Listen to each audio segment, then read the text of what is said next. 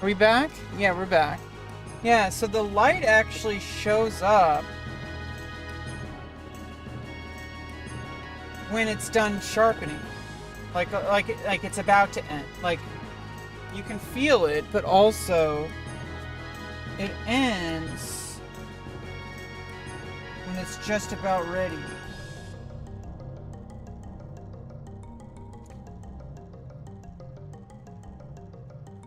Keep some extra in there. I also think I need to always be keeping like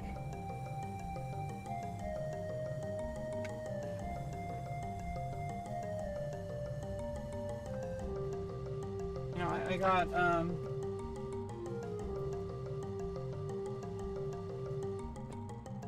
I got these color cues. I can put 5 different colors in here. Which colors though? Blue, green, red, and probably this yellow. Probably good. Or maybe pink, because you can't really do pink with just...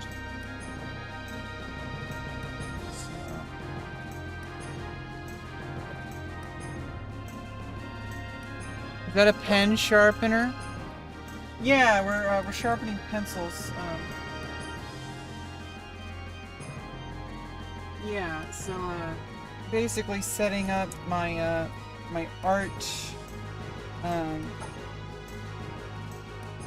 setting up like my art habit, my organization and all that. I'm trying to get better at organizing things.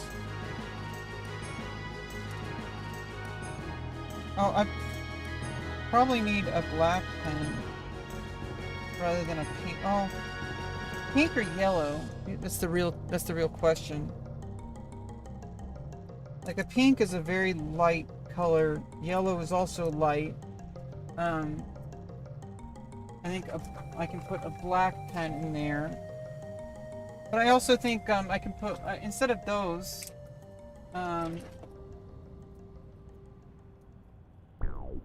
I can keep these back here probably. The rest of them, but these are like the main ones. Keep a white gel pen in there as well.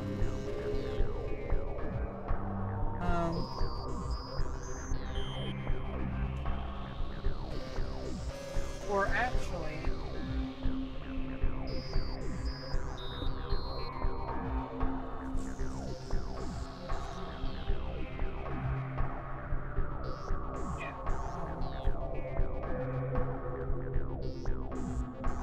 yeah, so now I have those pens. Probably good to keep a roller ball in there as well.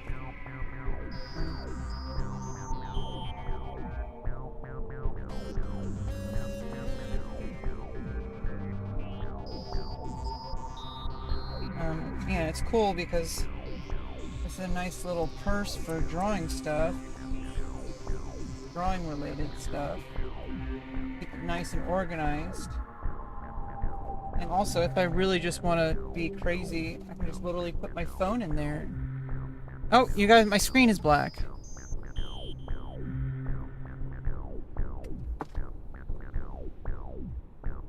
Oh, there we are. Yeah, I can like just be super organized. I can just put my phone in there. Like...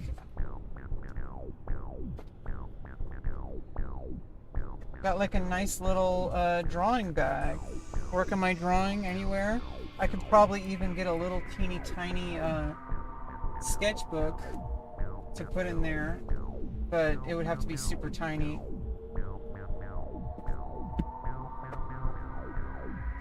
Like these are a little bit too long, but all you need are these 2 things. You know, now I got like this little sketchbook. Right? And like, well, it's not a phone case, it's a pencil case, but it kind of works as a phone case. Yeah, so like, you know, I put like pencils and some highlight pens in there, ballpoint pens. I also got a white gel pen, not really as an eraser, but it can work as an eraser. Now I got this little you know, portable art studio. You know, if I just want to draw something, you know, and just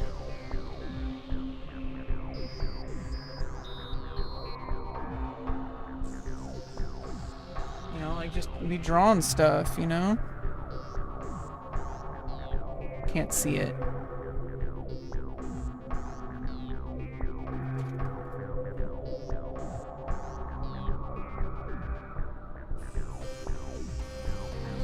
Yeah, I don't know, but yeah, now I got like a pencil set up. I'll probably put a portable pencil sharpener in there, but generally I don't really use those. And now I have this pencil sharpener, but basically, I mean, I guess like it's potentially portable, but I would put that in like my bigger bag and then put it like on a desk. Yeah, and so I need to set up another one. I have 3 of them, so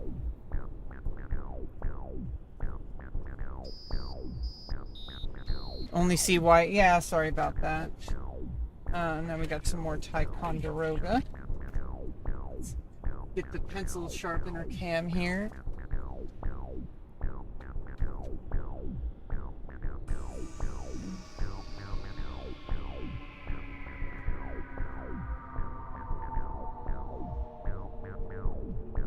Let's go.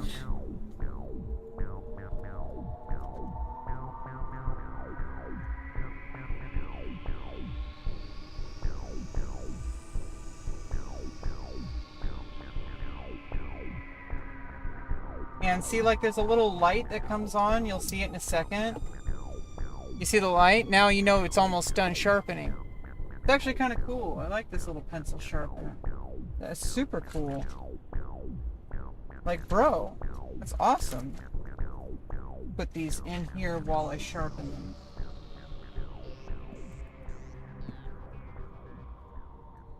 So here's number 2 Ticonderoga, super affordable. No reason to break your bank for an art studio, you know. You still play Final Fantasy 11? No, my brother plays it. He wants me to play it, but I'm like, I'm playing WoW. I'm sorry. And I don't want to play Final Fantasy 11. It's tedious. It's not really fun anymore. I just don't. We're playing WoW, and the Burning Crusade is just about on February 5th. Burning Crusade is moving over to level 70 with Outland releasing.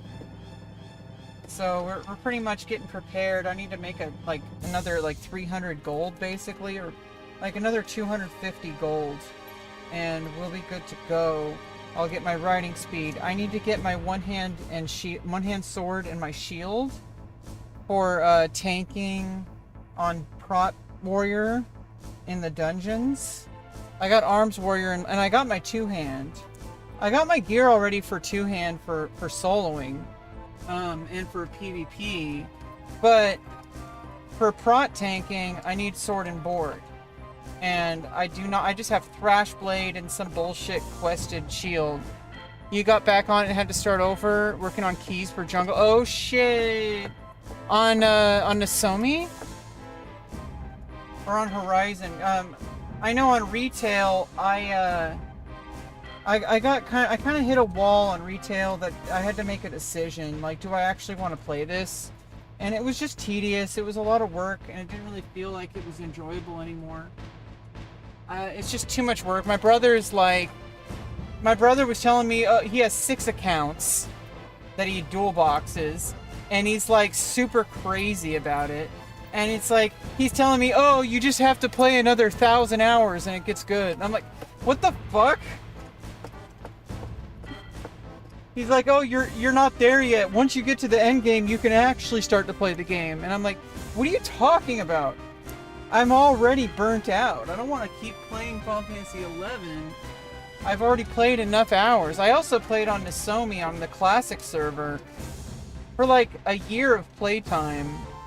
Maybe even 2 years of playtime. I don't even know. On the original era, back when the game was first released, I had like 2 years of playtime. I played on Nozomi over the course of 4 years with about a year or so of playtime. I think I'm done. I don't really want to play retail. I'm done with classic. So now we're playing World of Warcraft. Like, there's really no reason for me to keep playing Final Fantasy 11. I'm just not interested. But I'm glad that you are. You're not where I'm at. You know, you're like... My brother really loves the game, and I'm happy that he loves it. He doesn't like Final Fantasy 14. He didn't really like World of Warcraft. He made an account, and he was just like, this is stupid. I'm like, okay. I'm like, I'm not going to pressure you, but I'm here if you need any help, if you want to play. Not fucking with the pencil can, twin. You... Yeah, the pencil can. Let's go.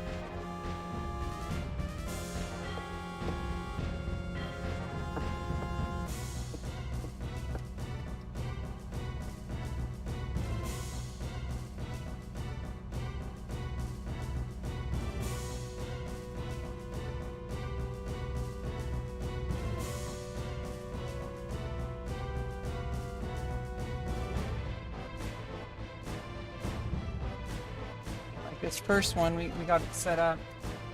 I got the pencils in the pouch, got the pens, and then we got some extra pens and extra pencils. Different color pens, but the main pouch is like what matters.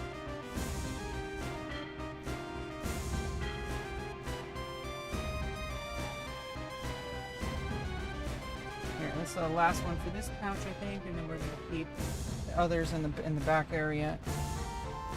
Show your character.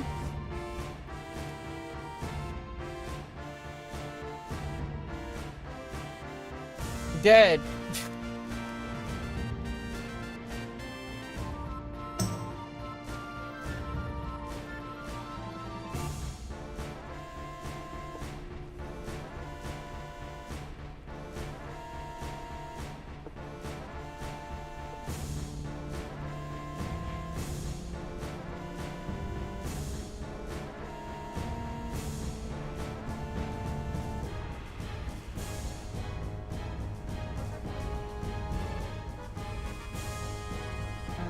That's good for now. The 4 extra, and then I have more of these things. These color cues. Okay. Basically, blue, green, red. I don't have any. I need to get more black ballpoint pens. That's about it. I think that's like the only thing I actually need now. We've got pink and yellow. This one, because I don't have the. I guess I could. It's in here.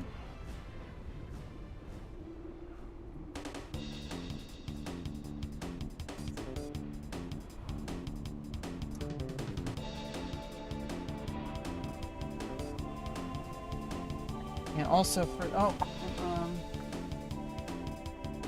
there's a white gel pen instead of the it's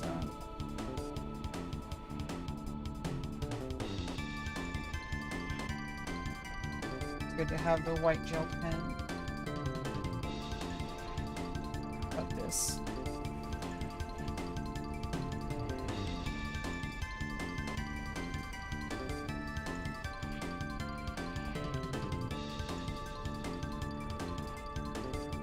Okay, and then this is the last pencil case. We're gonna work with for now. Destroy you in 1v1? Probably, I don't know. You wanna try? You wanna try me, bro? Name the time and place. That's 1v1, bro. Want to fight me in the arena? Or duel me if you're Alliance? Or... I don't know how all that works. I've done Battlegrounds. I haven't, you know, I've done World PvP, but,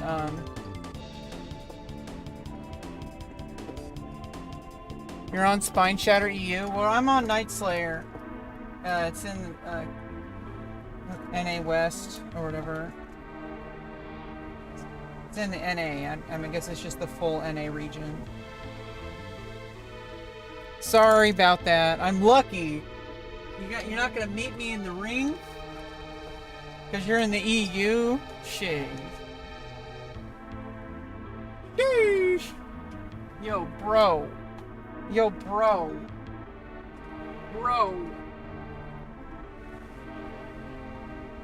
You gonna meet me in the arena? I'm gonna take you on. You're gonna back down hiding over there in the EU, but I got you. I got your name, bro. Because do you smell what I'm cooking? I'm taking you down. Name the time and the place.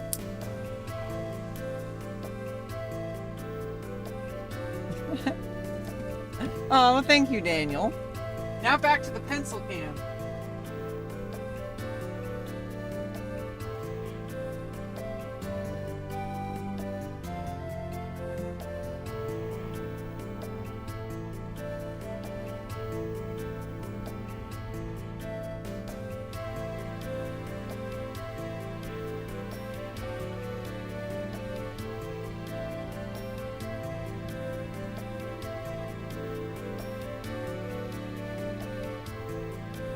You just nip slipped? No, I didn't. Shut the fuck up.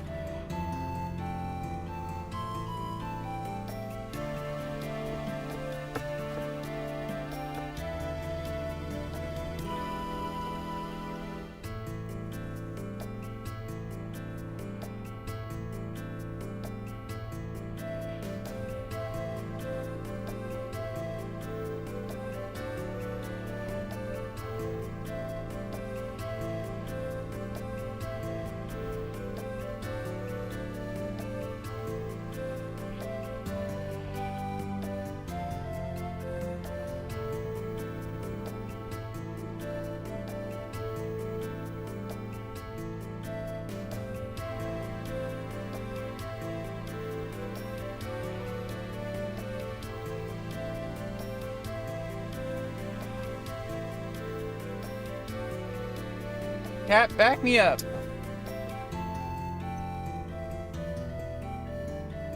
Now you're like making me check the stream.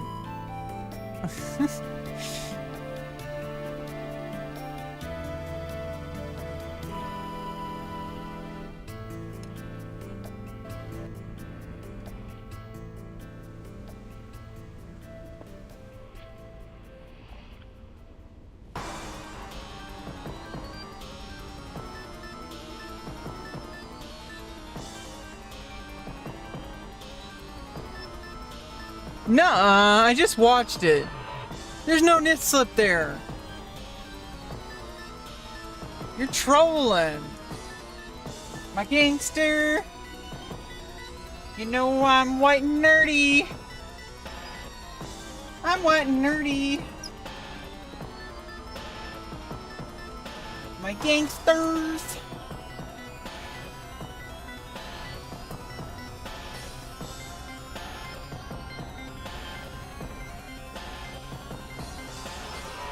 Cause you know I'm white and nerdy. Even if you did, there would be nothing you could have done about it. Yeah, I mean, I could have just, What, you want to fight about it? I mean, the only thing that would be a problem is I'd have to delete the VOD on Twitch. That's about it. YouTube, it wouldn't really matter so much. I don't try to be naked, but I think YouTube is a little bit more lenient than Twitch. like on accidents, but even then, I could always just delete the VOD. I'm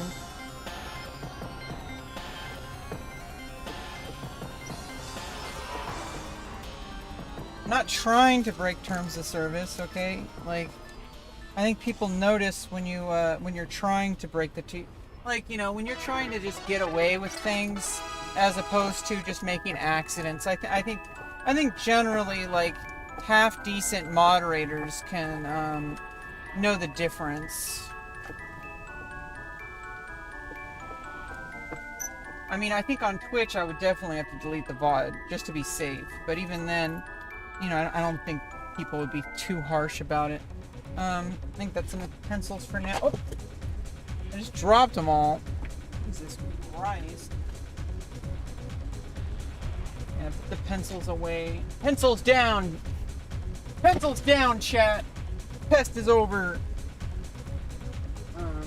I got more of these. I got like a budget, you know, like bulk pack of these color cues, ballpoint pens, so I can have multiple options. Just have more of the primary colors in the main pouch, with like a yellow as well, and a white gel pen, and then the rest go in this little pouch here. And then where's my other gel? No, I'm not out of gel pen.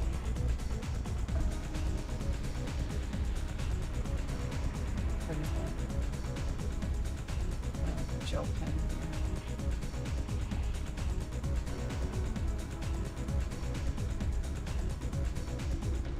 Yeah, there we go. We got a nice little portable art studio again. We got 3 of them. We got 1, we got 2, and we got 3.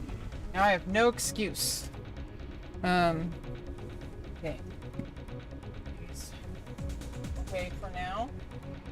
Okay, and these are probably dry. These are dry now. The pen nibs.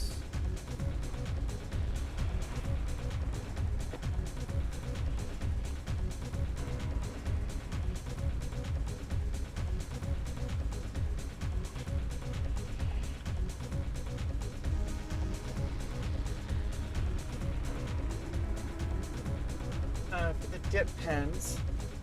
Now I do want to kind of try those out. Let's get back to normal here.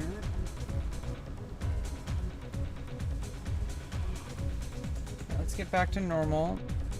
I do have another camera.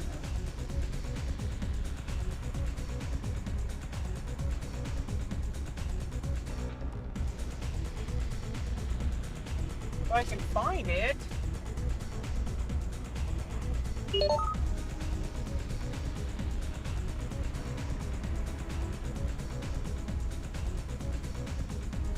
it is. Okay, yeah, I do have another camera to show the desk cam.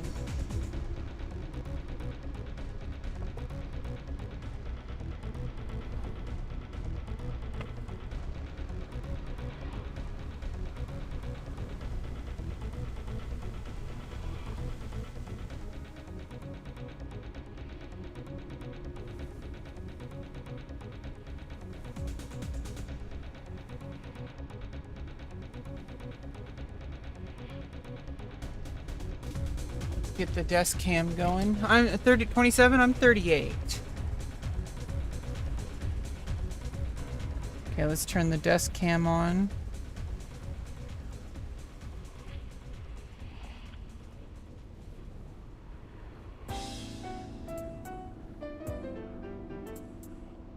Here we go.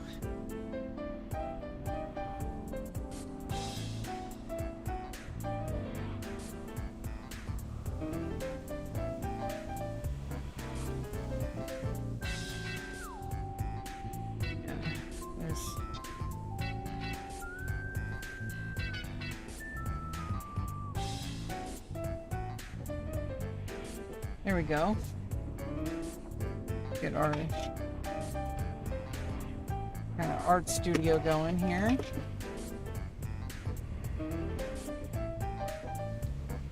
You wouldn't have guessed? Yeah, I mean, I'm apparently really attractive. Apparently. I heard. I mean, I am a model.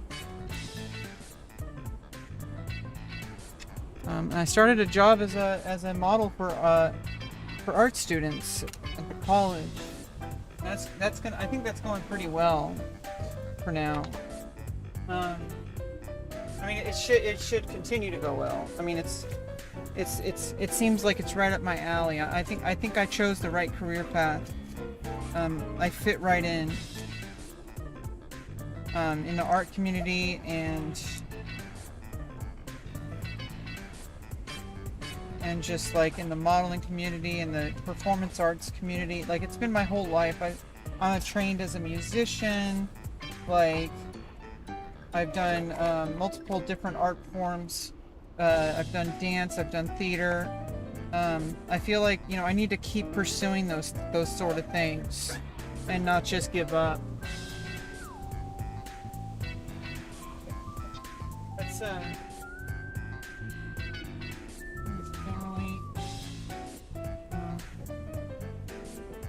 this is probably a decent little sketchbook to use for this purpose. Test out the the dip pens. I want to test out these inks and see what they're all about. Keep those over here. Let's see. Ah.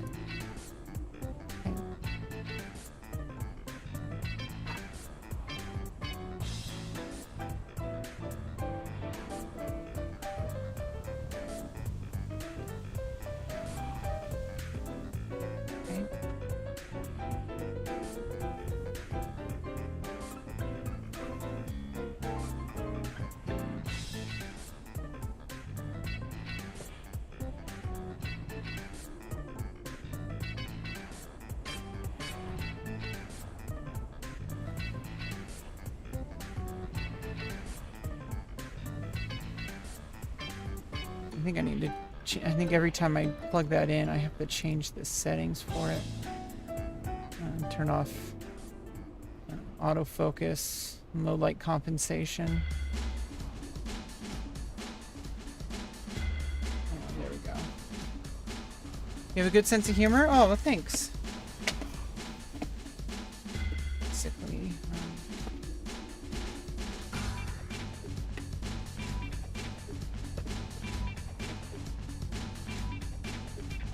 Just go through these.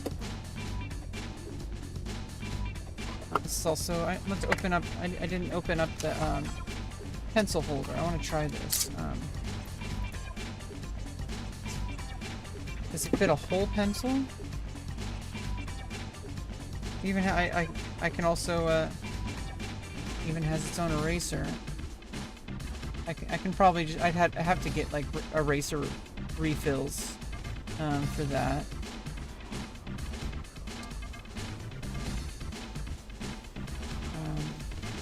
Yeah, let's actually try one of the pencils. Like, that's actually like perfect.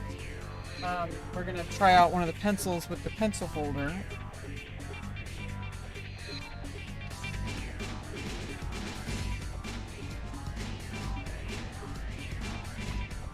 And see how it works.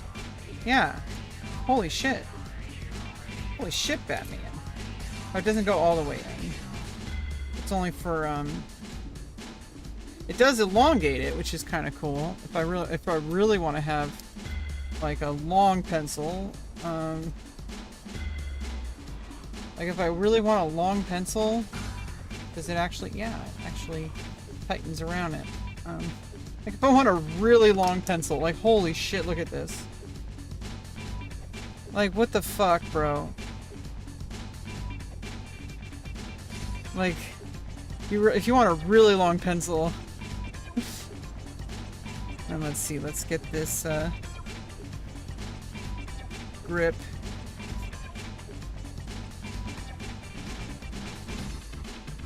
Yikes.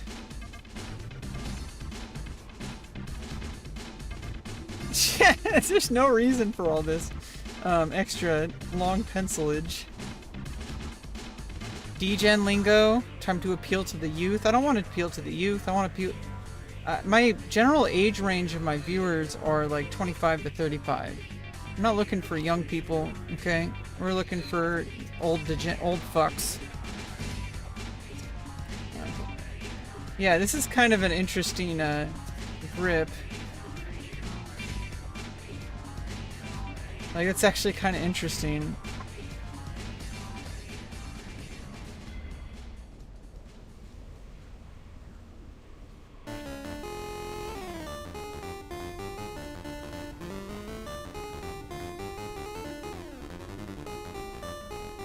Yes.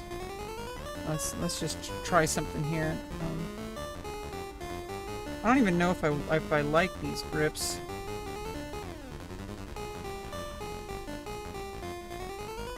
Like, I mean, it's kind of interesting to just try new things. But still, it's like...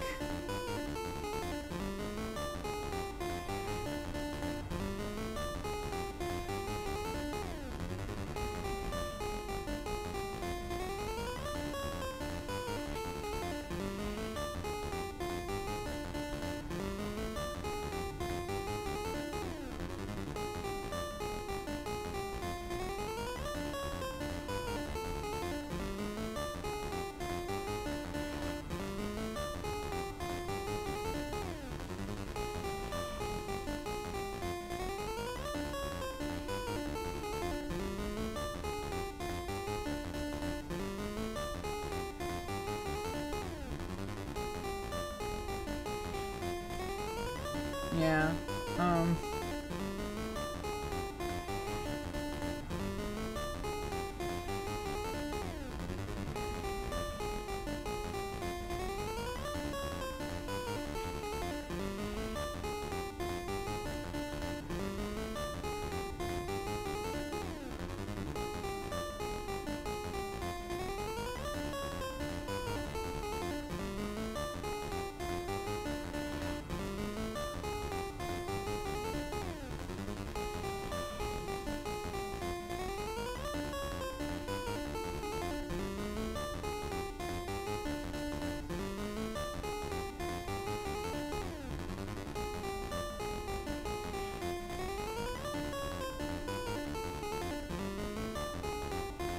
okay.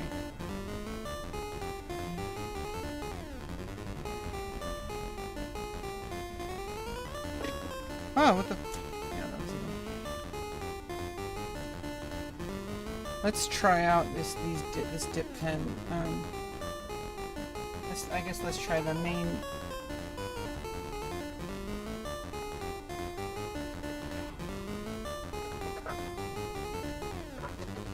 Zelda. It's not Zelda, it's Castlevania.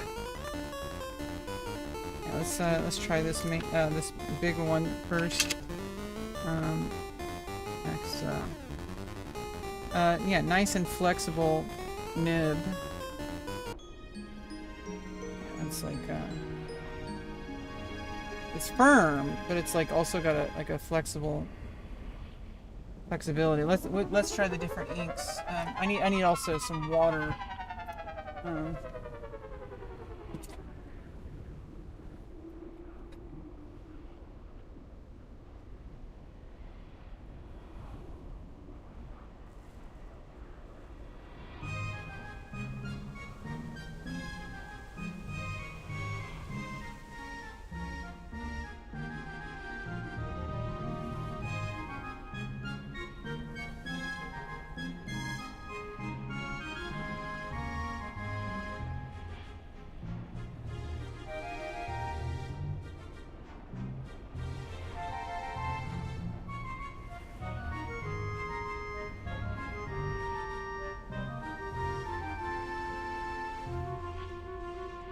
I wonder if this even... Oh, would this actually fit in this? Like, that would be awesome if this actually fit in here.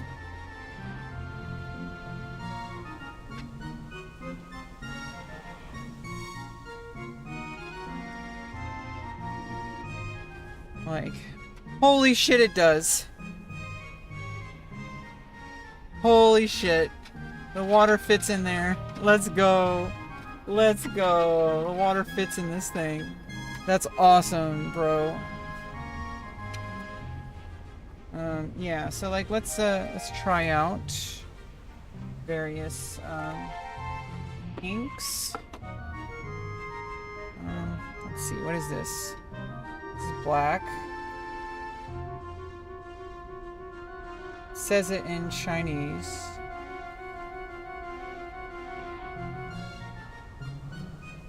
I mean, it shows it, so it's definitely black.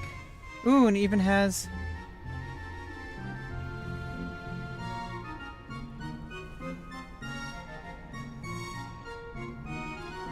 Wait, what? No, I don't want to do it that way. I think that's just... Oh, yeah, it's a stopper. Okay. I've already got ink on my fingers, but that's expected.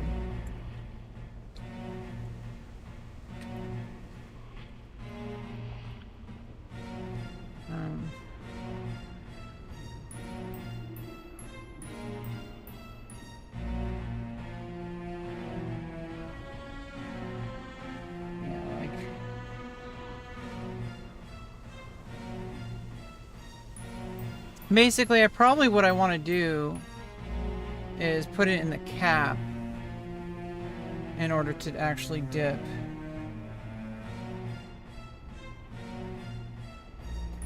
Let's see.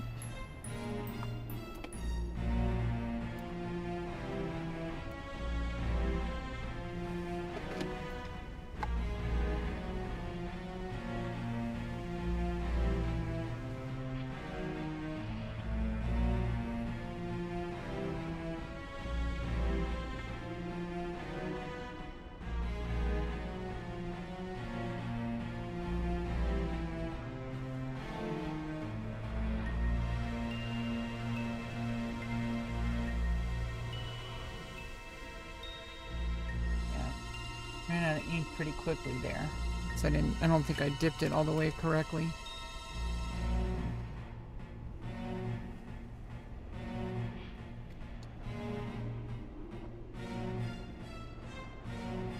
Yeah, I think I actually need to put it in the cap.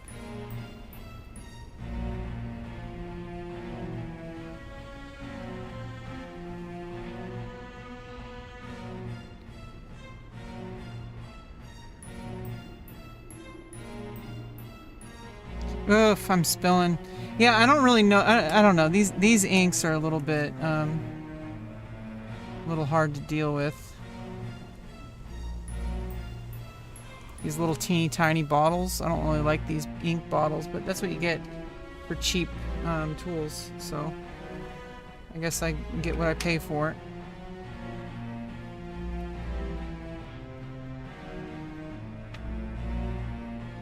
Nothing like a little bit of a unscented baby wipe. Symphony of Night related? Oh shit. Symphony of Night is one of the greatest games. Yeah, we got some, we're gonna have some Symphony of Night music playing. We could even play some right now, actually.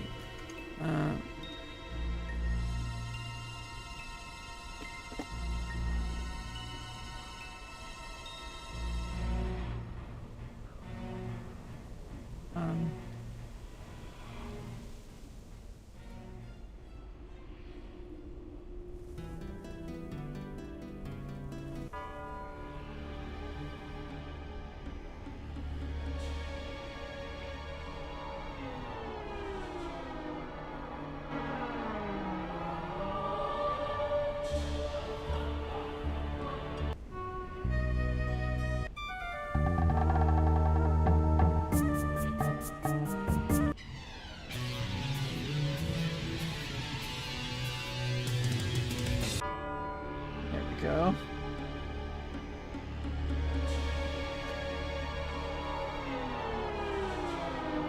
Hell yeah.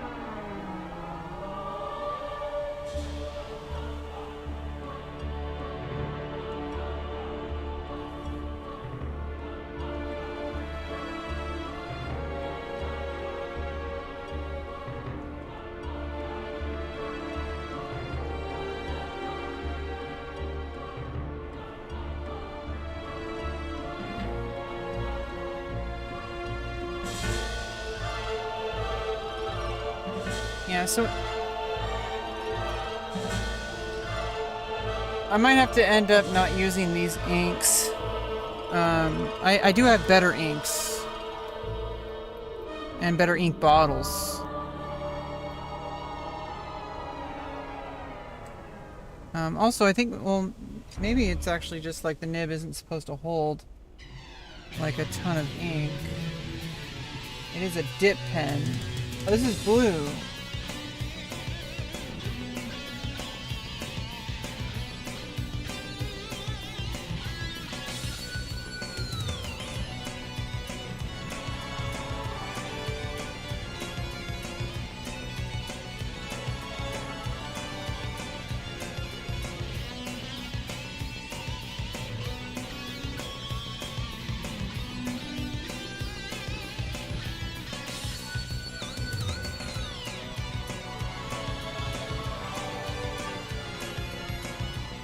Yeah, it's a little different than using a fountain pen.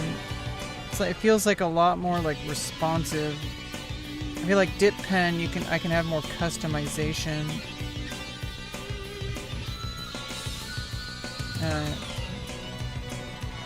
And I can also like use different colors more easily. I just have to rinse off in water.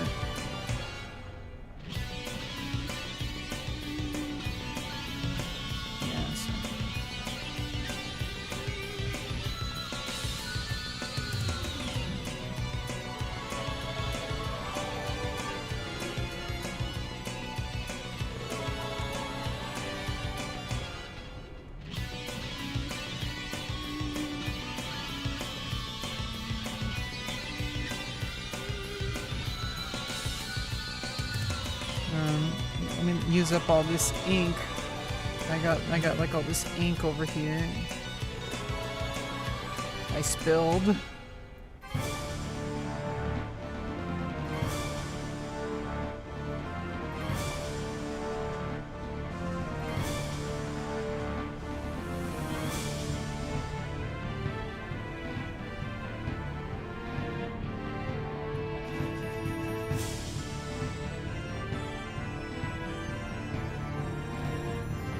Yeah, I feel like I also need to learn how to be like more purposeful with my strokes. Like, so I think like learning.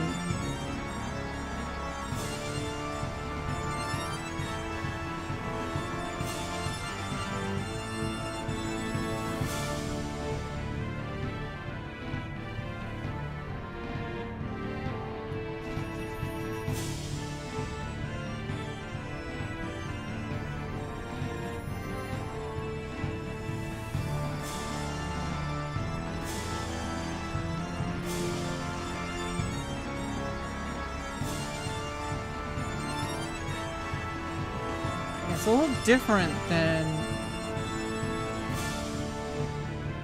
when using a fountain pen. It's like, it feels like a lot more like raw. Because there's no feed. It's just a nib.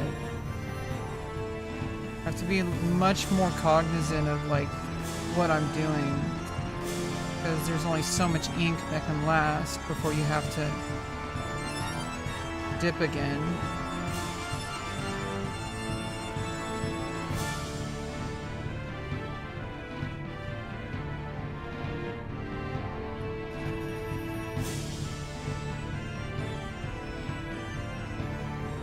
It's like everything kind of has to be like more planned, which actually kind of, I think, increases your focus.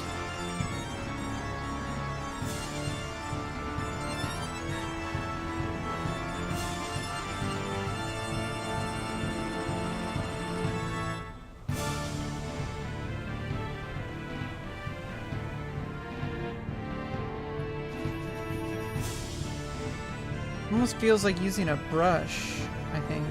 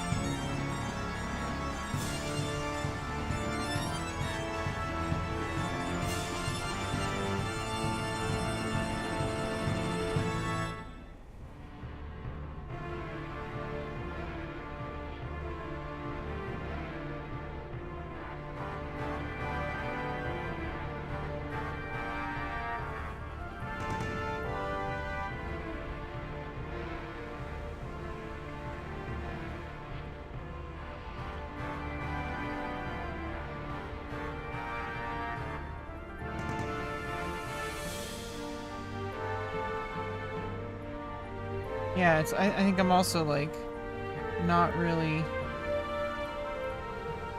getting enough ink on it, and then I'm keeping too much on it. Like it's like a mix of those two things.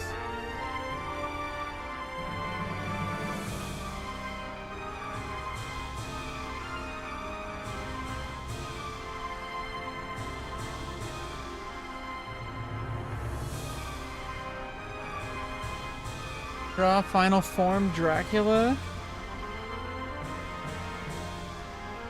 We're not there yet. I'm still learning how to draw properly. Right now I'm testing out this dip pen. Got various nibs.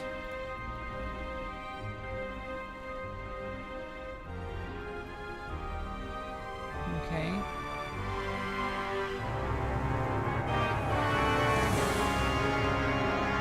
Let's go to this one. Interesting.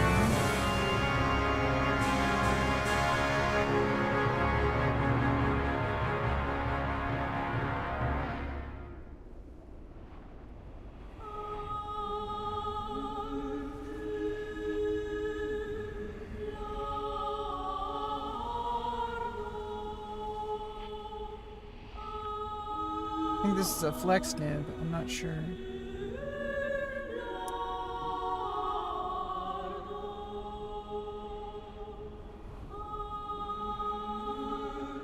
Ooh, I can get nice, like, it feels like I can press down on it and get nice straight lines. Like, that's awesome.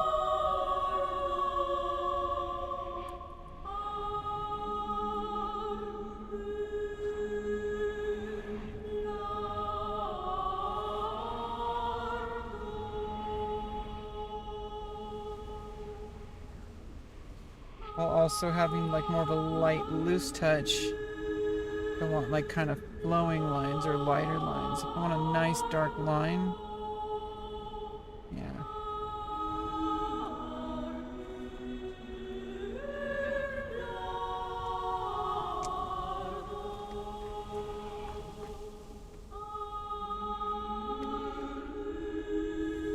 Let's try this super ultra fine nib. Yeah, this one.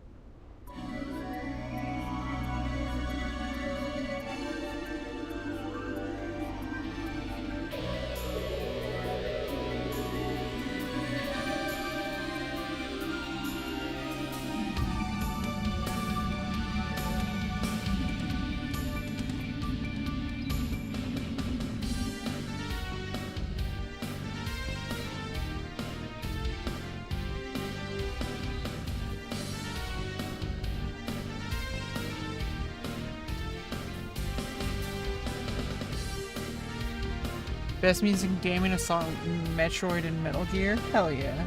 Hell yeah.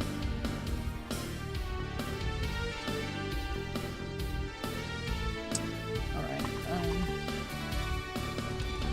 I'm done making a mess for now, I think. Okay, like there are other slightly different nib shapes.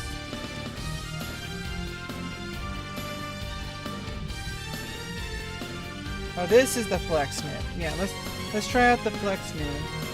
I haven't really used one.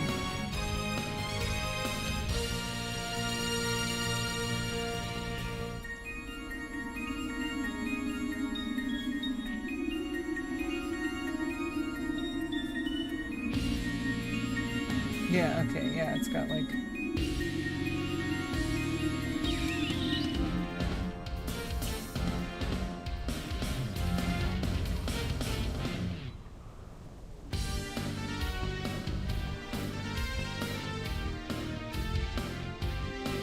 Yeah, it's easier to like press down.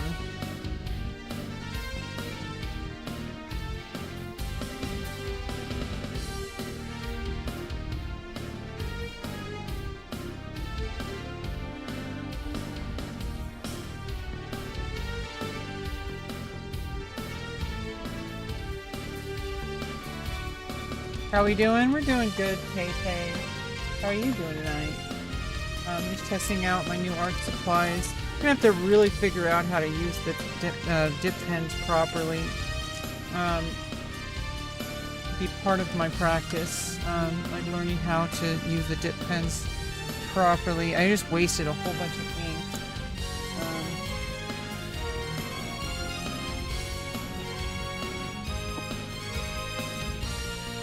Well, maybe not a whole bunch, but it's gonna be a mess. So I'm gonna use this. I got some gloves. Okay. I don't want to get my fingers all inked up. Not trying to get a tattoo. Switch it to the upside down castle music. I mean, it's just we're going in order.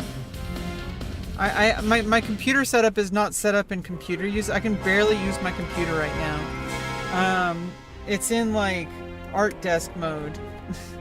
And I have ink on the table I don't want to spill, so that's why, you know, I got the gloves on.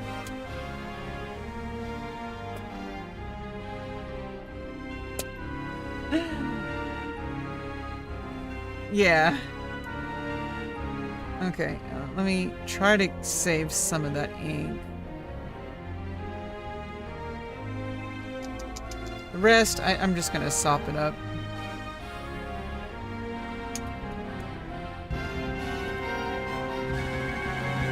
These ink bottles, I don't really like these ink bottles. I think I'm gonna have to buy, like, maybe not buy, but like, it'd be nice to have like an actual, like, separate ink bottle that I can put any ink in and not put a ton of it in, but like easily use for the dip pens or for refilling my, my fountain pens. So I think that we don't need to test out all the inks today. You know, sop up all that ink. See, oh, look at all that shit.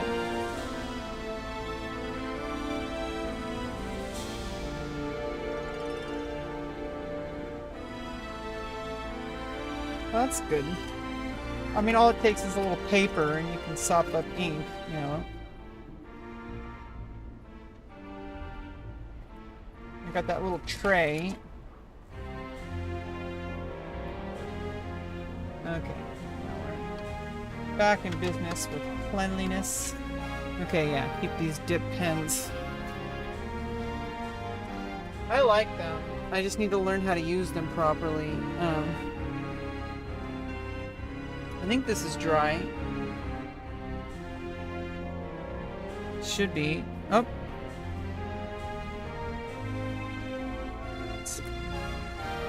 Really test it.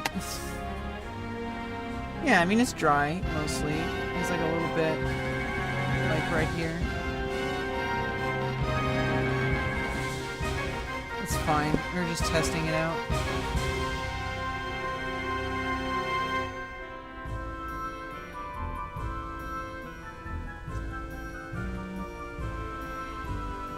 Yeah, I think that was nice figuring out the dip pens. Let's get back to pencils. Oops.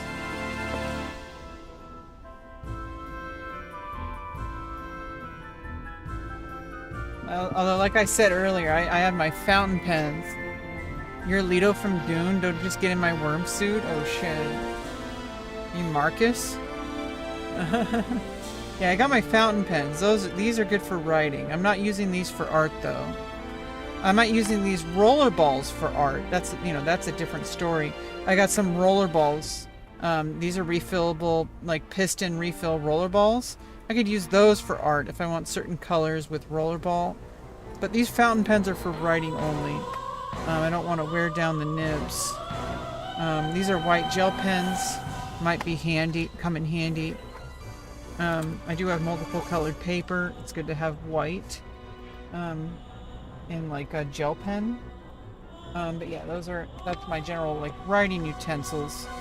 These are inks. I'm probably not gonna really use those inks. You know, like I said, I got like really good inks. You know, these Hongdian inks.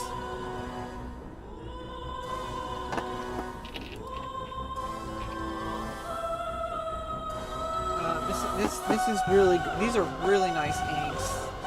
And for the dip pen, because of the size of the bottle, of the opening, like probably a lot easier to use with the dip pens than those little teeny tiny ones. But if I need the different colors, I'd have to buy more colors. Rollerball was a good movie. That's not what I meant by rollerball.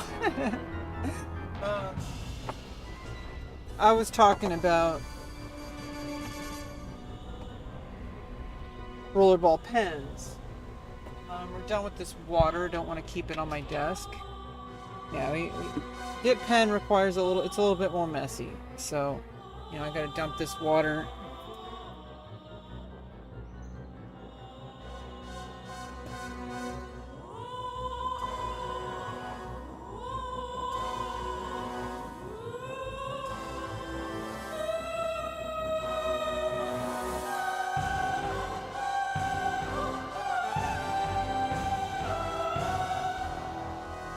But it's nice that I can just put that cup like right here, you know?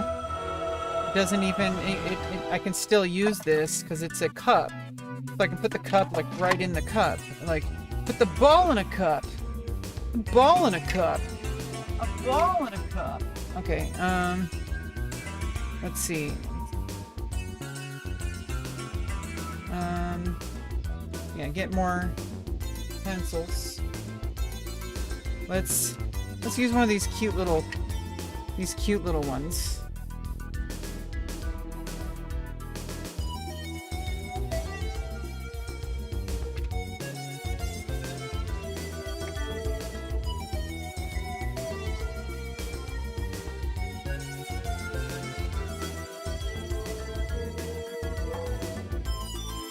Yeah, I like that. Let's go. These are nice. Hell yeah. Chair?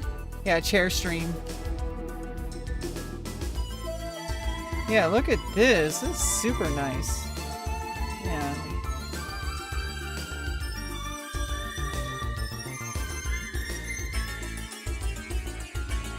Oh, and oh, it's actually super easy to put on it. I don't have to like actually take it off all the way. Like, it's actually really easy to take off. Like if I really want to just take it off this way, like that's super easy. Like you can't really put it in that way, but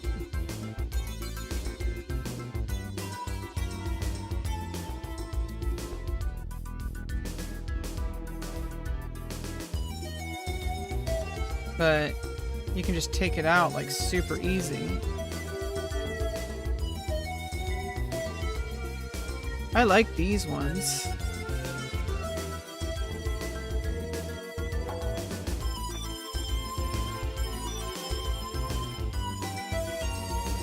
Let's see.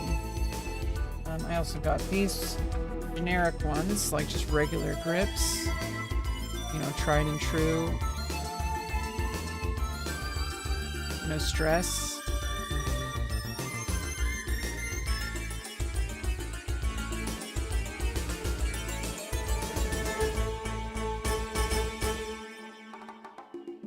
These are all a little bit different. You see, like this one's like more got the spikiness. This one's like more kind of got like a concave like twist to it. I mean, it's nice having the different grips. This one's like a little bit more spiky. Upside down time? Hell yeah. You gonna hang out in the upside down? Stranger Things, season 25.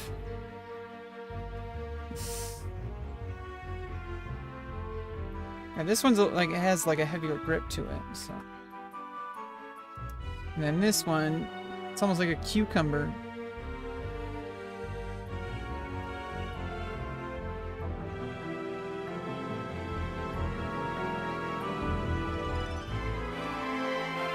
Yeah, those are nice. I like those. You got multiple options for grips.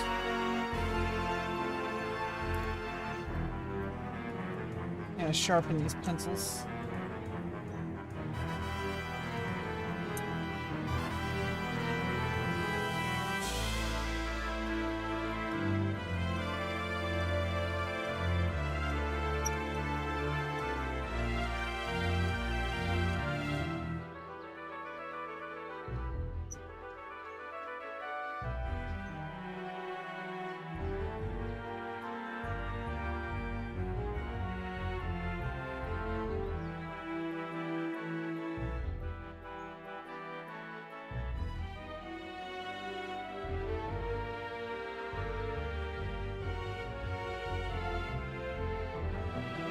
Yeah, talk with a friend.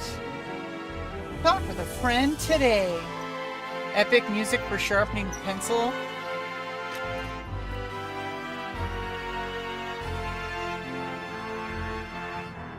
Let's try it.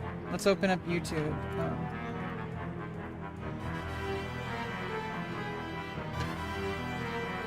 Oh, the Windows key isn't working. What the fuck? Oh, it said caps lock.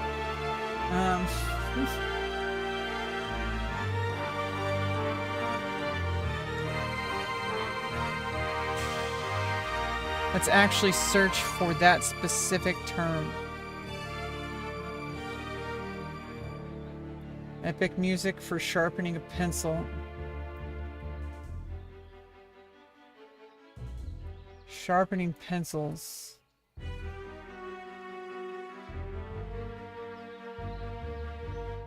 Epic.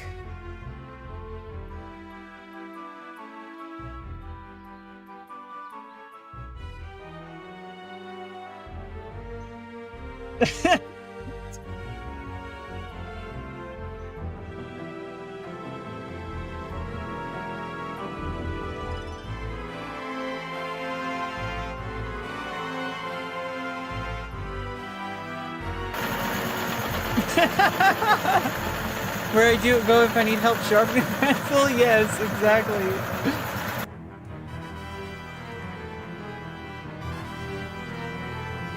Pencil sharpener song.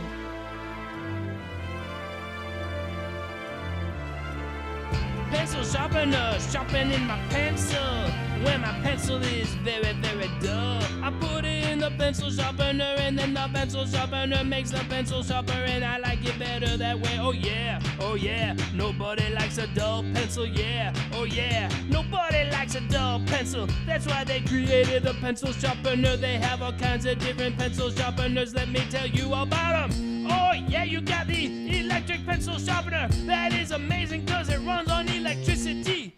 Oh yeah, you also got the portable pencil sharpener. You can keep it in your pocket and take it anywhere. And don't forget the regular old-fashioned pencil sharpener, the kind that you would see in an old schoolhouse. The kind where a little kid in his school class would get up from his desk and then sharpen his pencil. I love pencil sharpeners. They make life so much better. Oh yeah, pencil sharpeners, sharpening your pencil so that you can write better with it. Without the pencil sharpener, your pencil would eventually become useless. Pencil sharpener. Yeah, yeah, yeah, yeah, yeah, yeah, yeah. What a good invention. You need it, yes you do. Pencil sharpener, sharpening my pencil. When my pencil is very, very dull, I put it in the pencil sharpener, and then the pencil sharpener makes the pencil sharper, and I like it better that way. Oh yeah, oh yeah. Nobody likes a dull pencil, yeah. Oh yeah, nobody likes a dull pencil. That's why they created the pencil sharpener. They have all kinds of different pencil sharpeners. Let me tell you about them. Oh yeah, you got the electric pencil sharpener. That is amazing cause it runs on electricity. Oh yeah, you also got the portable pencil sharpener. You can keep it in your pocket and take it anywhere. And don't forget the regular old-fashioned pencil sharpener, the kind that you would see in an old schoolhouse. The kind where a little kid in his school class would get up from his desk and then sharpen his pencil. I love pencil sharpeners. They make life so much better. Oh yeah, pencil sharpeners, sharpening your pencil so that you can write better with it. Without the pencil sharpener, your pencil would eventually become useless.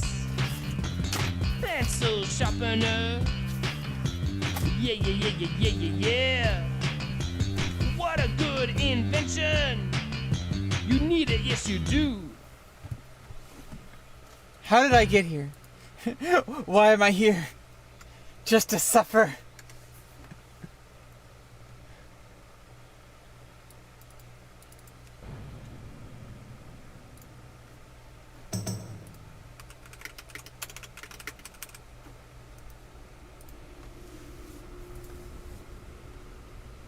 Snake.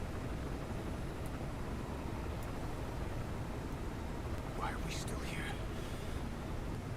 Just to suffer. Every night. Why am I here? Just to suffer. Oh my goodness.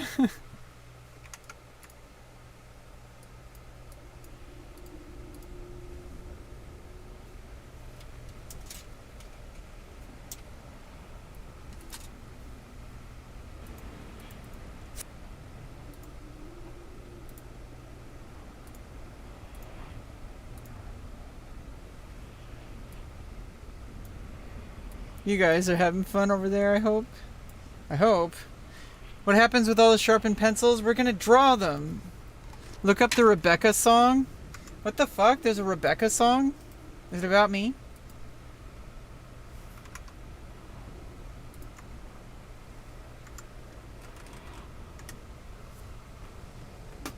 Who is you? Why are you gay? The Rebecca song? Oh, it's the same. Is that the same? This is the same guy. Oh, no, it's a different guy. The guy who sings your name. Rebecca, Rebecca, Rebecca. Rebecca, Rebecca, Rebecca. Rebecca. Rebecca. Rebecca. R-E-B-E-C-C-A, Rebecca. R-E-B-E-C-C-A, Rebecca. Rebecca. Rebecca. Rebecca, Rebecca, Rebecca, Rebecca, Rebecca, Rebecca, Rebecca, Rebecca, Rebecca, Rebecca, Rebecca, R-E-B-E-C-C-A-A,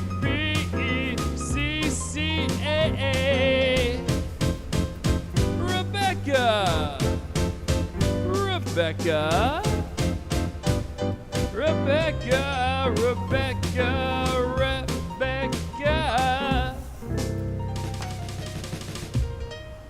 It is the same guy? The guy who sings your name over and over. Oh, by CD Baby. Oh, okay, okay.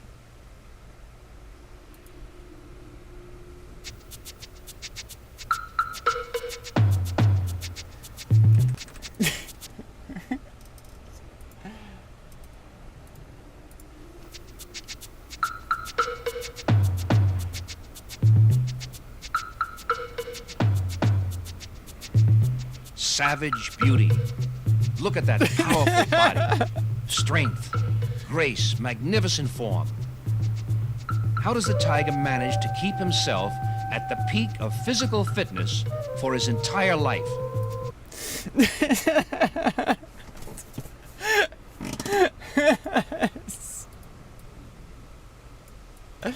Oh my god, dude. Okay.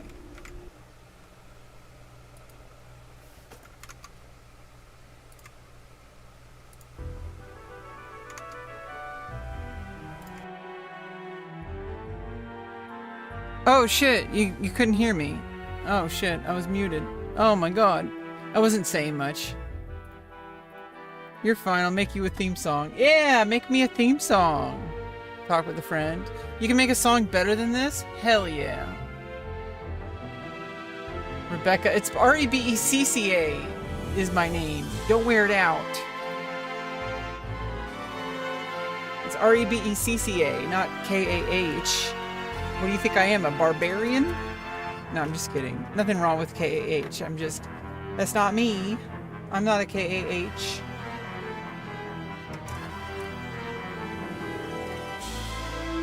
Oh, you know what I can do? These ones have a problem where ink collects. Where my fingers would be. These rollerball pens. What I can do, can I actually put this on? Yes. I can put, does it fit? Oh, it's too small. I mean, it's just barely. Oh, no, it fits. It fits. Nice. Now it won't get ink on my fingers. Yeah, it's a rollerball. It works from every angle. But it's not like a ballpoint. It's kind of like in between a fountain pen and a ballpoint. Oh, but I can't put the cap on, really. I forgot about that. But I can use it, like, when I need to use these pens. I can put the cap on, like, temporarily. But, like, if I'm done with the pen, I need to take it off. And put the... Oh, no, I broke it! I broke the pen. Okay, so I can't use these. Not really. I mean, this is still usable, it's just... I don't want to risk it. So, unfortunately, I can't use that on these. So those are more for pencils and smaller pens. This is like a bigger pen, so.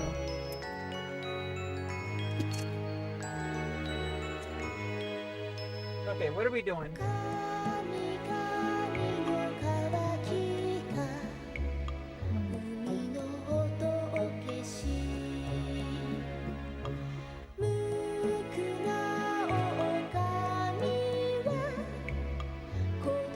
No, it's a little too high. I can't use this on my desk.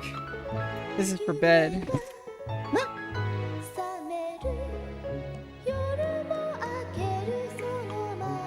Hope you guys are having fun over there. I'm having fun. Yeah, this desk is for my bed.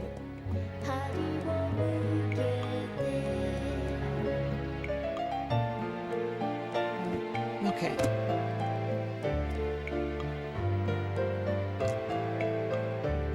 I don't know if we're allowed to listen to this music on stream, because it's like copyright or whatever.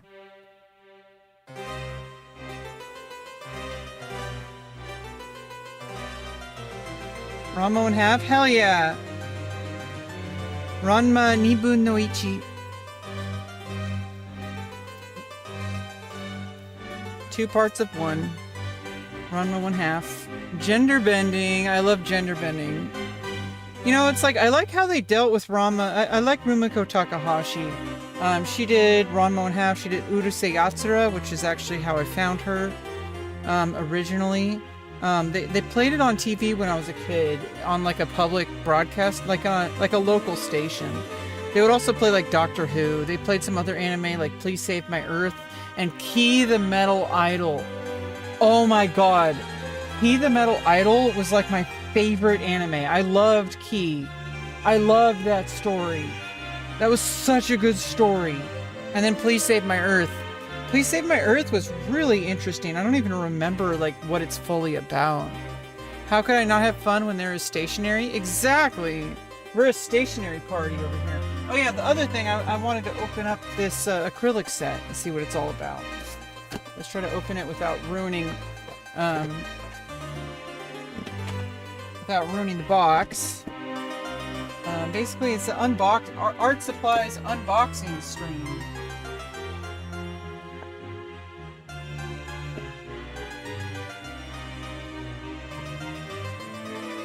Oh, there we go. Found it. Yeah, it's got a key. Key the Metal Idol. Yeah, it's got like smaller brushes for the acrylics. Yeah, I got 50 colors in here.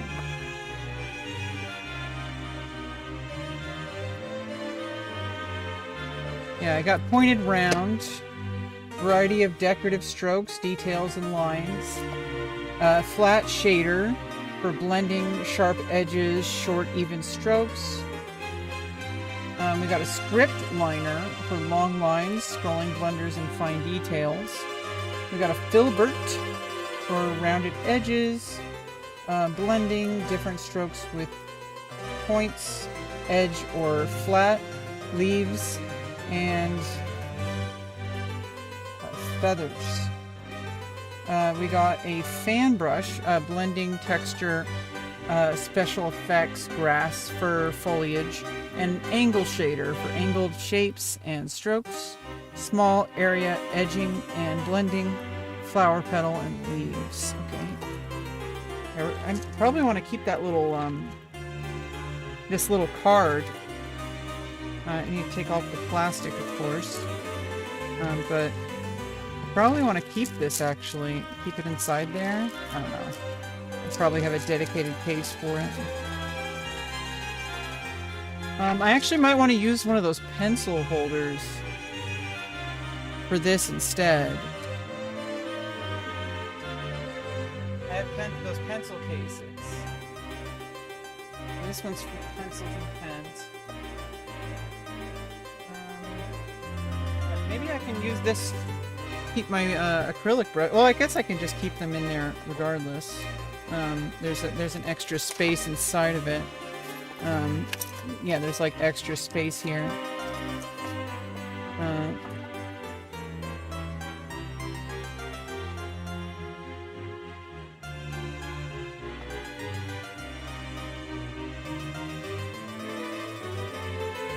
Nice to have like brushes. I mean, I kind of like having like this little backboard.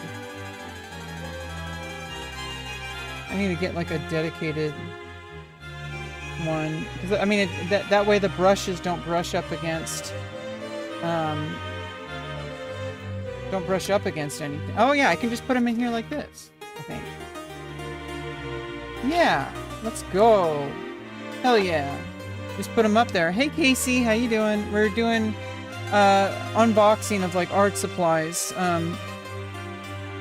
We could work with a little bit of the acrylics right now. I have to get that water filled again.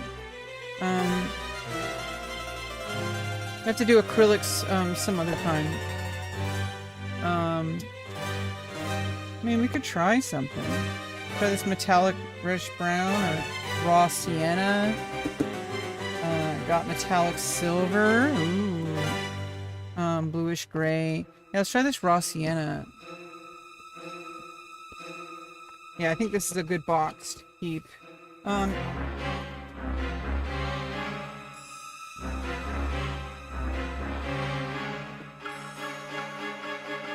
see.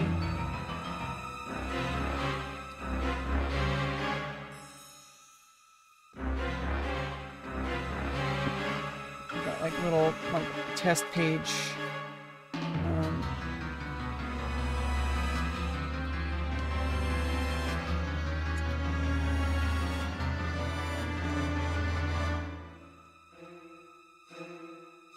I like these gloves. I even eat them when I'm like eating chicken or pizza. To like not get my hands so greasy. Oh, it's like makes me a psychopath, right? Except Arts, my hands shake too bad. I'm sorry to hear that. You know, you do whatever you can. Maybe you can find something that works for you. Just try your best and practice. Let's see. How am I? Do I need like a palette? I need to get like a palette. I don't have a. It didn't come with a palette. I can get a cheap ass palette for probably like $1. But what are we gonna do for now as a palette? Like a color mixing palette, right? That's one thing I needed to get.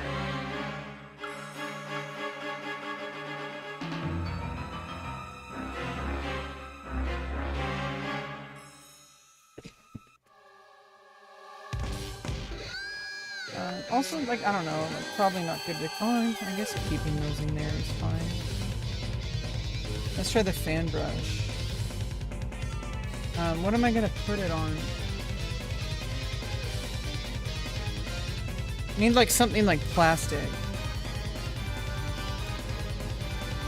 Oh, you know what I also could use? I could use this little... Okay, I can use this. Let's take out this little foam thing.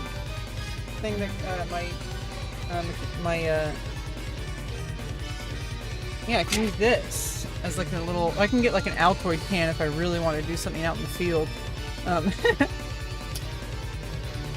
Let's see, like... Oh, he probably has like one of those things that's gotta... Oh no, I think it's just...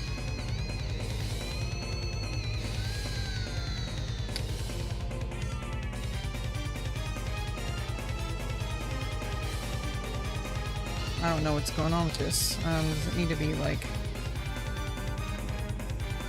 Oh, it's rock hard! What the fuck? There's like a rock hard, like, layer to it.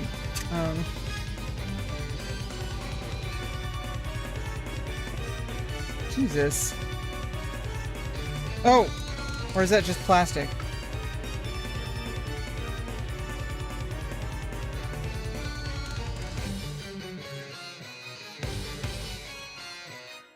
I don't know what the hell is going on with this.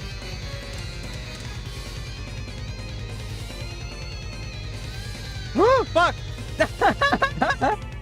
I got some paint on my monitor.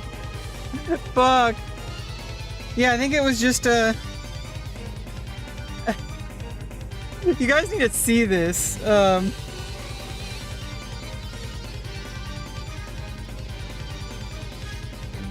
Before I fix it.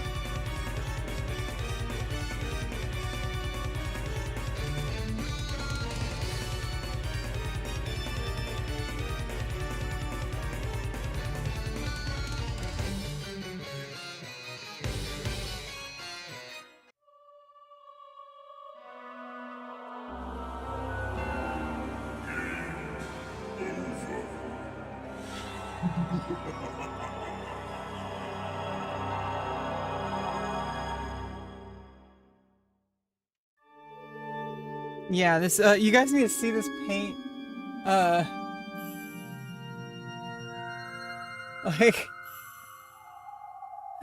Like, holy shit. There's acrylic paint on my... This color is a little bit sus, I'm gonna be real. A little bit, like, poopy. This color is a little bit sus, but it's whatever. Let's try to save some of it.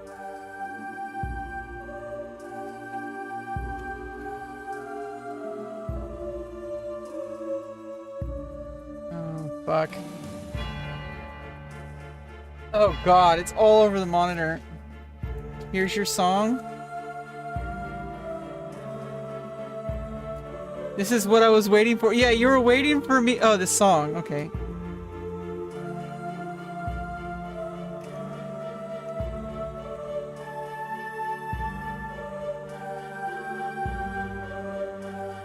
Requiem of the Gods.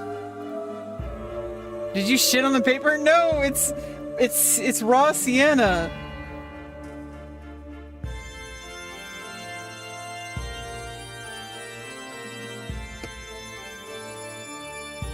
Although I feel like I just wasted a bunch of it. Maybe I can get it back in.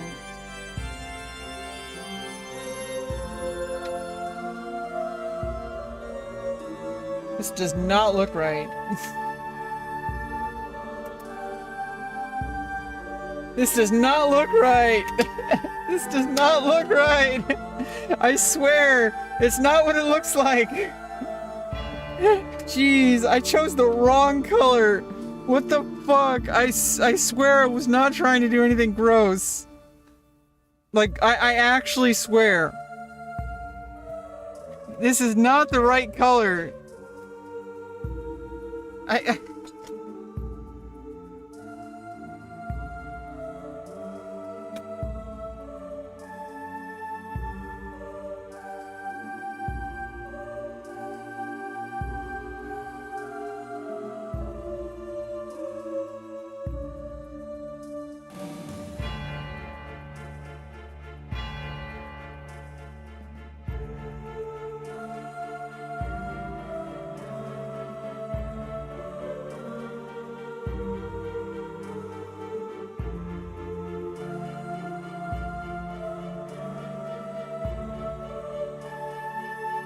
Yeah, I think the next time I open an acrylic, we're gonna not use acrylic.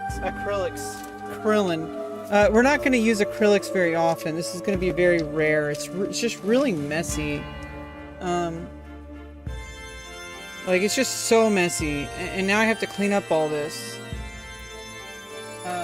It's just super messy. We're not gonna be using acrylics a lot. Let me wash off my brush.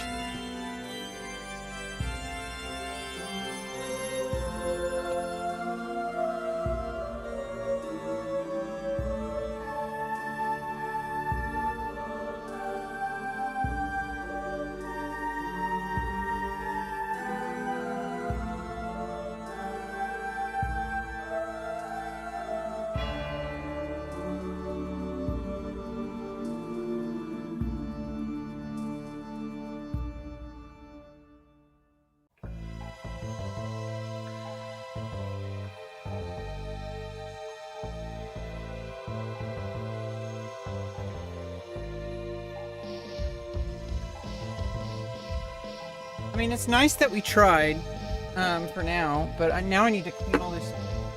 I need to clean all this up. I chose the wrong color too. It's like I made a mess. This song is called Rebecca-Lauren.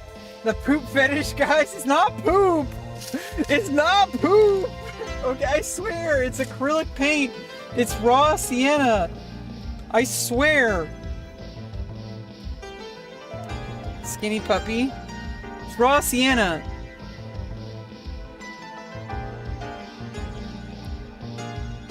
Okay? I swear, I did not try this on purpose. I did not try to make this happen on purpose. I swear. Trust me, bro. I did not try. I chose the wrong color. I thought it was going to be a very different kind of color than what it was. I need to use that color very sparingly. Now I need to clean up the paint before it dries. It's on my monitor. My side monitor, at least.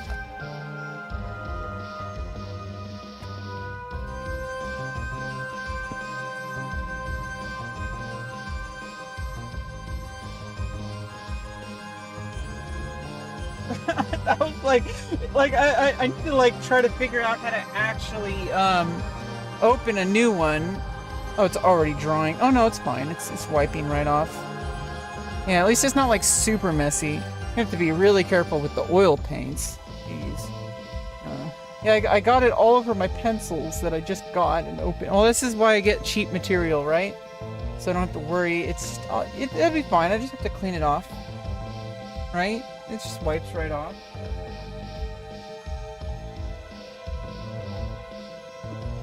Yeah, we're good. We got a little bit extra cleanup, but that's about it. It's fine. It's just paint, you know. It can be wiped off. Nothing wrong with making a little bit of a mess. We just gotta clean it up. We gotta be diligent. Clean it up before it dries. But even if it dries, it's not like the end of the world. We gotta learn from Bob Ross, you know, just make things really happy. A happy little mess. But then we gotta have the happy little clean, you know? We had a happy little mess, and now we have a happy little cleaning. You know? And get all that acrylic paint off. We're gonna be just fine. Everything's fine. Nothing's ruined. This is normal. We gotta have a happy little pencil here. A happy little pencil. The grip needs to be cleaned, so it's a happy little grip. Okay? A happy little grip. Don't want to hear the song I made for you? Is it on your channel? I'm gonna have to preview it before I play it on stream.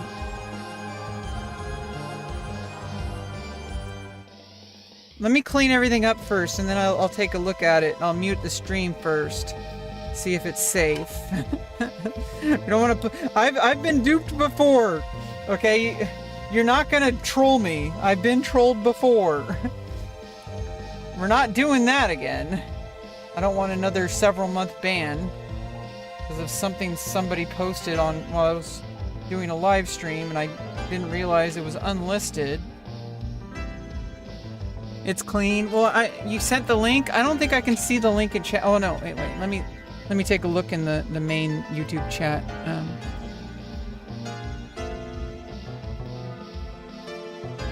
You sent it. I don't see it. I guess it might just be on YouTube. Is it on your channel? It's a dick pic? Well, we're not doing that on stream then.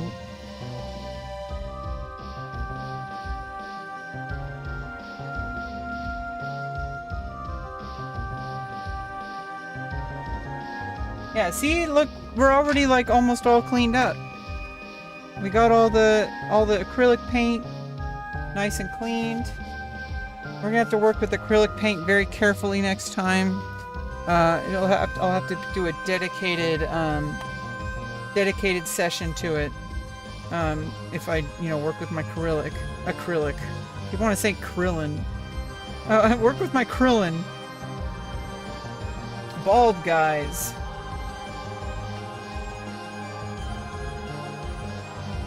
Oh, and I got more to clean. Mordecai. Okay, so yeah, these grips. Luckily they're just pencils and they're just like cheap grips, but also luckily acrylic before it dries, it's like it'd probably just chip off even if it did dry.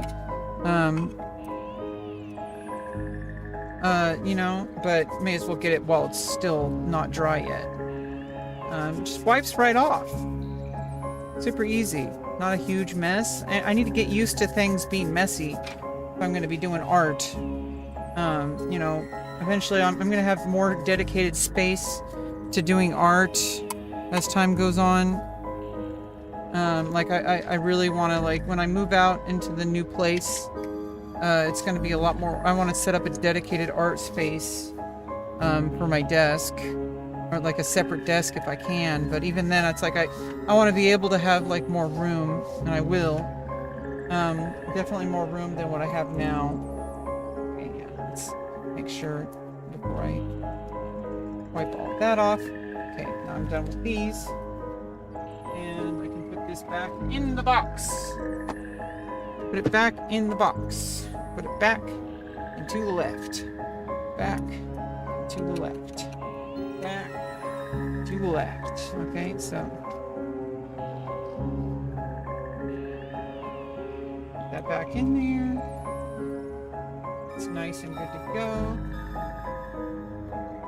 Always keep the brushes on hand just in case. Put it in the art supply case here. Yeah, I got like my art supply case. And just keep the pens nice in there, and they got the backboard to make sure they don't get ruined. I like that. I like that I have that little. I could always get probably a more permanent one if that starts wearing out, but some kind of like hard like plastic to make sure that the brushes don't get ruined. All right, and like I now have all these acrylic colors. That raw sienna is a little gross, but I might need it for like earthy tones stuff. So yeah, we got all these colors now. All these colors. Let's fix up the. Watch Dragon Ball. You were just watching Dragon Ball Super? Yeah, and they're gonna make the Galactic Patrol. I think it comes out next year.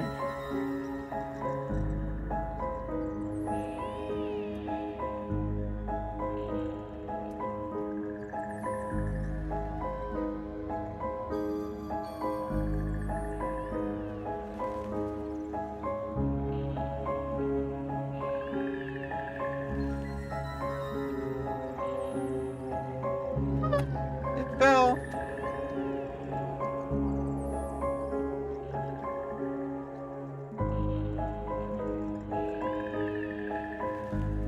Music's creepy. Jeez.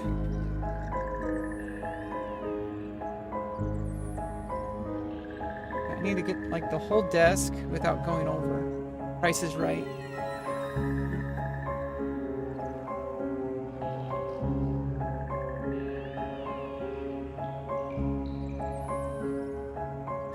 I gotta wash my hands like big time. Oh, it's too far. A little bit goes a long way with this. Okay. Basically, let's make it super easy. Put that right there. Need to get the pencil.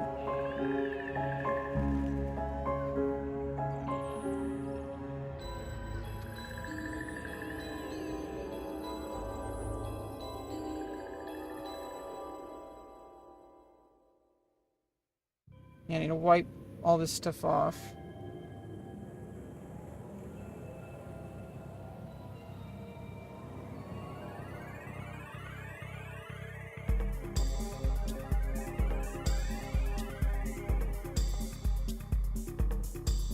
Don't want that to dry on my shirt.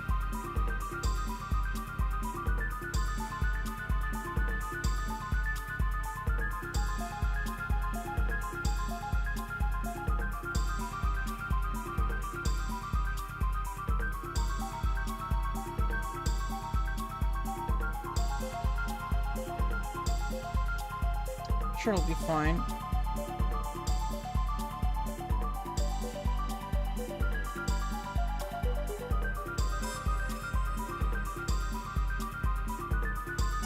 Okay, I think that's good enough.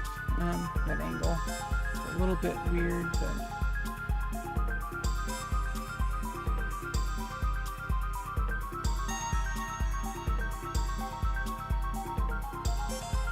Okay, yeah, these acrylic paints. And I can at least, let's just open these up and look at what colors we have. We're not going to use the oil paints today. Yeah, it's nice to like at least look at them. Also need to make sure to have plenty of ventilation when using oil paints.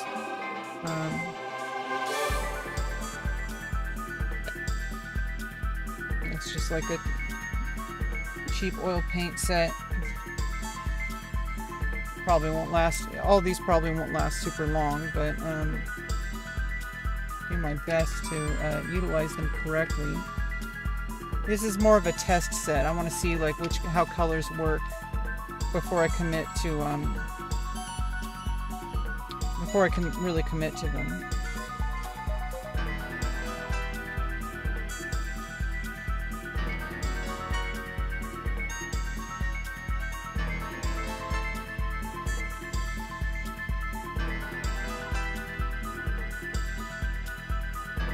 Do we have magic white? Magic white? Do we have magic white?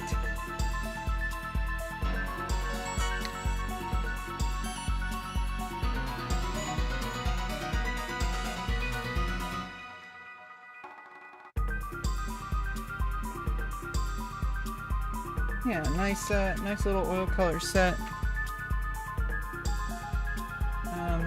You got zinc white. Got titanium white, so not magic white. I don't know if those are the same, just different names, but zinc white. White. You choose Beast Gohan as your fighter? Holy shit, Beast Gohan. Let's go. I need to wash my hands and also get rid of this. Also, I think this came with my green tea. Well, it's actually like a matcha set. I'm not going to use it for drinking. It's just plastic. I'm going to use it for like paintbrushes.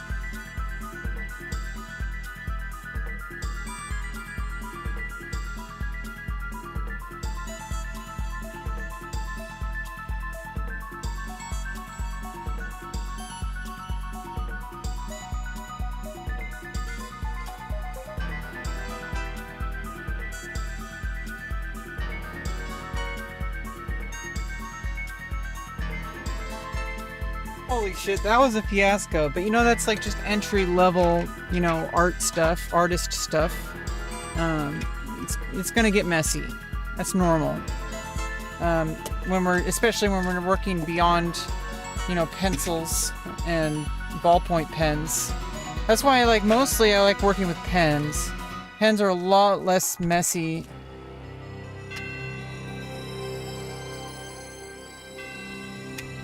I need my other protein bar here.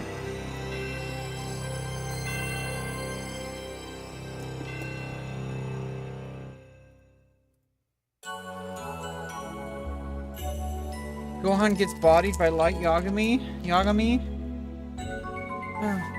The tennis player?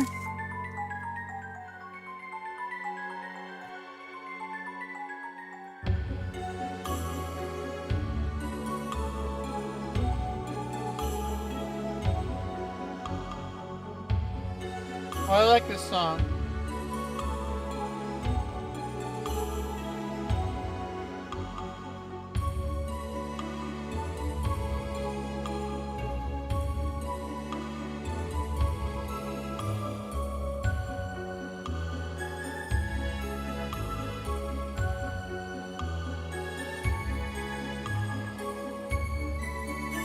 Oh, you do cosplay? Talk with a friend?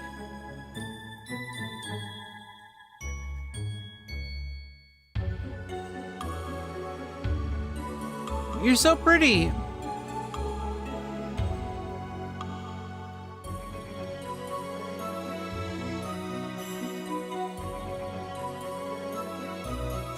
You're doing a Zelda cosplay.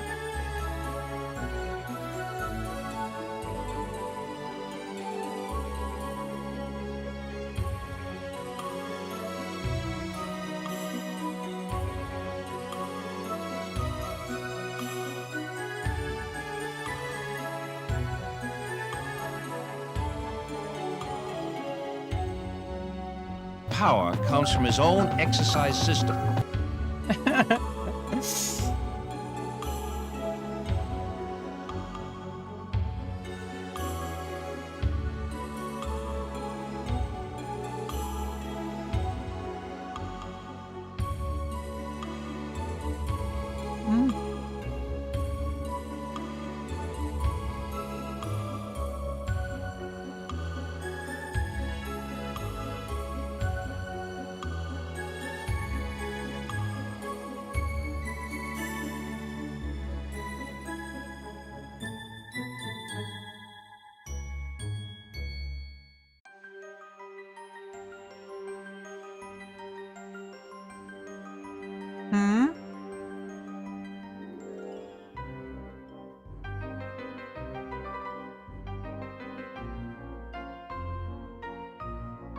I don't see a link.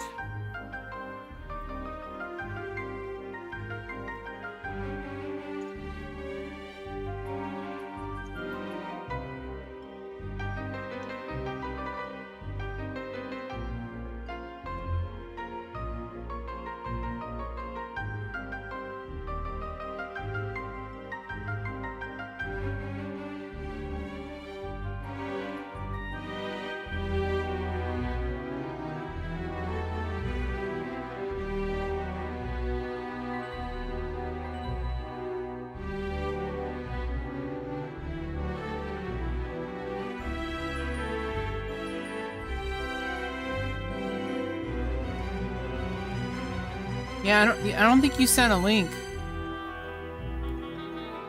Wait a minute, Lane Taylor.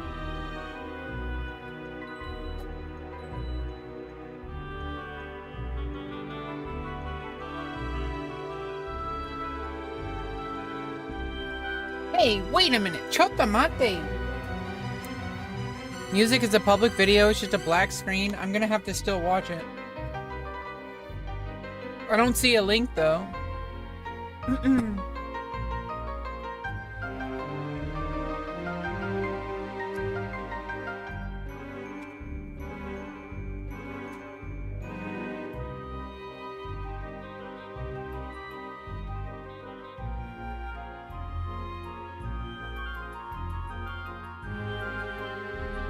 Yeah, that was crazy. That acrylic paint, like, just splooched out of that freaking tube.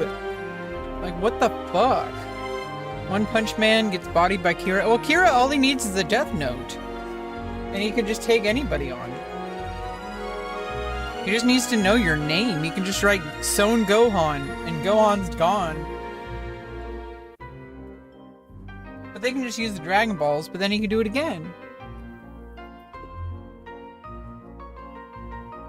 Mellow yellow. Prove you're real, touch elbows together. Are you trying to look at my booba?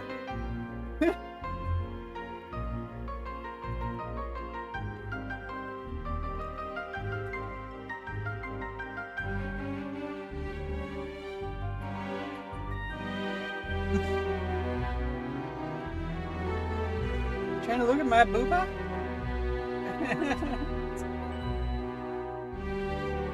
This bra isn't really particularly suited for cleavage. It's more of a sports bra.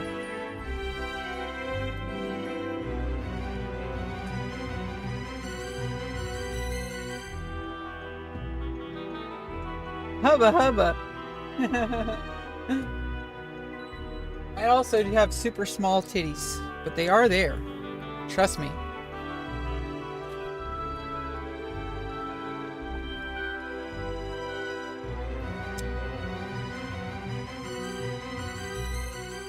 Oh, did I get also paint on my base?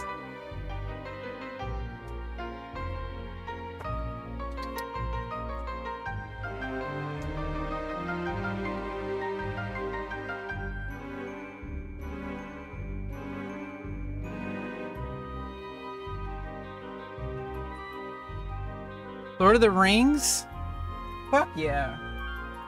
Hell yeah. Let's get Lord of the Rings, man. Right, let's get back to some basic pencil stuff. Okay, which one? I actually like this one a lot. This grip. Like, this grip is super nice. Like,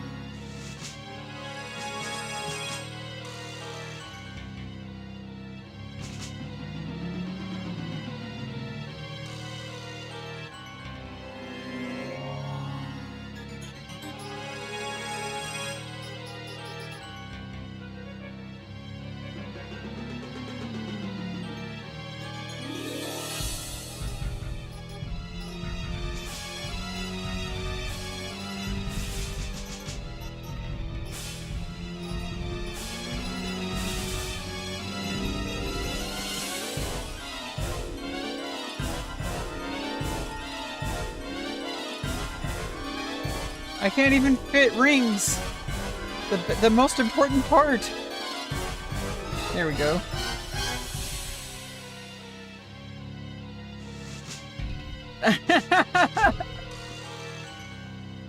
Lord of the Rings.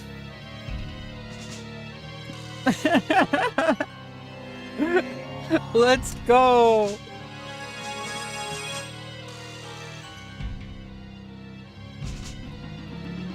Ugh. No need to wear it home. I can't take my bra off. I can't take it off. You'll see my nipples.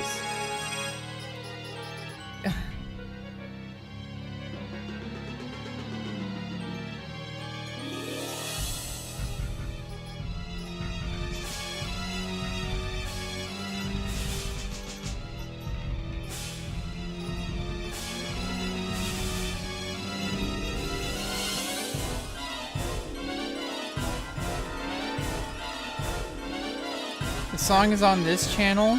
Well, let me take a look. Make sure it's safe first. rebeccaloran, no views, 14 minutes ago.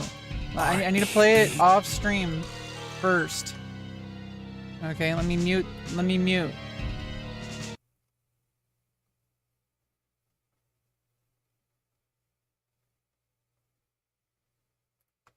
Okay.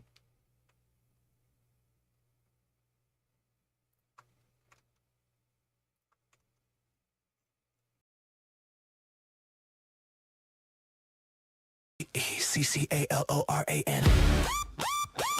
Yeah. REBECCALORAN. She walks in like graphite thunder.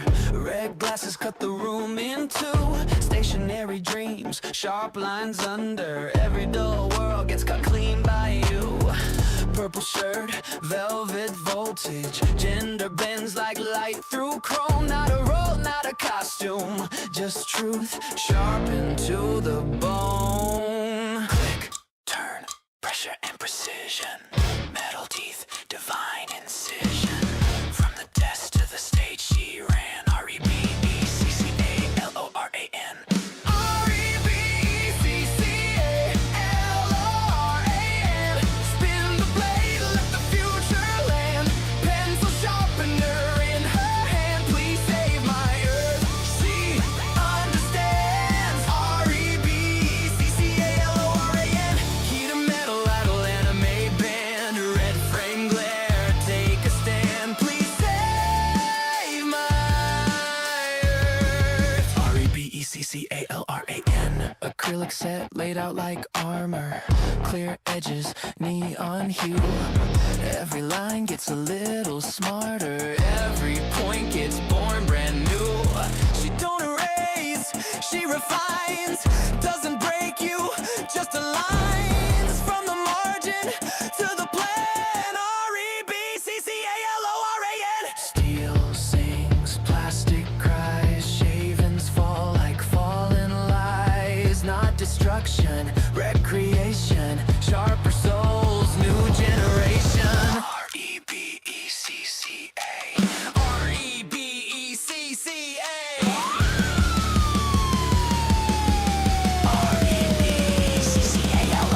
REBECCALORAN.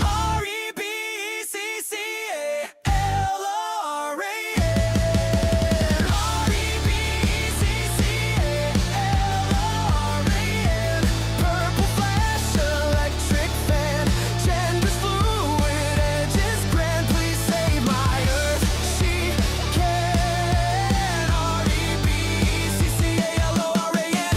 From the notebook to the land. Spin the world like she planned. Please save my earth. REBECCALORAN. When the lid runs thin and the point feels gone, there's a quiet hum. REBECCALORAN. Click, turn, ready. Click, turn, ready. Holy shit, that was good. We gotta listen to this. We gotta listen to that. That's so fucking good. Holy shit, bro. Let's pump that shit up. Holy shit. We gotta pump that shit up. Let's go. Let's fucking go. That was good. REBECCALORAN. Yeah. REBECCALORAN. She walks in like graphite thunder. Red glasses cut the room in two. Stationary dreams, sharp lines under. Every dull world gets cut clean by you. Purple shirt, velvet voltage. Gender bends like light through chrome. Not a role, not a costume. Just truth, sharpened to the bone. Click, turn, pressure and precision. Metal teeth, divine incision. From the desk to the stage she ran. REBECCALORAN. REBECCALORAN.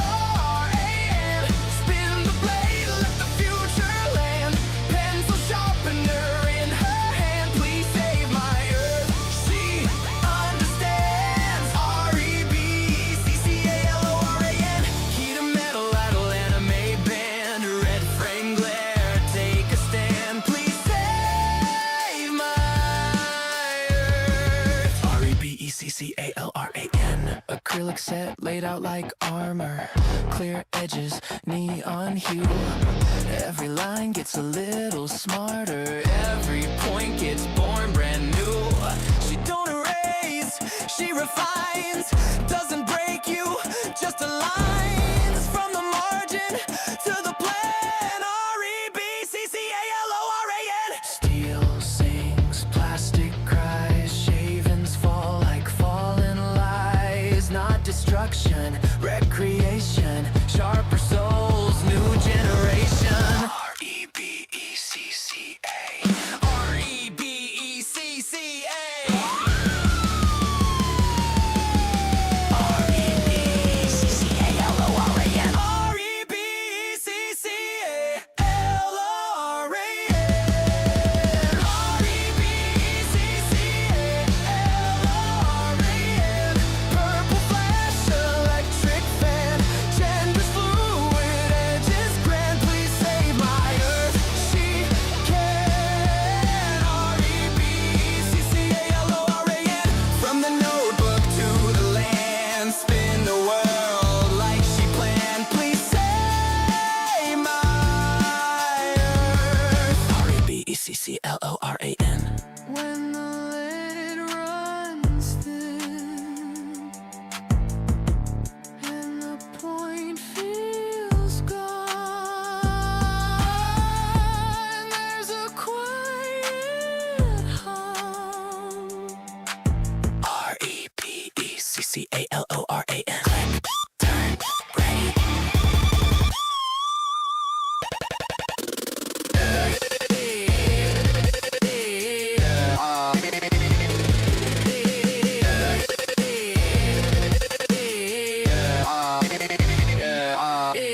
Click, turn, ready. Click, turn, ready.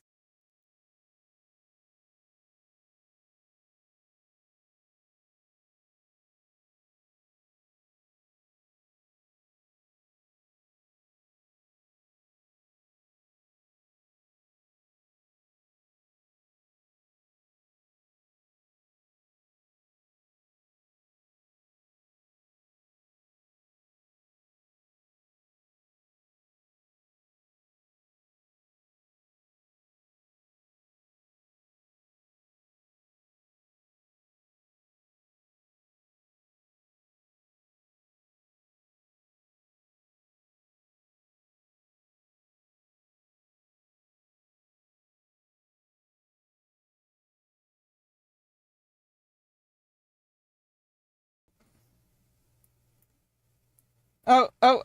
Yeah, shit. Thank you. That was so good. Holy shit, like nobody's ever made a song about me. And I don't care if it's AI. You guys are saying it's trash. Like, what the fuck? Who cares? It sounds good.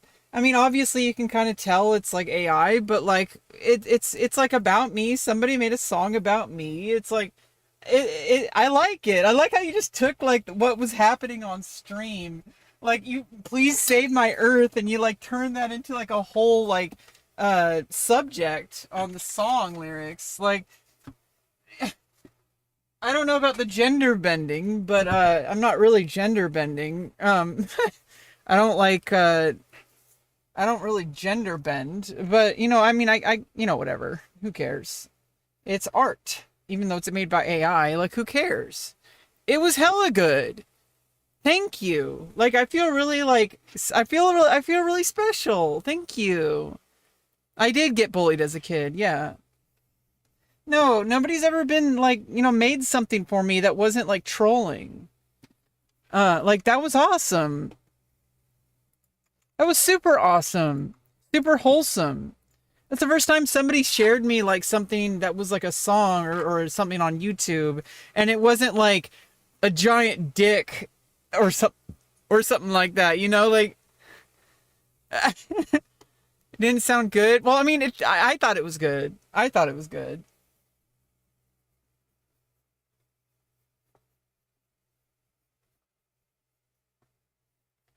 Stolen from real. Okay, you guys have your own opinions. I don't really care. I thought it was good. I mean, it's obviously like AI. I mean, it could have been real. Wait, what if it was actually real? What if somebody actually recorded that in like their studio and you guys are calling it AI? Like, what the fuck? Would your face be red? Dropped a diss track on SoundCloud. Moneybag said you got time. He responded back with a diss track. Swear to God, he tagged me in Feet on Land. Holy shit. KSI's music. Yeah, I don't know. I thank you. That was like super wholesome. I like that.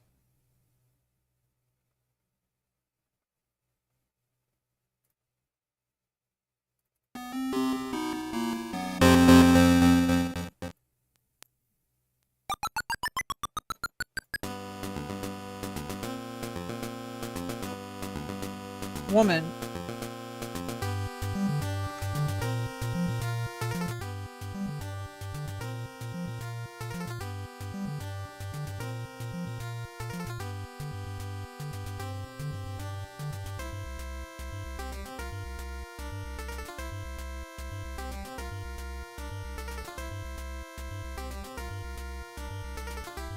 You're streaming Twitch? Yeah, I'm streaming everywhere. Someone legit created that and sung it. I'd feel bad for them. What the fuck? You guys are so negative. No, I thought it was awesome.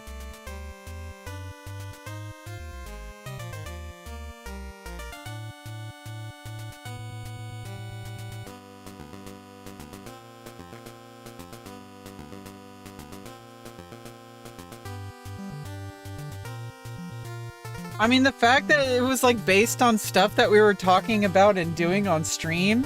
I like the part about like she doesn't erase, she just refines. Like that's actually like a lot of that was like about who I really am as a person. So it's like that's why I liked it. Like that I'm gonna save your earth, you know? It's like I you know, I need to remember that like I'm actually really valuable like on this earth, you know? I'm not like useless. I'm not a nobody. I'm a really good person. And like I have a lot of value to offer the world, and I think like it's so easy to forget that. Especially since there's so much negativity in the world, and I just try my best to do what I can to counter that in my own little space, you know? Like hey, like I don't want to be somebody who trash talks things. I don't want to shit on things. There's already enough people shitting on stuff, you know? Also, I just realized earlier I didn't fully clean my monitor. I don't want all that acrylic paint stuck on it. Like, I think I need to turn off the monitor to see properly that I've cleaned it. Yeah, all that acrylic paint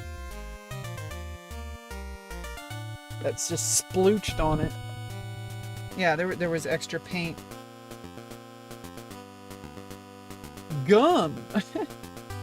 There was gum under my seat. Look, gum! Don't limit yourself. Yeah, exactly. Like, especially nowadays, the world is so full of AI slop. I want to redefine what it means to be human. Obviously, I can't compete with like super crazy perfect artists. You know, I definitely can't compete with super perfect precision AI. You know, I may not be the best artist. I may not be the best content creator, but I try to be real. And AI can't replace that. So I'll do my best. You hate me? I hope you live a long, happy life. I hate you. I hope you live a long and happy life.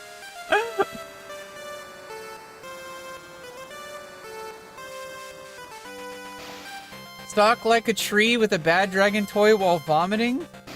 I don't know about that. I don't think that's what I'm drawing.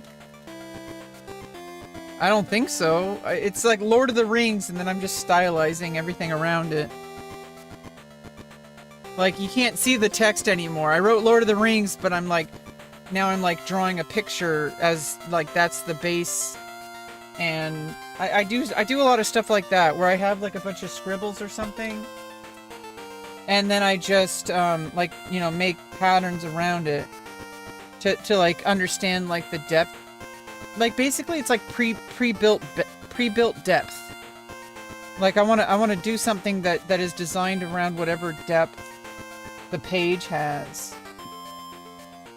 I don't know if you remember Boydolf Kistler. What the fuck, bro?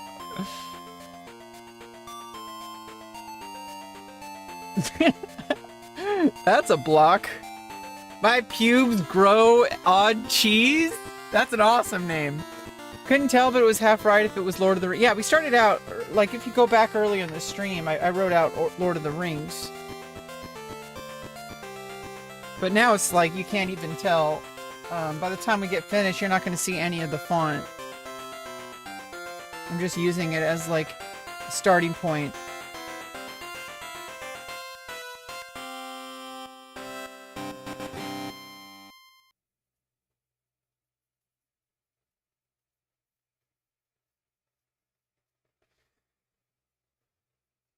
Love, live, laugh, be happy. True.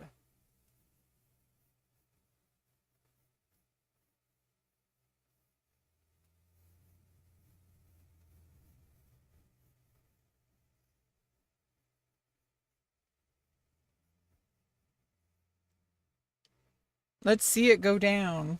Yeah, that's basically what we're doing. Where what I like about drawing on stream is that even though, like, you get to see the process from blank page to the finish line. And so if something changes beyond repair, I always have a record of it. I could go back in the stream and see what it looked like before. That's kind of cool.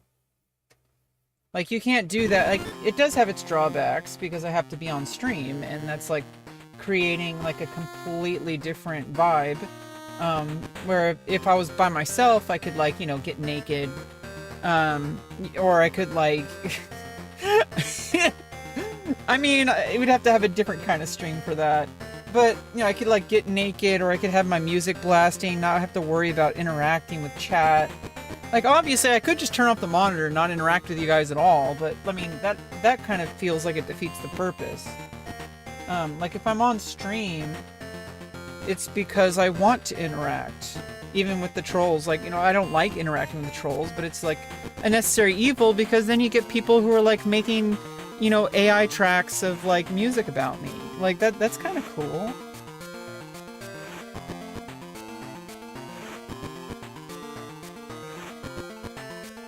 What are you even drawing? I have no idea. I'm just doodling. I actually have no idea what I'm drawing. I'm not very good. That's why we're trying to practice and get better. But right now I'm just kind of freeform, like, drawing just for, you know, mental regulation. Like, it's good for your mental health, you know. This is more for emotional regulation and therapy. Just trying my best to do what I can. Like, obviously I do want to get better, and I'm dedicating myself now to actually learning the fundamentals of drawing. And that's also part of why I'm doing it on stream. Because it's like when you do something on live stream, it's almost like you're committing to it and you're having, like, public accountability. Like, now you guys are here seeing me do it. If I'm not doing this a month from now, you guys are gonna, like, hold me accountable. Like, hey, are you still drawing? And if I'm like, nah, I'm not drawing, you guys would be like, what the fuck? You know, see, like, there's, like, a public accountability to it. And, like, I don't want that to happen. Well, first of all, not because chat says so, but it's nice to have that additional, like, layer to it. I feel like having live stream, it's like a, I don't think it's, like, good or bad. I think it's just a neutral thing that exists. And I'm glad it does. That I could do my live stream. And yeah, it's sometimes really toxic, but just because it's toxic sometimes doesn't mean it's bad. And I think having it available, to be able to have a place where I can have, like, a public facing content, where I can talk about stuff that's on my mind or that I'm doing, or actively work on stuff like my drawing and stuff like that. and do it live. We'll do it live. Is it pink? Yes. If you know, you know. Seki to me? What? What, Brendan? Bougie? Yo, that's a fake girl. You're a fake man, Stephen King. You're not really Stephen King. You're lying to us. That would, yeah. What you say, you pull them glasses down the tip of your nose and ask us like a bad Pokemon trainer of Oh, you think that you can beat me?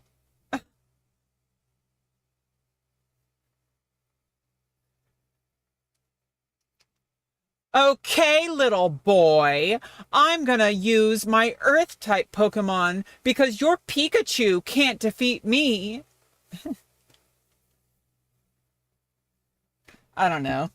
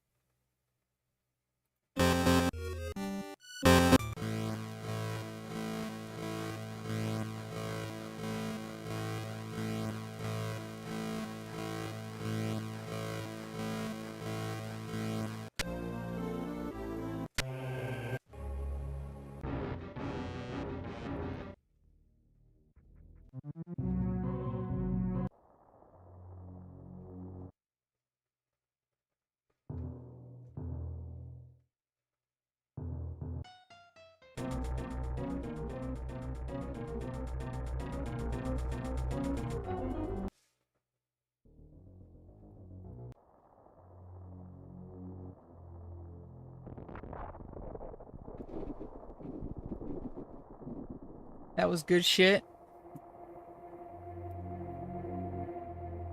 No elbow touching?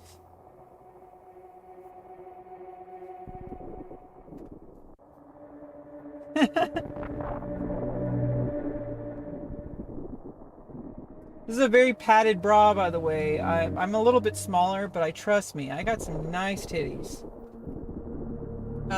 The reason why I wear the padded bra on stream is so that it's less likely you'll see my nipple. So I don't get banned.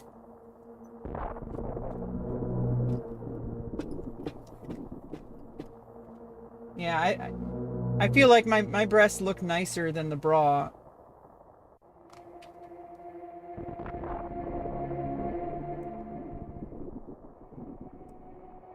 Let's use the different grip.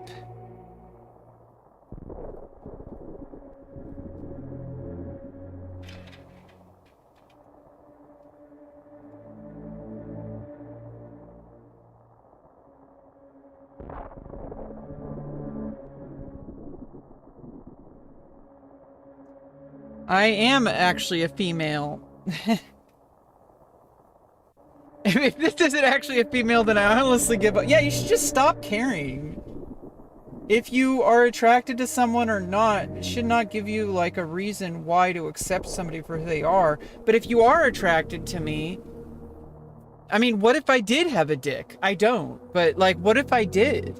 Like, would that really matter so much if you're really into somebody? Like, I don't get... People need to be happy. Just let yourself be happy. You're clearly not attracted to men. If you're attracted to women with dicks, like, why is that a bad thing? Like, I don't have a dick. I got a pussy, but,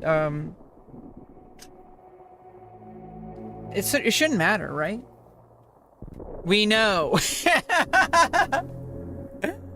Stephen King begged otherwise. Exactly. I'm a Karen? I'm not a Karen. What makes you think I'm a Karen? I'm actually probably like the most anti like cancel culture that you'll possibly meet. Like,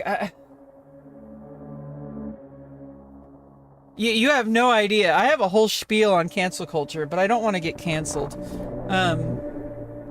There's probably a lot of queer people that don't like my opinions. I hope I'm not going to get canceled. I don't think I'm going to get canceled. I think most people think I'm pretty reasonable. Even in the queer community. I think it's just there's a certain online community that probably doesn't like me. But honestly, I think because I'm trans, it cancels that out. I know a lot of people don't really like Blair White. in the trans community. So, or what's her name? The chick that used to be an Olympic athlete, and she also ran over a dude in her car. Caitlyn Jenner, apparently, like, not a lot of trans people in the community like her. But you know what? I don't think I'm like them. I don't think I'm dislikable. I don't think I'm that unlikable. I also don't think I'm gonna get canceled. I kind of try to give rhyme to reason.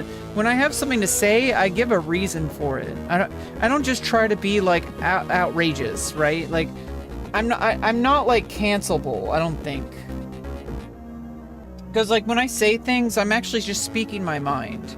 And I give reasons for why I have those beliefs. I don't just say beliefs just because it's popular. I say beliefs because I have a reason, and I haven't really seen any evidence to not support my opinions. So if I see evidence, then that's one thing. But a lot of my opinions, they aren't that crazy, and a lot of people agree with me, even within the trans community. I think it's just a lot of people on the internet. There's kind of an insulated trans community online, and they think that they speak for everybody. I feel like that's really toxic. I don't really connect with that part of the trans community, but there's so many more trans people out there. I really invite people to kind of keep more of an open mind about the trans community. There's so many amazing people out there, and I think that they're not online. You'll never meet them online. The only people you see online are people like me, degenerates, like gamers, or you'll see like crazy, terminally online, super crazy, like hyper political people. Some might call them Karens. Those are the only type of trans people you generally see online, are like either gamers, artists, or super hyper politically active people. And I don't like super hyper political people, no matter who you are, whether you're trans or not, whether you're on the left or the right. I think it's just weird. It just feels super toxic. Like you just always have like an angry grift going on. I don't like grifting. I'm just real. I like to be myself, and my opinions might change, and like that's just how things go. Yeah, Jesus would hang out with me, Levi. Yeah, why do you have to be part of some community, especially online? You should not want to meet people online. You should meet people out in your local area. Like go out, like, go to the gym, or go to a game shop. Play Magic the Gathering, like play video games like with people in your current, like don't look for a connection online. You're not going to find it, and if you do, it's not going to be what you really need. It's only going to be toxic.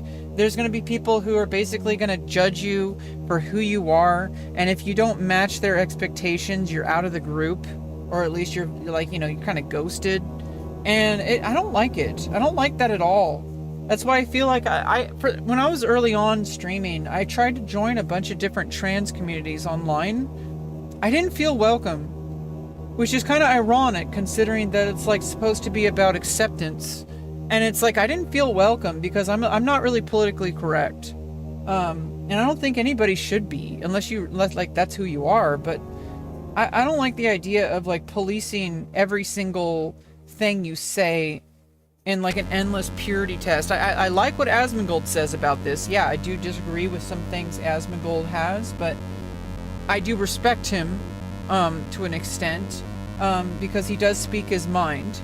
And he doesn't he doesn't really feel like he needs to defend himself, and he has extreme confidence in himself. So like those specific traits, I think, are very admirable. And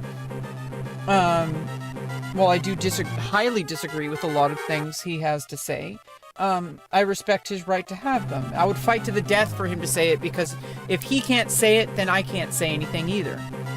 Free speech is really powerful. Because if he has free speech, it also means I have free speech, which I have a lot to say. And I think that's like, what America is supposed to be about.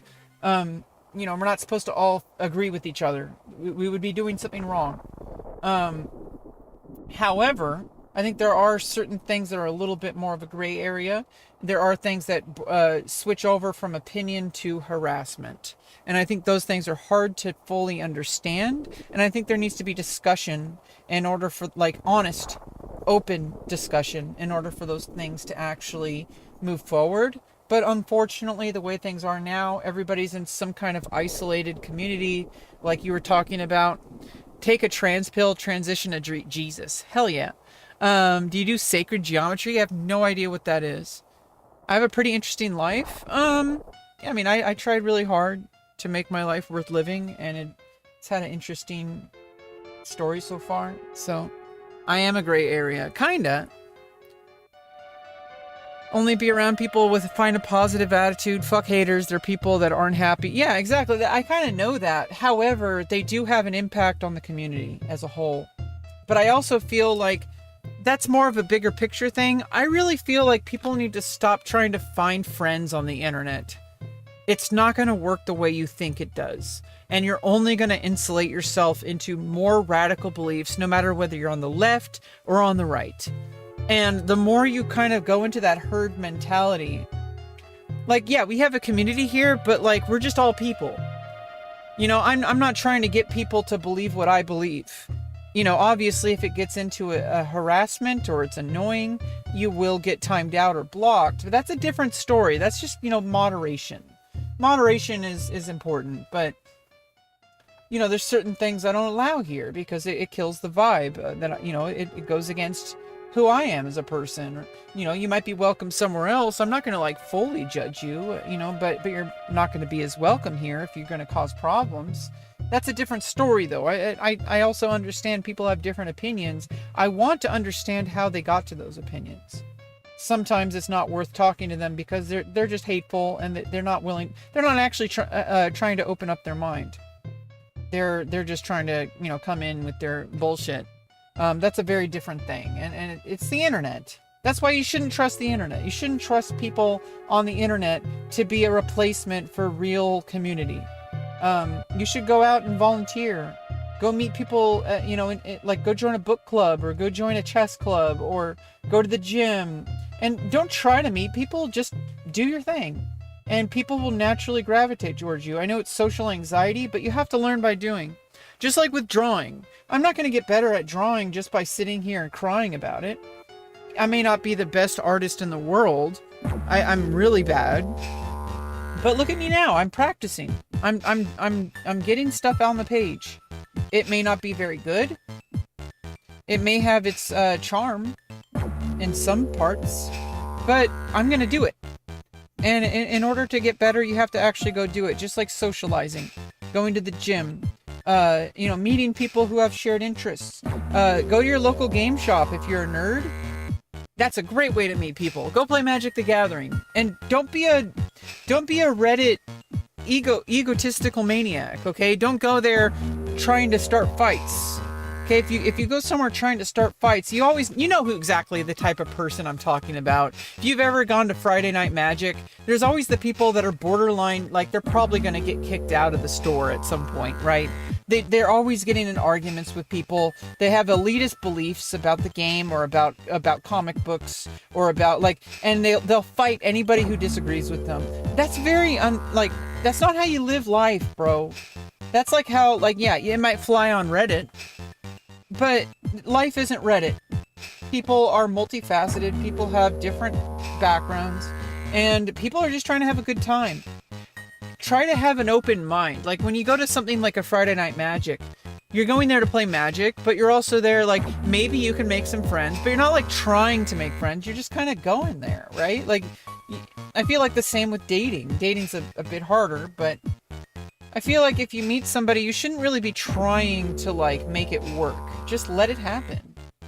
You know, meet people for the sake of meeting people without any ulterior motive. And then the right kind of people that say, hey, I really like your vibe, and I actually feel maybe we can try something, and then they might be into it or they might not. And then if they are, you just kind of go with the flow. And the more you do that, the less, it's not just about don't get your hopes up. You know, it's not like that. Cope harder. Just give up. I don't like that. It's basically like, you know, you're thinking about dating or like getting a girlfriend or getting a boyfriend. When you start thinking about, oh, I need to get a girlfriend or I need to get a boyfriend, like you're already like setting yourself up for disappointment because you can't control what other people want. And you honestly, you can't even control like whether you like the person or not. Like you might just not really be a good fit for somebody. But if you're trying to force it because you quote unquote want a girlfriend or want a boyfriend, like it's just not going to work out the way you want it to. It's going to be really forced. It's going to be uncomfortable. Eventually you're going to have a fight or something and you're going to try to make it work and you're just going to get more and more upset.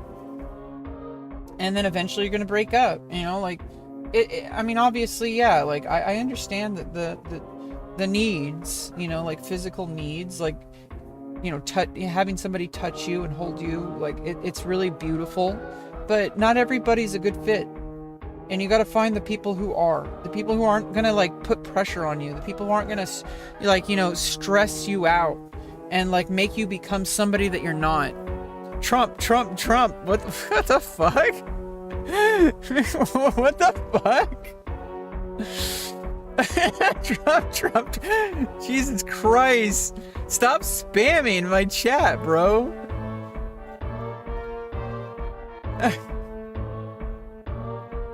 What the fuck? You guys are just spamming. Getting a they friend? Hell yeah. Like just a partner, right? Nerdy Gingers? Hell yeah. You played MTG? Yeah, I played MTG since like alpha beta. Well, my brothers did.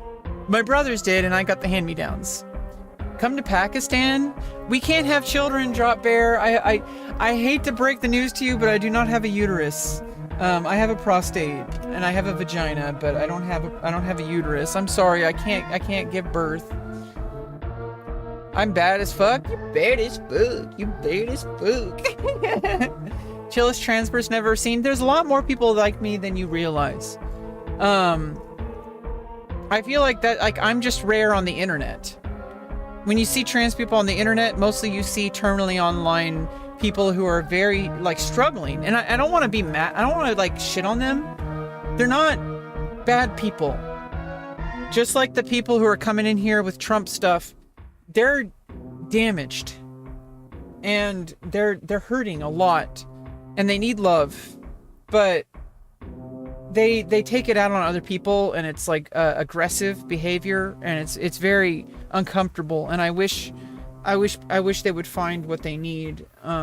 Unfortunately, especially with trans people, a lot of the time it's because they don't get any acceptance where they live. Honestly, the same with right-wing people. They don't have any acceptance in their personal life. I think that's actually what happens. They don't get any acceptance. Nobody likes them. Nobody treats them like they're part of the group. And then they find a community online where they're accepted, where their beliefs aren't ridiculed, where they're saying, you know, they're encouraged to have those beliefs. And it just turns into like a tire fire, because now you have a bunch of people who have an ulterior motive, who have some kind of agenda, especially if it's a political agenda, and they're trying to recruit you, and so they're appealing to your weakness of needing connection and needing love, and they're using that against you, which I think is really evil, and they're using your loneliness against you, and then they bring you into basically a cult where you're not allowed to have your own opinions. And this goes for the same with left-wing and right-wing people. Like extreme, like it's like a cult. And like I don't like that, and I understand why they get there. Like with trans people especially, it's because usually they don't have access to like transgender health care, and because they live in a different state than California like I do. I was really lucky to have all the access I had to be able to get my surgeries. Some people will never be able to get their surgery unless they did some extreme major overhauls to their life. And I had to make some extreme overhauls, so I can only imagine if I lived in a place like a different country or a different state where there was absolutely no path towards surgeries or anything, or even taking hormones, where if you come out as trans, you're going to start getting beat up every day by people. It's risking your life just to come out as trans in some places. And so those people find connection on the internet because they don't have any connection in their private life. And unfortunately, they get sucked into like a leftist rabbit hole. And it's very disgusting. Some people who are very mentally unwell. And it's just a whole bunch of people who are mentally unwell comforting each other. And it turns into a tire fire, and then it pits us against them. You know, it's not them versus us. We are them. They are us. Okay, like, we're all human beings, and like, it's hard for people to truly accept that you're not going to find love on the internet. You want it to be true so bad. You want somebody to love you. And you find people who have the same kind of opinions you have on like a Discord channel or something, and you feel like you're finally meeting your people. You're not. You're just meeting people who have similar opinions. It's not what you think it is.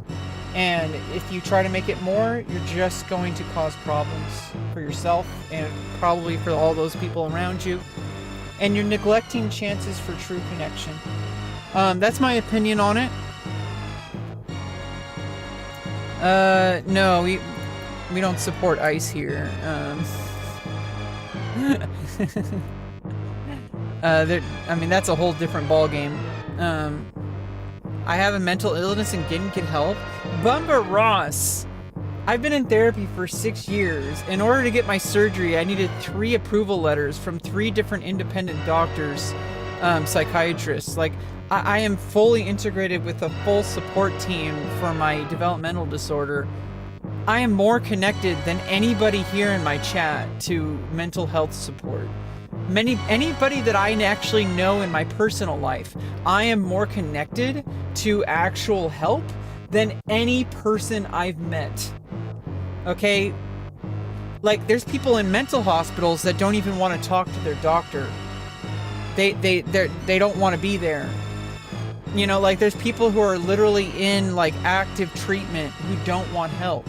I'm the opposite. I'm always looking for help. In order to get my surgeries, I had to get help. There's a common misconception. People think that these surgeries just happen. People aren't going to slip through the cracks. Trust me. You have to get multiple year wait lists, and you have to also be like basically impeccable with your mental health and your stability. Like, you have to be a strong person in order to go through what I went through.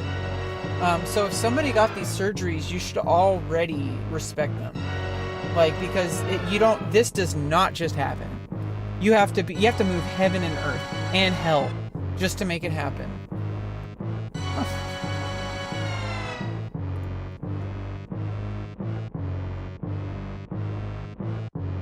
Weird flex? I don't know what that is.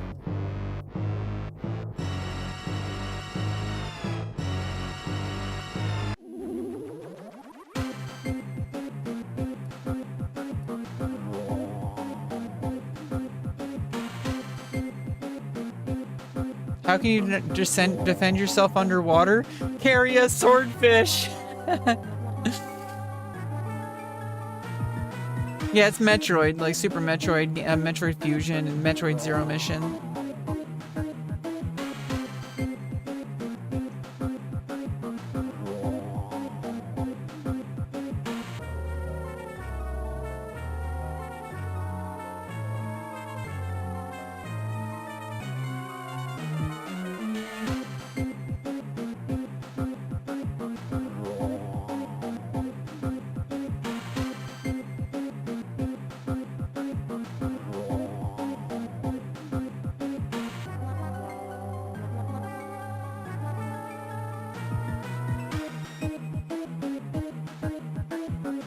Yeah, Magic the Gathering, I've been playing since like alpha beta, like Arabian Nights. Like, I mean, that was like an interesting expansion. And then there was like what was the one that was like an ice, like it was like glacier, right? Like it had like the symbol was like a snowflake or something. Dropping everything. Ooh, piece of candy. Ooh, piece of candy. Ooh, piece of candy. Yeshua?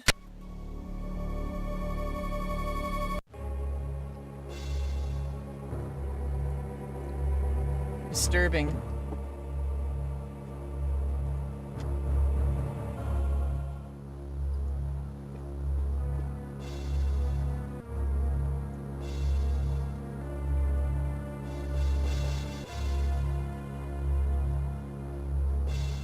Yeah, honestly, like if you start going into Hebrew mysticism, like with the Kabbalah, really we are like you starting to get into like the archangels and stuff like that. We basically all humans, we transform. That's our nature. We transform through our actions. You take an action, you go to the gym, you start working out, it changes everything about you, changes your whole identity. Now you're not just somebody trying to get healthy, like you're somebody who goes to the gym. It means that you have the conviction that is required to continue going to the gym. You have strength of mind, you have strength of body. You are a person who has taken action and it's made very real changes to your life. Like our actions change us. Every single thing we do, everything we absorb, everything we watch on the internet, everything that the people we surround us by, every single thing we do transforms us. And it's deeply rooted in human nature, and why Hebrew mysticism is deeply rooted in changing who we are through our actions to become more divine. It's like you could say that it's like, religious hogwash. Some people say stuff like that. I'm looking at it from a purely storytelling perspective. That the reason why we write stories, the reason why we make art, the reason why we have narratives, it gives us reasons for like why we exist, why things happen, like why we do the things we do. I think it's just an inherent part of human nature, and I don't really think there's anything like sometimes people you can get like really like kind of dogmatic with religious practice, but I do think there is a root of truth in most world religions, actually probably all world religions. I'm not one of those people that says one is more important than the others. There are people who say there's only one religion or whatever, and you would think that like if there's only one religion, then why does everybody think their religion is the one and only religion? I feel like there is really only one religion, which is just being a human, and it's like not about like some scripture or some like some whatever your rabbi or your priest or your pastor says. It's not about like that one lady at your church believes.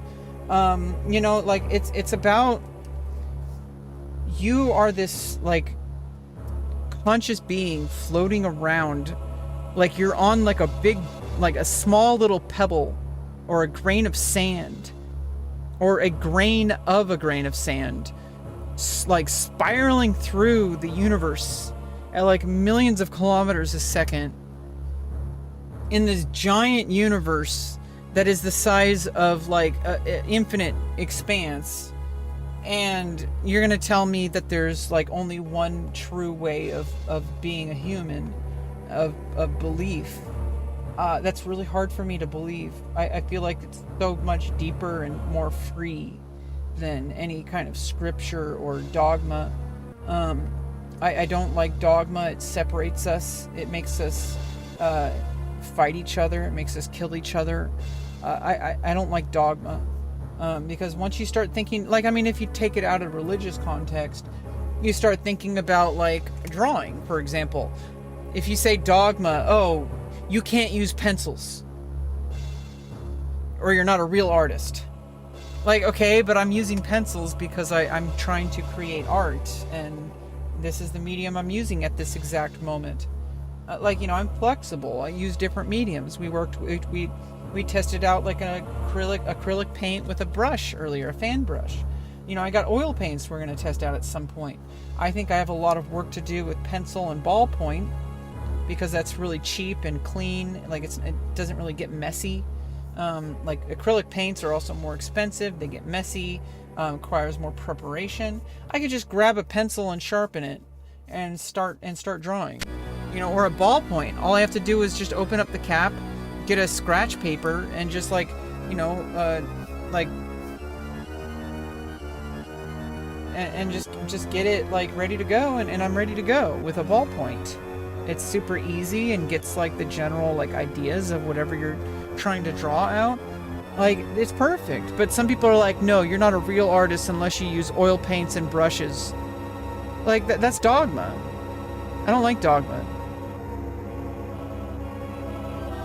Yeah, we're advanced talking monkeys on an organic spaceship going thousands of miles per hour through the universe, backed by imperfect, overly arrogant humans called scientists. I mean, scientists, I don't know if they're always arrogant. I think that the true pursuit of science is divine, in my opinion. When you are trying to observe the universe through observable data and trying to come up with hypotheses and changing your opinions based on analysis rather than opinions and rather than beliefs, I think the true pursuit of science is divine. You are trying to understand the universe as it is instead of what you think it is, and I feel like that's divine. Now, if you also, I feel like it's an error to discount philosophy, and religion is technically a philosophy. Spiritual belief is philosophy. You're basically, it's theory of mind, it's theory of self, it's theory of, you know, what a soul is, right? Religion is social science. You know, to discount it would be an error. And I think some people, I think really we need to like narrow down exactly why a lot of people have issues with religion, including myself. I feel like it's because we met some very angry people who have very angry or violent beliefs, and they pressured us in our life at some point, and we got a really bad taste in our mouth about what it means to be a Christian, or what it means to be Catholic, or what it means to be Jewish, or Muslim, or Buddhist, or Taoist, or anything like that. I feel like if you have you have to separate what these things are. There are bad experiences that people have had in church, and that influences what they think about the religion. Now, I've had enough bad experiences in Christian churches. I've had some good ones, but I've had enough bad ones that it's not really my place. But I'm not going to hate people for being Christian. Now, I will have a problem with people who try to say that they're Christian and that means that they hate gay people because they're religion. I don't think that has anything to do with religion. I don't think that has to do with spirituality. I think as soon as you depart from identity of self and transformation through actions, then you've already gone beyond. You've gone into something perverted, which is your own beliefs and your own hatred, your own prejudice, and that's something different. And you're trying to justify it through, you know, your religion. If you have to reach for a book to justify your opinion, maybe it's time to modify your opinion. You have to point to scripture to justify why you hate gay people, or why you hate trans people, or why you hate black people. Like, there are people out there, if you need to reach for a book and give some very like high analytical analysis of a scripture text to back up your belief, then maybe your belief is dog shit. I don't think Jesus would have ever had a problem with people like me. In fact, I think Jesus would have loved me, just like he loved the people who are also downtrodden. You know, like I feel like Jesus was a pretty cool dude, and I don't think he would have hate in his heart. And to claim Christianity and yet going against every single thing that Jesus taught, like, it just makes me want to weep. You know, like I'm like if Jesus were alive today, like, he would find this like perversion absolutely like disgusting. Like I just like, you know, you're going completely against what those teachings are. Love everybody, even people different than you, especially people different than you. I don't know. I'm sorry if I'm kind of preaching right now. I have really strong religious beliefs that are my own, and they're not, I guess, not religious beliefs, but spiritual beliefs. And I see different religions as different versions of humanity, and that there's different stories that people tell, and there's similar stories for different people. Are you trans? Yes, I am transgender. I've had gender confirming surgeries. I've had vaginoplasty, and I've had facial surgery. You don't have to hate when you yourself are a sinner. I don't know about that. I don't think so. I think I'm following Jesus' teachings pretty awesomely. Basically, just love people, accept people for who they are. That doesn't mean I'm gonna, you know, I'm not gonna turn the other cheek here. I'm not Jesus. I'm a bad bitch. Okay, I'm not God. Okay, so I don't have the luxury of turning the other cheek. Okay, I think people who are reaching for some kind of like religious text to try to justify your actions, I feel like you're already on the wrong path. Like, you're trying to find what to think through some external source. I mean, it's kind of a critique I have on religions. It might make some people mad, but it's my opinion. You go into trans hell? I mean, do they have, like, porn there?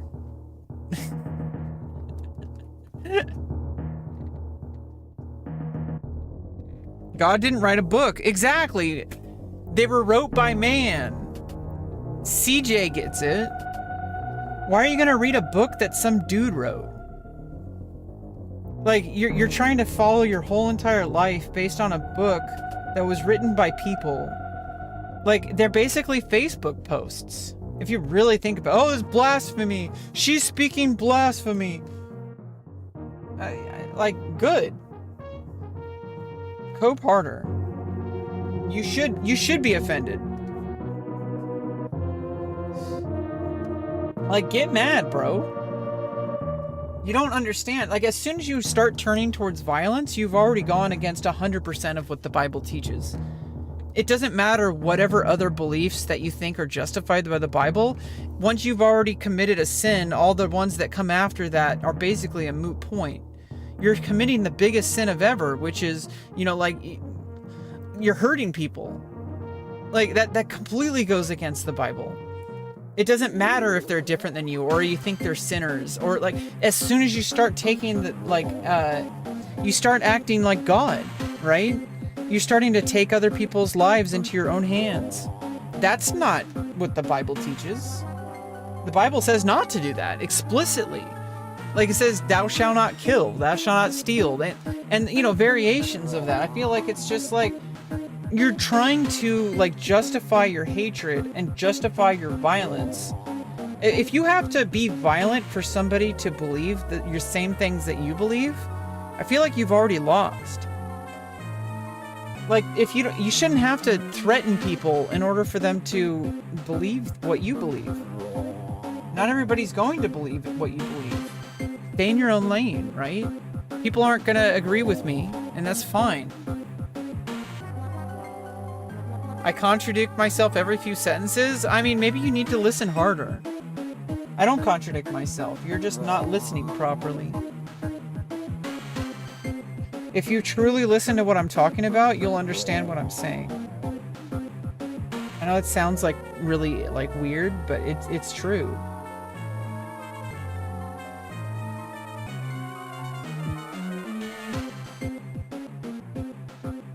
Yeah, I mean, yeah, people will lead you astray. And, you know, I try to use, you know, terminology that I've learned from different religious texts because people can understand it. I feel like that's why religious texts exist. It's so you have a common ground.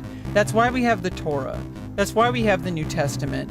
Like, you know, that it's because, like, it's a common ground. People who are religious, people who are non-religious, atheist, agnostic, whatever.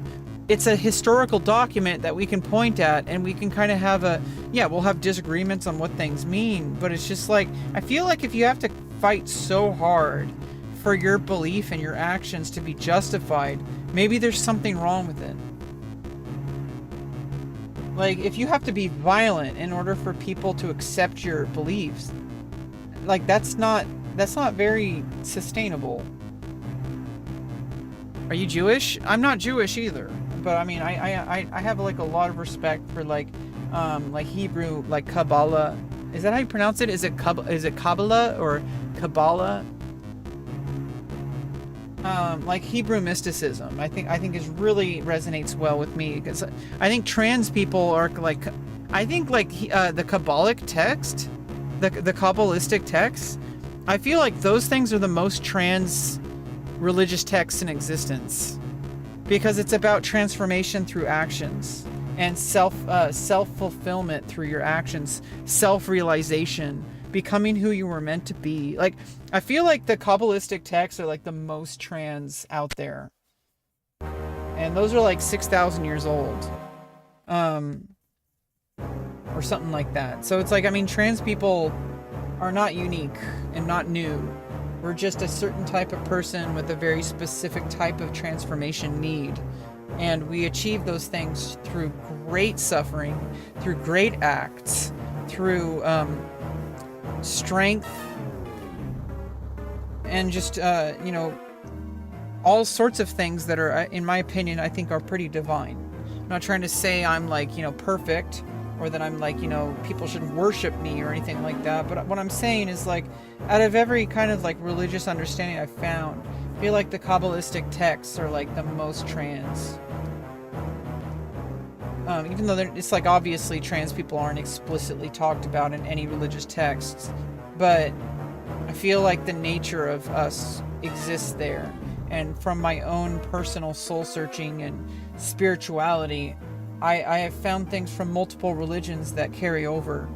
And I've studied a lot of world mythology and a lot of world religions. I am a writer, and one of my novels is central to ancient mythology, like Sumerian and Hebrew mysticism, like with archangels and stuff like that. And I'm drawing a lot of inspiration from world mythologies from the early world, especially Hebrew. Like Hebrew mysticism is extremely powerful stuff, and I think people should give it a chance, to at least look into it, and with an open mind, not trying to disprove things, not trying to make, oh, this sucks. It's like when you play a video game, right? You start playing a video game that you already think is going to be bad, and you're probably going to end up thinking it's worse because you've already decided that it's bad. I feel like if you really want to have an open mind, you have to be open to reality, that it might be different than what you think it is. And at some point you make a decision, like, do you want to continue studying that? Do you want to, like, you have to make decisions, but at the end of the day, if you're coming from a place of, like, trying to disprove things, trying to make things, like, you already think it's bad, you already think it's wrong, and you're just trying to find talking points to back up your own beliefs, you're basically just, that's confirmation bias. It's a logical fallacy. It basically means that you're just finding evidence that supports what you already believe instead of actually investigating things. You're not trying to have an open mind. You're not trying to have a discussion. You're just trying to stroke your own ego and be able to sleep at night knowing that you have beliefs and that there's somebody else who agrees with you. Which is, it's not bad that you are like this, but you have to recognize that that's what it is, or you're not going to really know what's going on. You have to be able to diagnose something before you can make a change. And doesn't mean you have to make a change. I don't think you should have to make a change. I mean, no one's going to save you from death. Open minds is idolatry. Accept your purpose and design and stay in your lane. Yeah, I mean, people have different opinions, Grenade, but I mean, I got my own beliefs. I got my own opinion. I'm going to do my own thing. It's just kind of how I am. Right? Like, I don't know how else to say it. Like, I am who I am, and I love who I am. I have no shame. I don't need to I don't need to justify my existence. I don't need anybody to accept me. I just am who I am. And that's okay. Like, there's nothing wrong with that. Now, if people are going to annoy me in the chat, I'm going to ban them. But that's something very different. I don't. Some people think that I have a closed mind just because I ban people. It's like, no, I'm going to ban people who are annoying. Like, it's my chat. It's my live stream. It's my vibe I'm trying to create. And I'm trying to find people who like my vibe. There's going to be a lot of people who really like my vibe. And I want to keep a good space for them too. Not just me. Because if I allow certain negative people into my chat, then it's going to scare away the people who actually enjoy my regular vibe. And I don't want that. I want to find the people who enjoy my vibe, what I have to offer the world, what I, like, it doesn't mean everybody has to agree with me, but if you're going to be really annoying, don't be surprised when you get banned. Now, I'm not going to catch everything, but go throw a toaster in the bath? Jesus Christ, bro. A cult? No, not a cult. It's just a community. Yeah, I don't know. It's hard when you bring up like stuff like religion or spirituality. It really opens up the Pandora's box to certain people in the chat. But you gotta say what you gotta say. I've been on the internet for 25 years. I've said a lot of shit I probably shouldn't have. But I had to figure out what my beliefs are. And sometimes writing on social media, a lot of people say it's toxic. Of course it's toxic. I don't think it, you're clearly doing it for a reason though. I feel like to discount it as like, oh, it's a waste of time, or you're a loser if you do that on social media. Like, I don't think that's really how things work. Like, you're doing this for a reason. Like, you're talking on the internet for a reason. You have something you're trying to work out in your own head. And you get a lot of people who have their own life experience, who have their own beliefs, and you get them in the same communities, like the same space, like YouTube comments, and you're gonna get like a tire fire. But you should just accept that. Like, that's what social media is. It's a group of people who are all going through bullshit.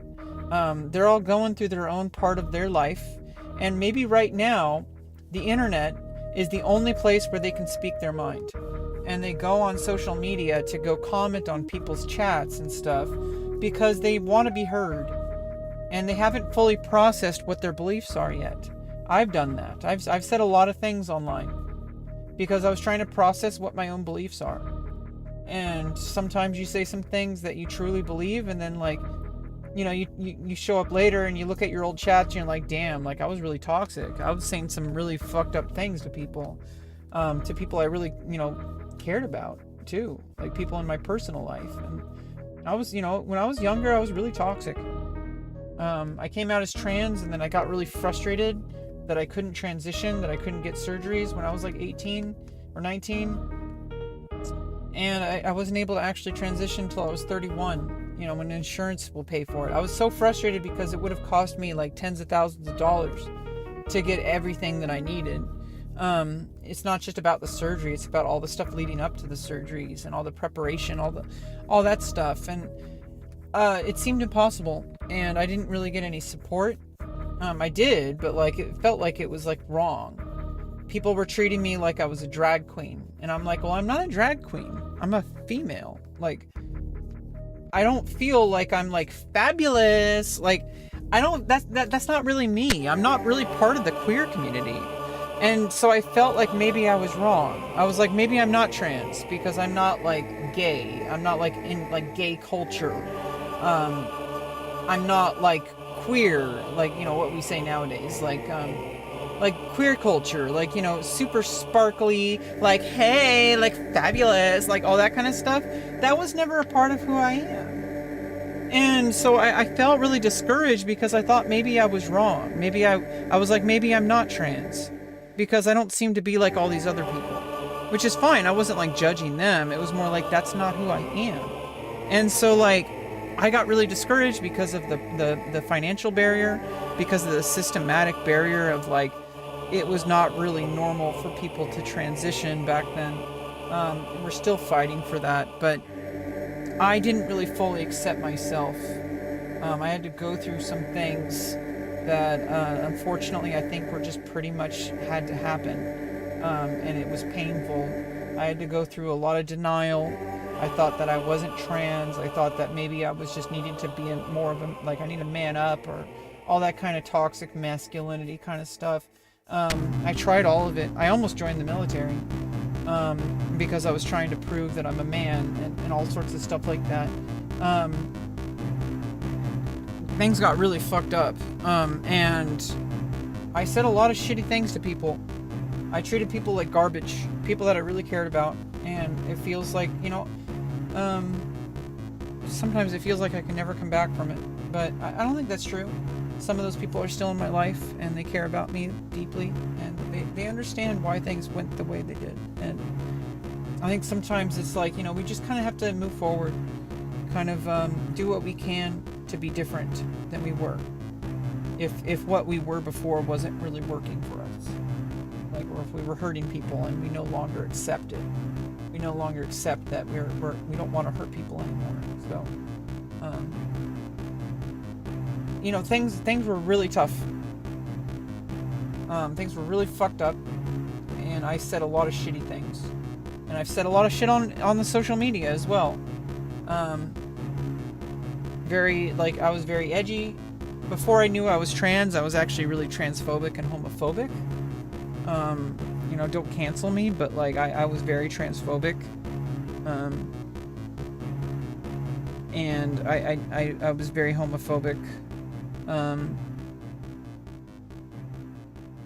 But I realized, you know, like I'm actually trans, and then things changed from that moment. But then I got discouraged, and then I went back to being toxic, but in a different way. But I was always that person in a room that thought that, you know, that person knew everything. Like, when I say he, it's like a different person, like than who I am now. Like, he was very fucked up in the head, and he needed to go away. He was not okay. But she's great. Like, Rebecca's great. People love her. People respect her. People find beauty inside of her heart.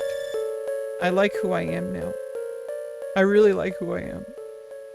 Sometimes I'm getting a little emotional here, but sometimes I can't stop myself from crying on how different things are and how easily it could have not happened, and that I basically feel saved. I feel like if there is some kind of, like, you know, God watching out for me, that was God saying, you get to do this.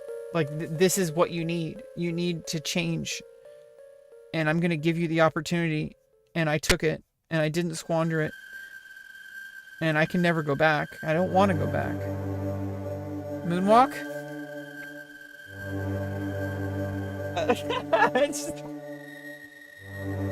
I don't know if that's a moonwalk.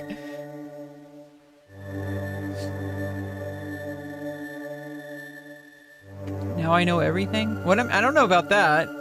You're just depressed? Of course I'm depressed, but the whole trans thing is not helping. What are you talking about, bro? I can't walk it. I would never want to walk it back. What the fuck, sardine breath? Holy shit. Get your sardine breath out of here. That was the devil. That was making myself better. I feel like I'm such a better person now. People really like who I am, and I like who I am. I feel happy. I feel healthy. I feel grounded in reality. Like, I always try to be better. I try to do better. I try to treat people better. I try to I'm always trying to be better than I am. And that person before never did that.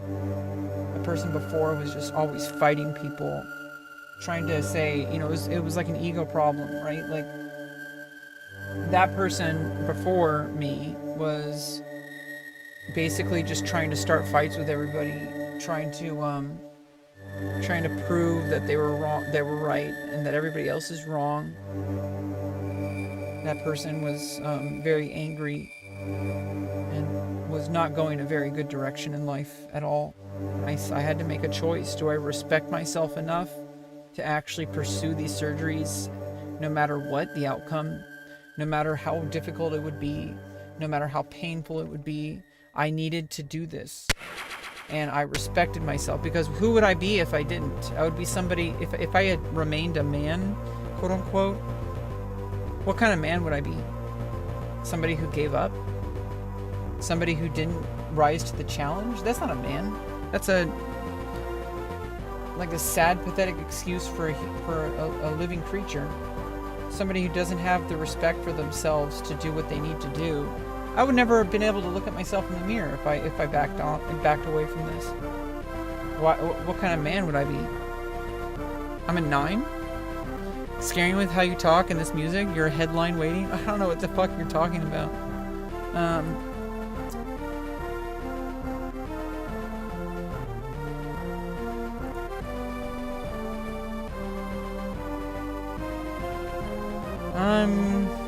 I'm gonna give you a 24-hour timeout, Sardine Breath. Go brush your teeth, bro. Frequent 911 dialer. Oh yeah. Don't feed sardines. Okay, like I'm giving it a 24-hour timeout. Like, come on, man. What are you doing? Yeah. I don't know what I'm drawing, but I kind of like it. I like where it's going. Let's try this egg one.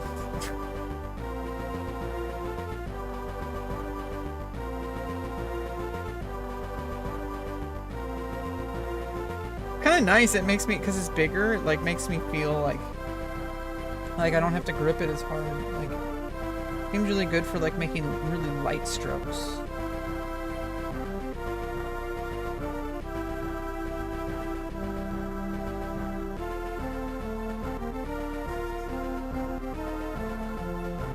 You're a 9? Oh, I see what you're saying. I thought you were calling me a 9. 9 out of 10. Can we get a shout out? Oh,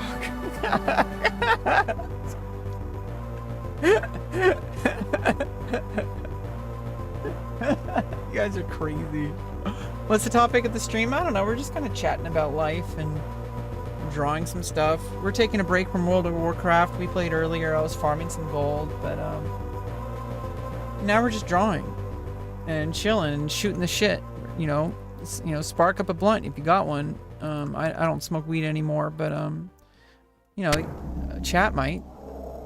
You know, spark up a blunt, hang out. We're talking about life, talking about metaphysics, talking about spirituality. Yeah, I don't know why they. Yeah, I mean, yeah, that doesn't make sense, Dovcon. Like, they have nothing better to do but come to my chat and troll me. Like, and also, just to be clear, sometimes they're probably bots. Feel good looking? Thanks. Baffled at how sad people have to be. Yeah, I mean, it's just, the more you think about it, I don't like this idea of like, don't feed the trolls, don't feed the trolls. It's like, no, at some point you have to recognize they're human beings. And like, there's a reason why they are the way they are. And I'm kind of like, I want to know why they're like this. Because like, if I just like hate them and treat them like garbage, well then I'm just kind of proving their own beliefs right. And it's almost like it's reinforcing it.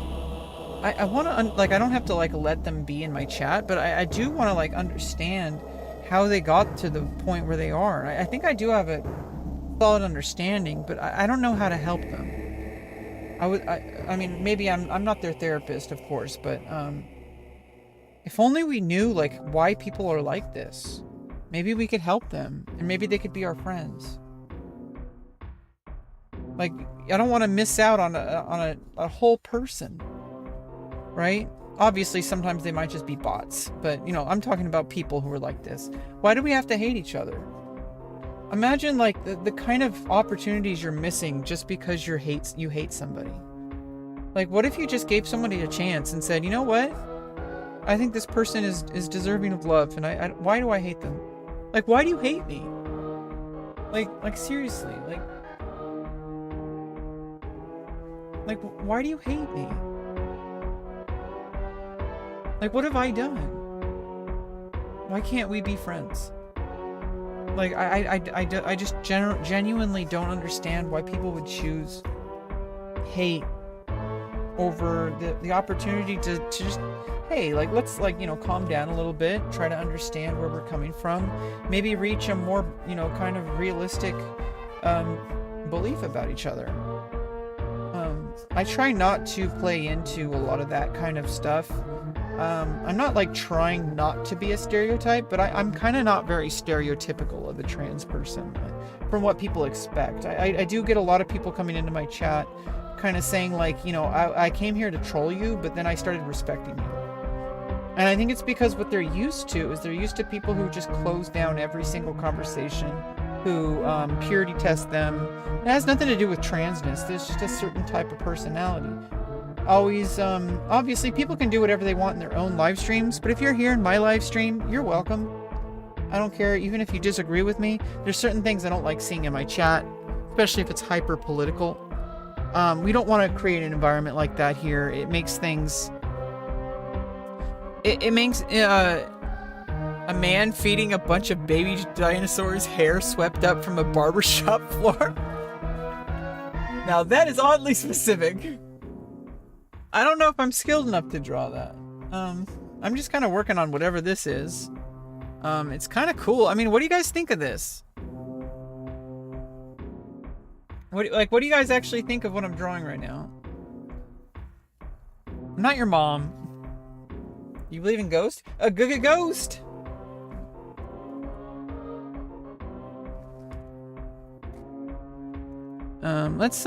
Let's move the music to a different direction here.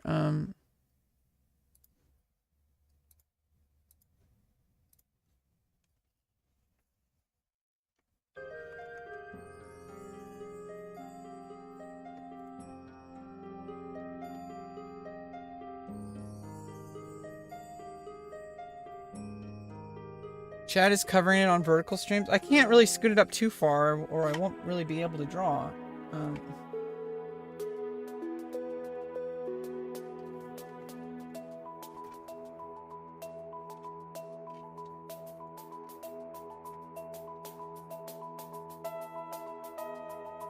Just try no grip.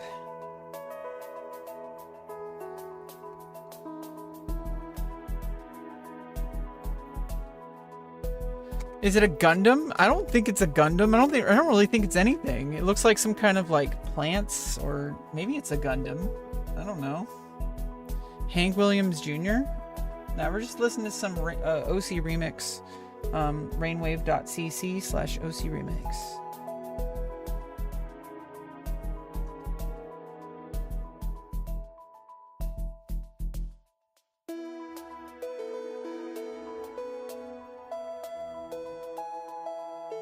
Everything is secretly a Gundam. True.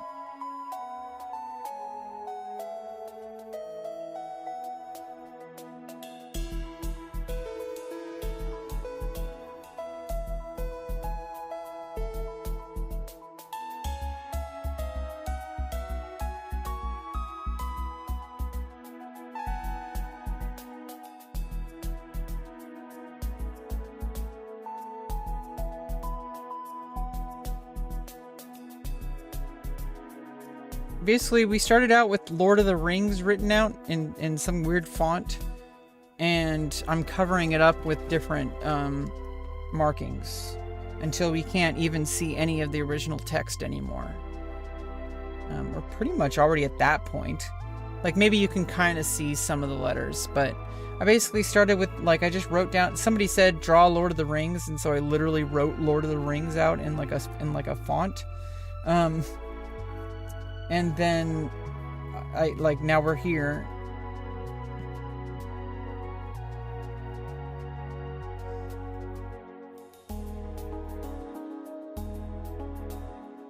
Like, we started out with a font of saying Lord of the Rings. Now we're at something completely different. It's like kind of just like, you know, draw around it kind of thing and implement it into the strokes and stuff like that. This music is really chill. It is. It's gonna change. It's a variety of different music. It's also user voted. You can go to rainwave.cc/OC remix. You can actually vote for the next track.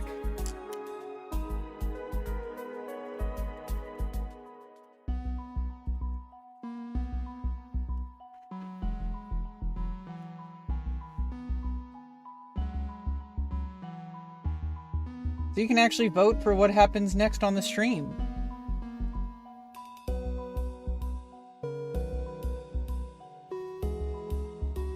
And let me know what you voted for. Oh, let me start a poll in the chat too. Wait, am I able to, how do I start a poll? Oh yeah, there it is.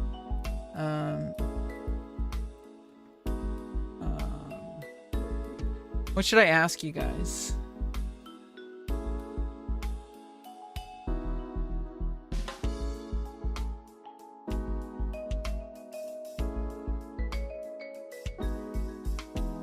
Okay, Gundam or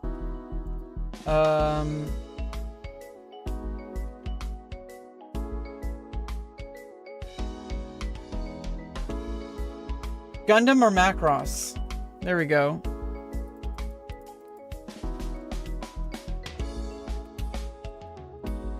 Gundam or Macross? Let's go.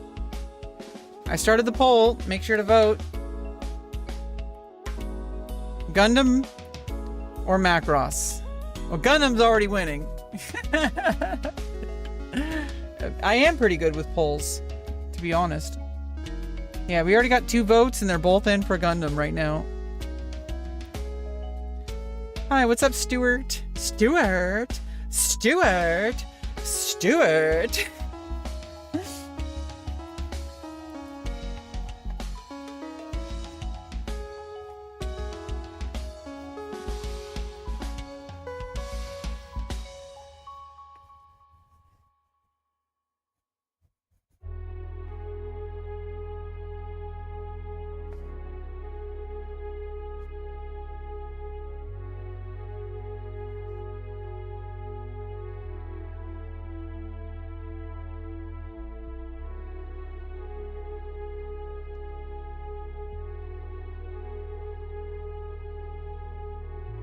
Well, there's 2 different types of, like, kind of old school anime. There was the Gundam series. It's like a mobile suit Gundam, right? Like, so mech suits. And now that you see it, it does kind of look like a Gundam. Like almost like an organic kind of Gundam with like different like bone or something like that. Kind of does look like a almost like this is like some kind of like organic Gundam. That would be cool. It's basically a mobile suit or like a mech, like a humanoid mech. Macross was a bit different. Macross was more like military survival in outer space. That, you know, like there was a, you know, like it was more like, it wasn't like mobile suit. It was like a ship that could like transform into different things. And it was more like military. I mean, they were both military based animes. Macross was like a series of different animes, and so, you know, but in the dub, it was all consolidated into a single show. But they were actually different animes. But when it came to America, like in the English dub for Macross, they just called it Robotech. They called it Robotech, and it was really good. It was one of my favorite animes. Gundam is a modern transformer. No, Gundam's not pretty modern. They're both like from like the 80s or something. And there was like Macross Plus, which was like a more modern anime in the Macross universe. Gundam had a whole bunch of different iterations. Gundam Wing is the one that everybody like was in love with. I think everybody's I'm pretty sure most people's favorite Gundam is probably Gundam Wing. Like that's the only one I really knew about. There was other ones. There was like Mobile Suit Gundam, like the original. There was also like one that was like Team like 00 or something like that. What was it called? Very knowledgeable? No, I'm just a nerd. Full-blown Gundam in Japan, 4-story. Oh my god. Like an actual like Gundam. Like life size, or I guess life size is like, because it's a fictional cartoon, and how can it be life size? But I mean to scale, to like what it's supposed to be like in the universe of the story.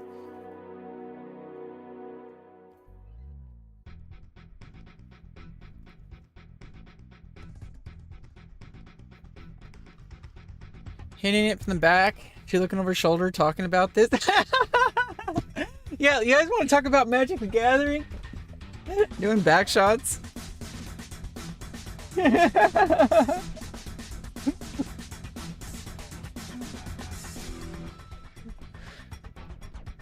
Oh, they're really, yeah, they're cool action. Yeah, there's a whole like toy line of like action figures. Yeah, Mobile Suit Gundam, Macross. Oh, Gundam's winning by a long shot. We got 13 votes, only 15% Macross, 85% Gundam. We'll see where it goes by the end of the stream.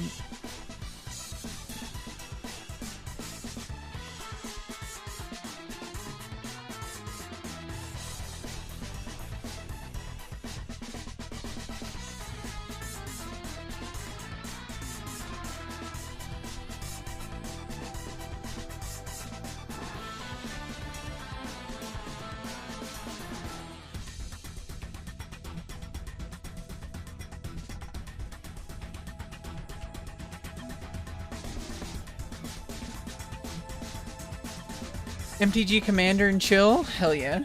Take my Eldrazi.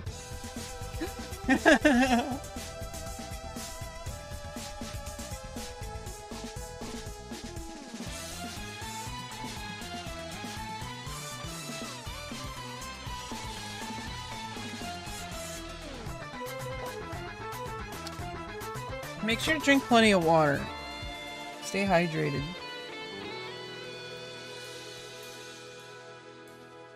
You know, I kind of like it when I do little doodles like this. Like, this is pretty cool. I don't know, like, this almost looks like it's for some reason it looks like a violin, like right over here. Like, I don't know what it is.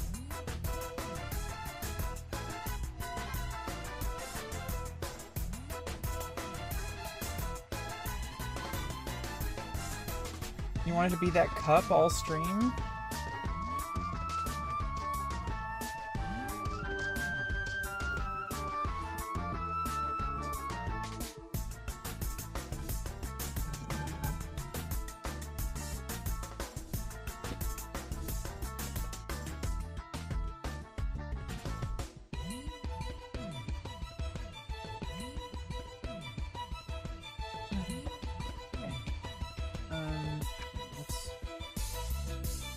Go back to this one. I like this grip. Like, the different grips kind of give me like different ideas. Like,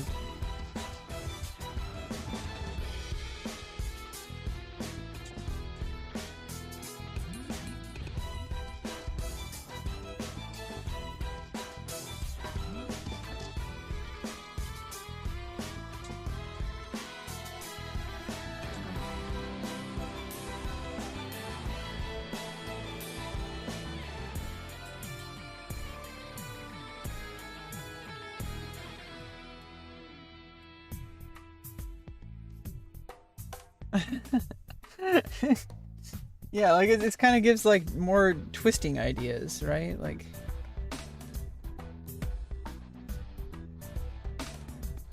face is hella masculine. Your face is hella banned. What's your problem, bro?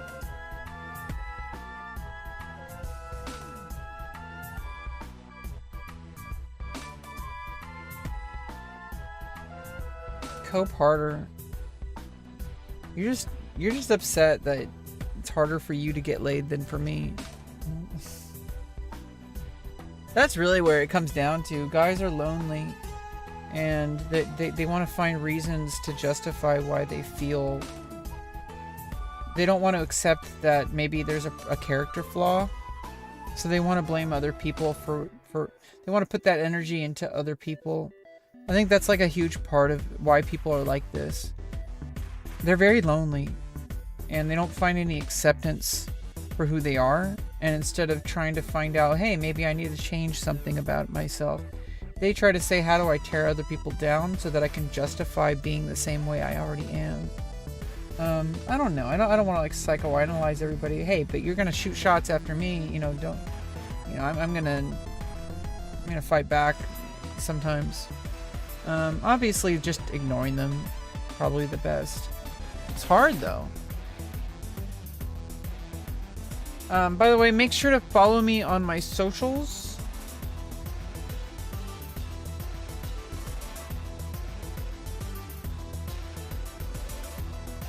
Thanks for subscribing to my channel. I try to go live pretty regularly.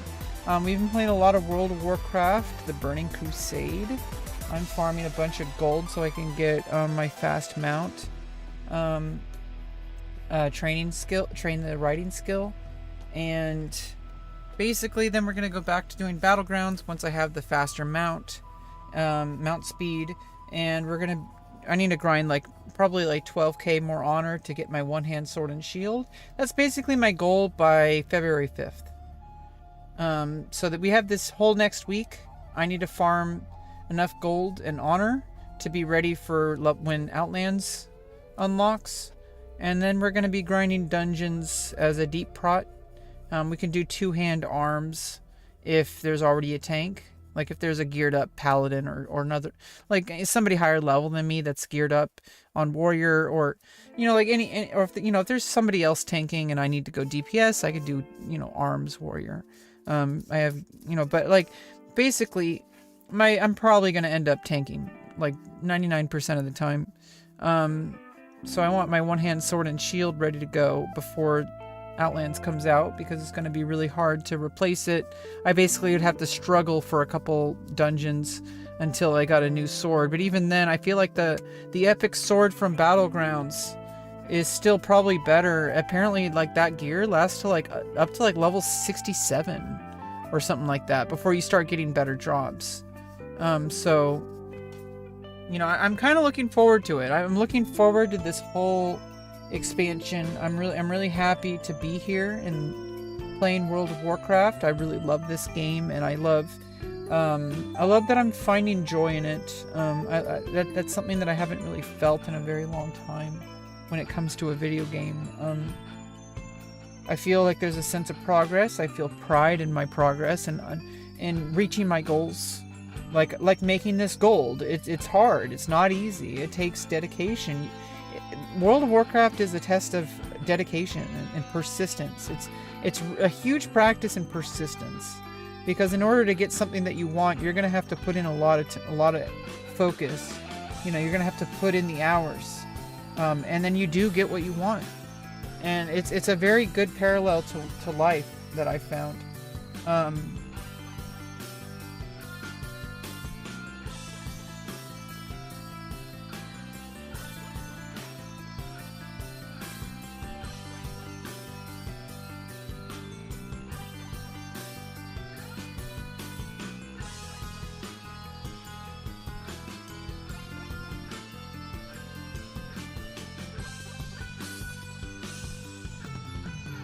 And it almost looks like this is some kind of arm weapon of some sort, like a big giant convertible circular sword thing arm that turns into a weapon over here. This could be some kind of Gundam thing.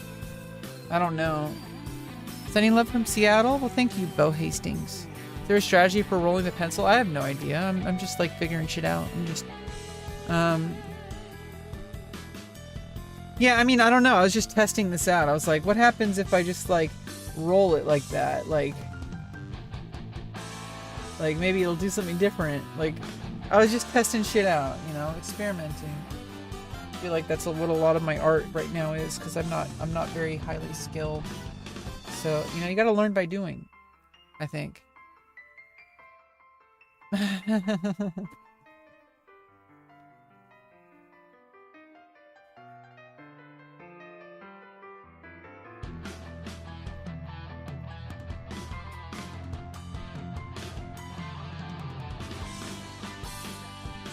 Oh, hey, Will.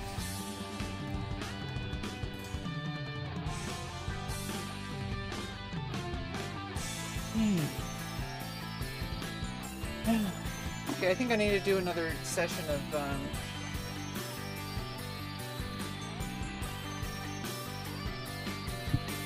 need to do some more step-ups again. Another 5 minutes of this.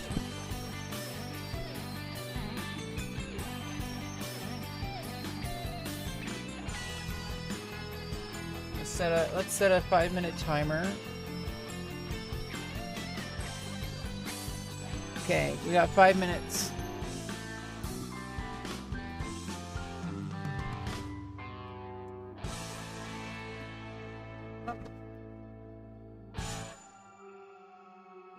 Don't want anything flopping around.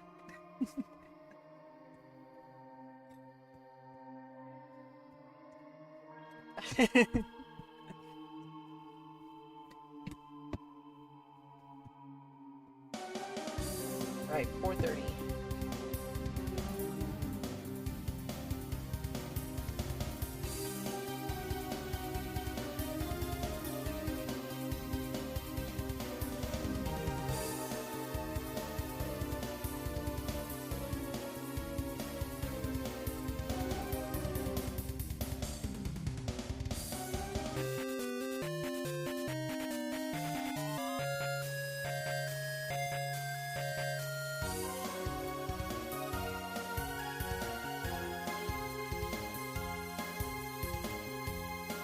I'm glad you got your dogs, James.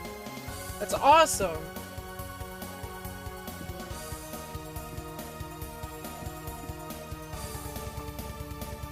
Oh yeah, I'm glad that you like my vibes. Yeah, thanks for being here on the stream. You can totally have it in the background. Ah.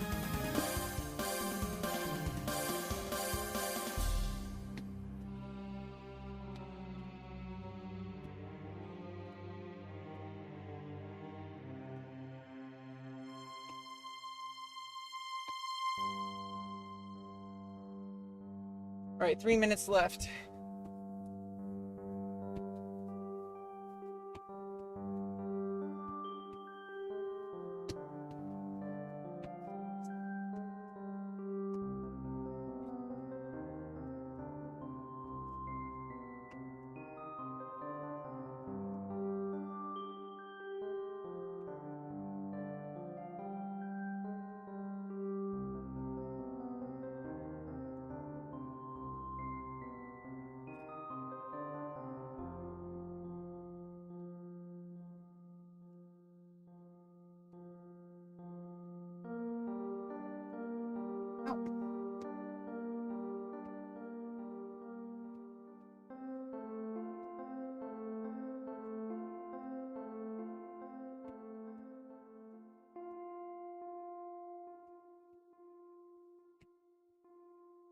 $2:15 remaining.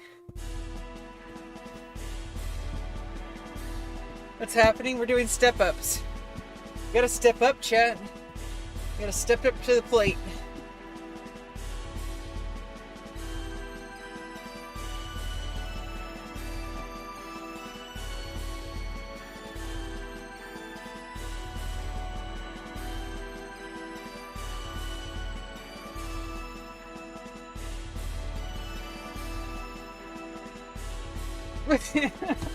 It kind of looks silly on the stream.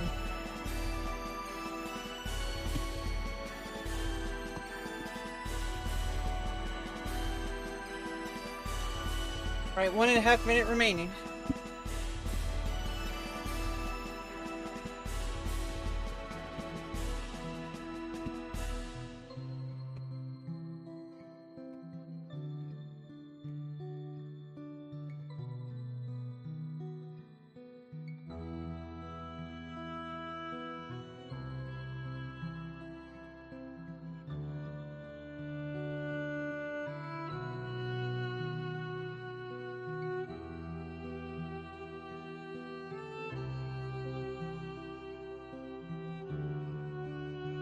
Ooh.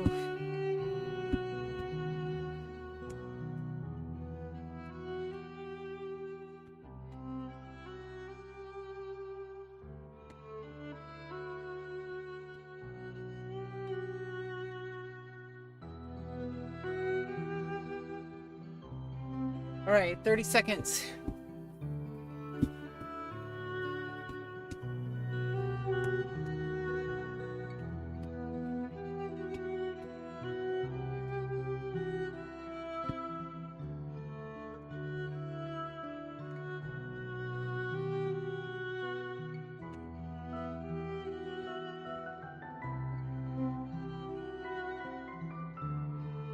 Four, three, two, one. All right, we did it. 5 minutes. We did 5 minutes. Let's go. All right, Gundam 72% to 28% 25 votes so far.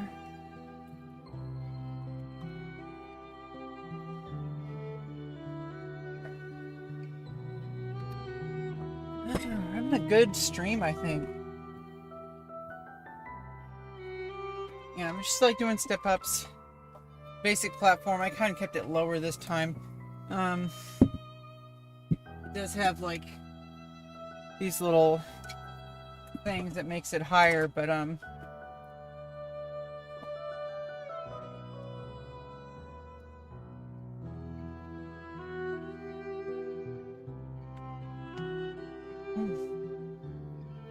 okay.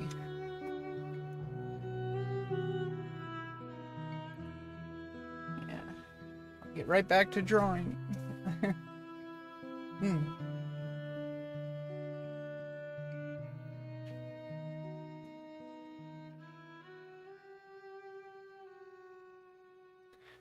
What's up, Tristan? How you doing? What's happening? LOL. Raja Ganesh. What's up? More jumping, faster. Brad and Boji. Take the padding. I mean,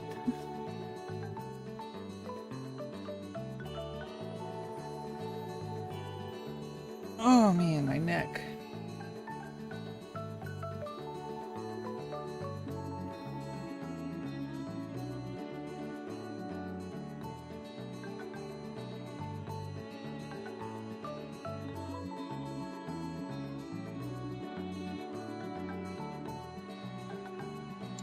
Hey, Rebecca. What's up, Cynic?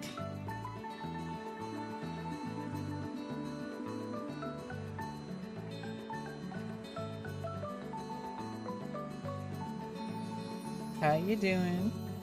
I'm sketching whatever this is. I have no idea what I'm sketching. We're just sketching. We're just seeing what happens. It's a journey, just like life. I don't really know what the finish line always looks like.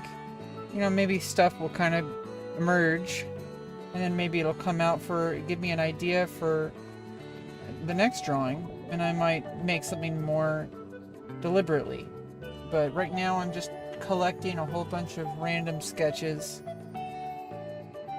and I want to have a collection of sketches that kind of just get ideas started, and then once I have a firmer idea of what it is I want to draw, I'm gonna go from there. But for now, I think I just need to do volume. Like, just get as much stuff out and started, just get it sketched out, rough, you know, just get the ideas on the page, and then over time, I'm gonna have a better idea of what it is that I want. But right now, I don't really know that. I don't really know what that is. So I'm gonna kind of just not try to force it, just try to say, hey, this is the part of the process where I don't really know what I want yet. And that's okay. I'm not going to just stop drawing just because I don't know what to draw. I'm just going to do it. I'm going to stop putting limitations in front of myself, which is what I did in the past. I just said, oh, if I don't know what to draw, you know, like, I should just not even try. I'm just making marks on the page. Like, no, it's important to make marks on the page. That's exactly what drawing is. You can't make deliberate marks if you can't make marks. So you gotta be able to make marks first. If you can't even make marks, then that's like the bare minimum of entry. So you need to start where you are. So where I'm at right now is I'm just trying to make marks on the page. Not really trying to make anything right now, and that's okay. We're just seeing what happens. Stuff will emerge, ideas will form. That's part of the process. Looks like an armored bridge, giant yeah, I like stuff that are like big giant monsters, like big mechs, and like I like stuff like that. I mean, I know I kind of do have an idea of what I want to draw, but I mean more like literally, like what marks do I make to make that happen? I kind of do it on accident. So right now, my job isn't really to like try harder to make things deliberately. I think right now it's a symptom of a problem of I just need to do more. I need to learn by doing. And the more I do it, the more easier it is going to be to like, okay, I want to make a giant sitting on top of going through a bridge.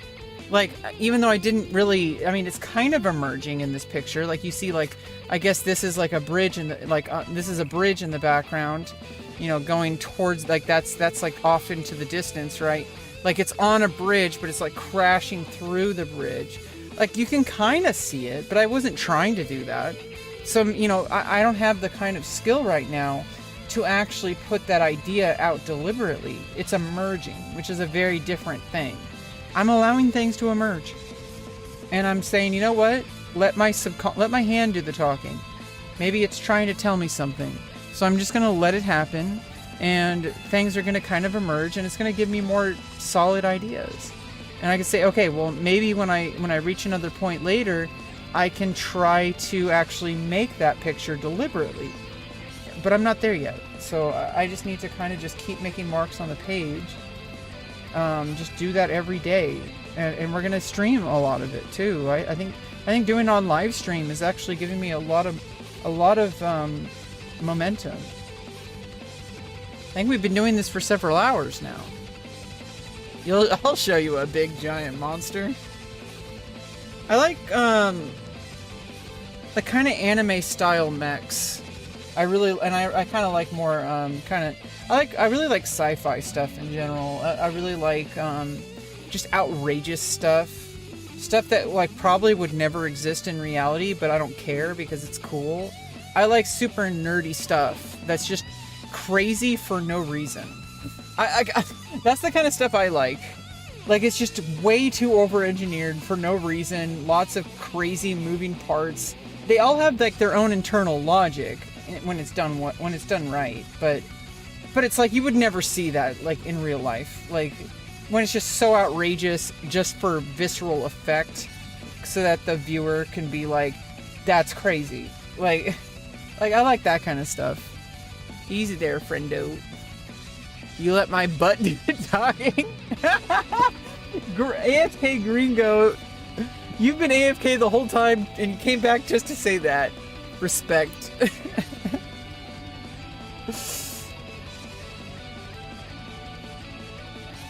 LA's getting hectic. I don't know about that. Let's leave politics and stuff out of the chat.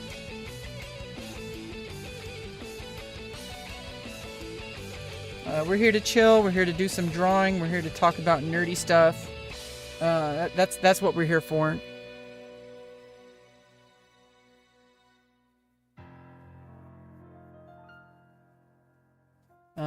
You know, maybe do drawing, which is what I'm doing right now. If you want, you can draw with me. It's fine.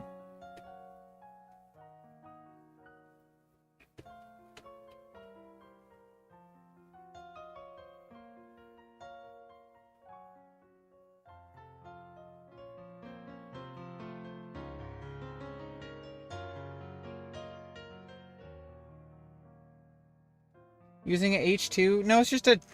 Yeah, I mean, it's just a... it's an HB2. Yeah, it's just Ticonderoga, you know? Cheapest ass pencil you can possibly get, you know? I think Ticonderogas are really high quality, like, to be honest. You know, like, it's just a solid workhorse of a pencil. They sharpen really evenly. The erasers are pretty good. Like, I think Ticonderoga is probably, if you want a budget pencil that's actually good, I think Ticonderoga is the choice to make. It's always been my favorite #2 pencil, like, you know, basic, you know, yellow pencil, right? I'm not really quite ready for artist pencils. They're too expensive. We need to burn through a ton of cheap ass bullshit.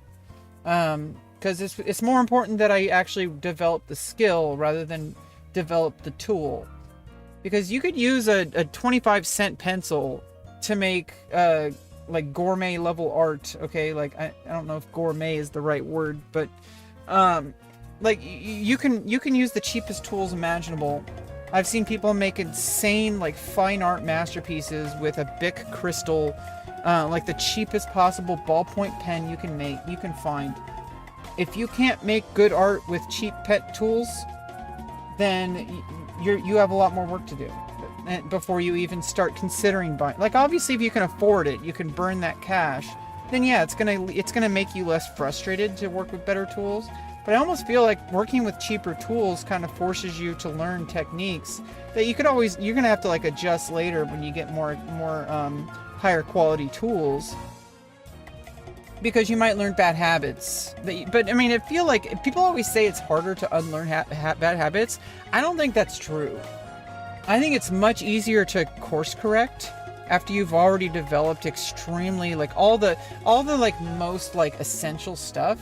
If you learn those on the cheapest possible tools first, and then you'll just have to adjust when you get better tools.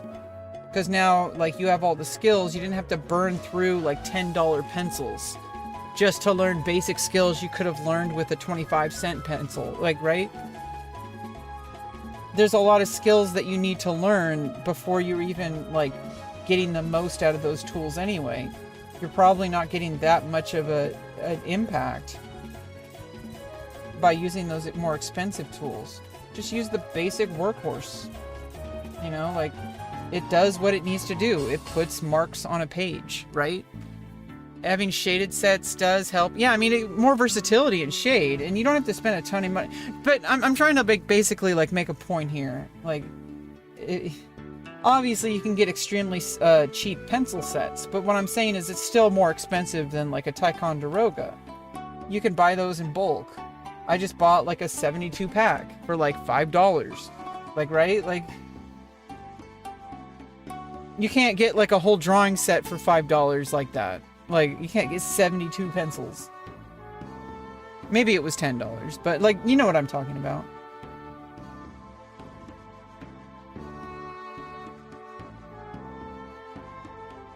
I was basically trying to make a point. Like, it's, you know, like, people will spend like hundreds of dollars. Like, same with music.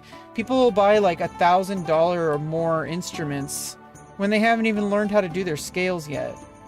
Obviously, if you have unending money, you have an endless budget, you can just buy the most highest quality expensive stuff you can possibly find. And you did enough research, like you asked a professional musician, like, hey, money's no object, what do I get as my first instrument? You know, if money's no object, you're obviously going to want to get a professional level tool. But most people don't have that kind of disposable income. Obviously, if you have the money, a tool is the easiest fix you can do. But it's not going to replace skill that you can learn on a cheap plastic instrument. Like, you can get a clarinet for like under $100. That's what I did when I started clarinet. And then eventually I trained for like a year or two, in college. And then I ended up getting I think after the first year, like the first year I ended up getting I upgraded the plastic one into like a wooden one, but it was still like it was not a very high quality wooden clarinet, but it was still higher quality than a plastic clarinet. But then, after like 2 years, and I started doing private lessons, my teacher sold me a $700 clarinet. He was going to sell it for $900, but he sold it to me for $700. And then I had already developed all the skills necessary to actually get the most out of that upgrade. So like, I had a cheaper instrument. I didn't wait to have a better clarinet to start practicing. Like, I started practicing on a $70 plastic clarinet that had like a chip in part of it. Like, it was garbage, but it doesn't matter because you're not really able to even differentiate between professional quality and garbage when you're just starting. And I got to college level within like a semester, because I've been a musician my whole life. So I learned clarinet for the first time when I was in college. I was like, I think 26, it would have been 2015. I'm 38 now, so 10 years ago I was 28, so I was like 27. And I spent 3 years in the music program, and I got to upper college level. I was in like statewide college honor bands.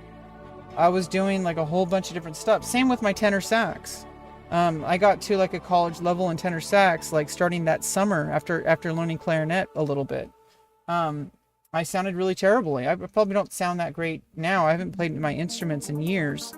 I haven't really felt that connection with music in a while.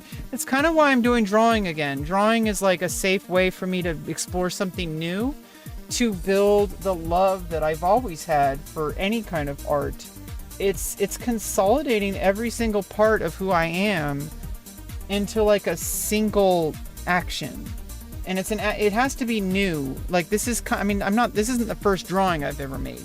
But this is a new effort that I'm making to actually put time into this skill.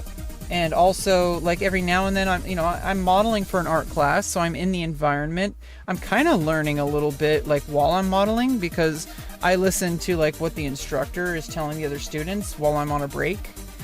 So like I'm in the environment where I'm like thinking about art and I'm learning about art. I'm kind of riding that wave like while I'm doing a job, right? So like I'm modeling, but I'm not just modeling. I'm actually learning art too. I'm learning how to think like an artist, and that'll make me a better model, which will make me a better artist, which will make me like it's feeding on itself. Paintbrushes, man. Yeah, I mean, obviously, if you have cheap, you can tell the difference, but not if you're a beginner. If you're a beginner, you're not. I mean, you might tell the difference, but like, I don't have the kind of money to buy extremely professional quality tools. Like, yeah, maybe eventually. Like, this is the idea I was trying to say. Like, I had a $70 like plastic clarinet, and then I upgraded to like a $150 wooden clarinet, and I got like a professional. I think I ended up getting like a $200 mouthpiece. The mouthpiece you can put on any instrument, so it was worth my investment, right? You get a better mouthpiece, and that means that if you get a new clarinet, you just put the mouthpiece on the new clarinet. And so I got the new mouthpiece, and I got the ligature. I got like a $150 professional ligature, which is a second. The main parts of your sound in a clarinet, the priority is mouthpiece, reed, ligature.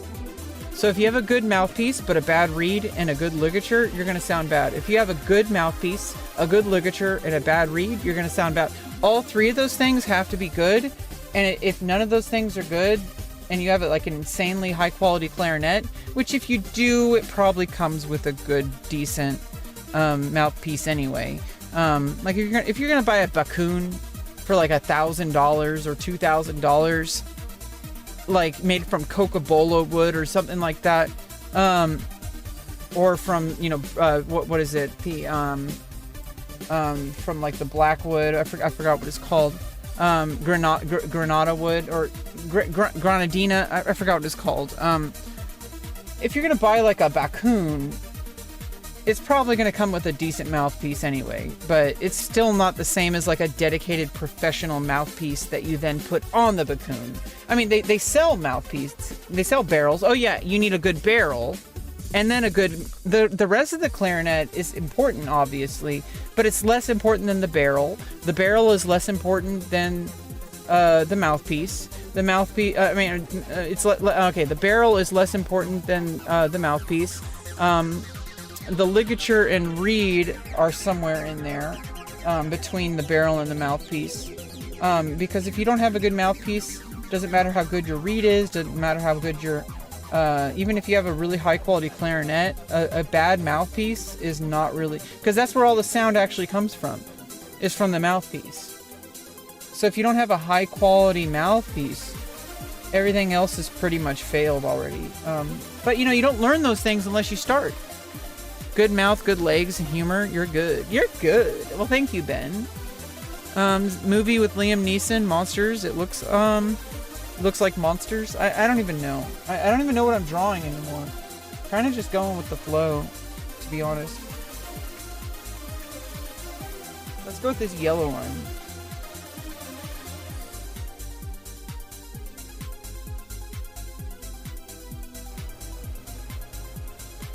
Hey, what's up, Max? Maxie?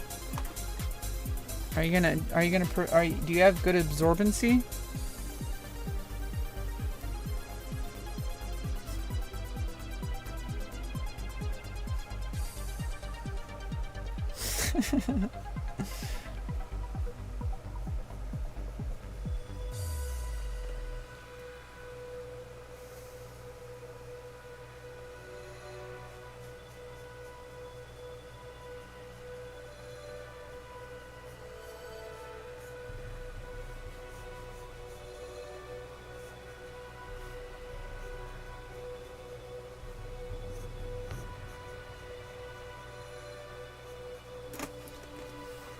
Messed up mouthpieces being played in a clarinet. It sounds darn. Yeah, I mean, obviously, if you have a good enough clarinet, obviously, but it's almost like it doesn't even really matter though.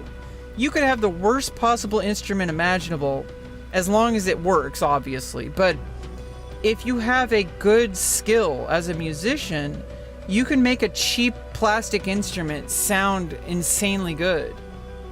As long as it has like decent construction, where, you know, because the material quality is the only real difference once the you know, the physics of it is solved, right? Like, you can have the same construction on two different materials, and you're, you know, for the most part, the core is like the actual physics of like the hole boring, like the like how like the actual physics of it is really what makes the sound, you know. And from your mouth, like the sound doesn't come from the instrument, it comes from you.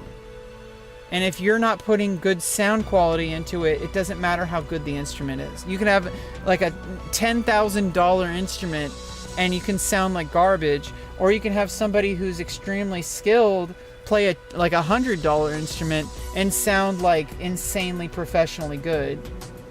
Your mouth is what's making your breath control, like your mouth, the way you hold your mouth shape with your tongue, and the way you let the air come out.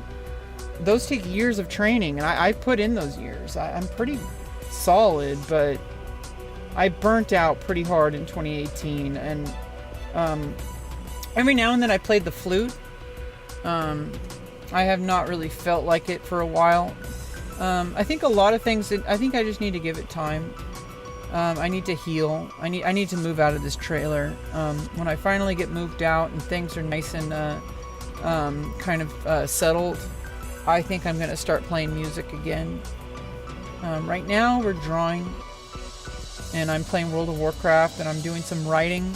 You know, like I showed you my fountain pens already earlier. Like I do a lot of writing. So I got some really good high quality fountain pens and ink.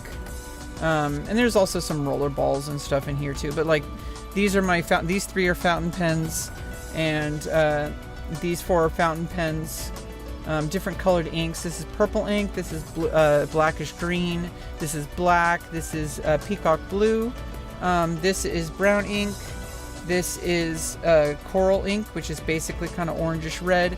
This one's the reservoir is broken, but the nib and feed still work.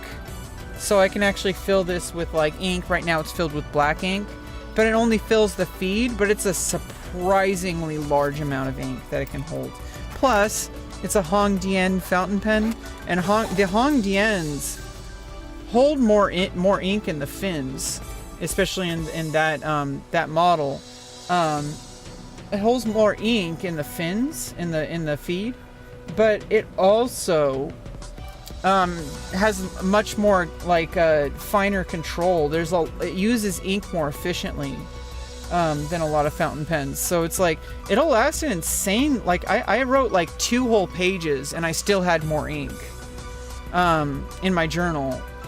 So yeah, I journal a lot, I write a lot, I'm working on my novel, and all this stuff is still kind of hard with my current... things are getting harder. I'm not going to sugarcoat it. Things are getting harder and harder every day living in this situation, and I'm finally getting some movement forward. It's not exactly... I don't know exactly when things are going to happen, but I know things are happening. I have people with an agency that are looking for a mentor home for me in an FHA, and they're looking for a match for a host, and I'm gonna have a room for rent with an approved trained individual who has been vetted and trained with resources that they also have in addition to that. I have a developmental disorder, and I need a very controlled, not super controlled, but I'm pretty independent, but I need a healthier environment. Everything that I love about myself, like about the things that I love doing, like right now we're doing art. Imagine if I had more art space. Imagine if I had a more organized desk. Imagine if I had more freedom instead of just a tiny little room and a tiny desk.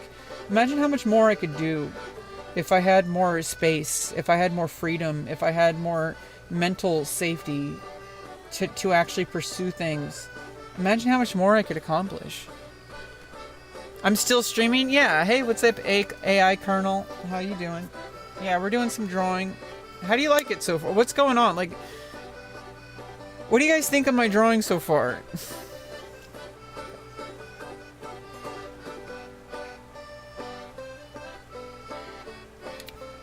Oh yeah, Jake. Yeah, I mean, I play guitar. I played which also, I played some bass. I play guitar. When I was going to college, I was, I still haven't actually finished my degree. I need I need jazz history to get my jazz studies degree, but also it also applies for my music performance degree because you need to take a history class, but I also need to take a science class. I just need to take jazz history and some kind of science class. So either, what do they call it? Planetology, like planetarium or whatever, or take biology, and I would get my degree. I literally have 2 classes I need to take, and I would have 2 degrees. Isn't that insane? My name is Coffee. What? You like the pencil gripper? Yeah, I got a couple of different pencil grippers and stuff today. Yeah, I got these ones are fun. Like these ones, these bigger ones. Those ones are fun. I also got kind of standard grip. I also got these stuck. Not stuck, but I can't get it. Okay. I also got these egg type grips. Let me sharpen this first, because it's a little harder to sharpen them once I put that on. Yeah, I also got these egg grips, which are kind of interesting. They all have their own uniqueness to it. There we go. Yeah, this one's a little interesting. It's a little easier to grip, so it's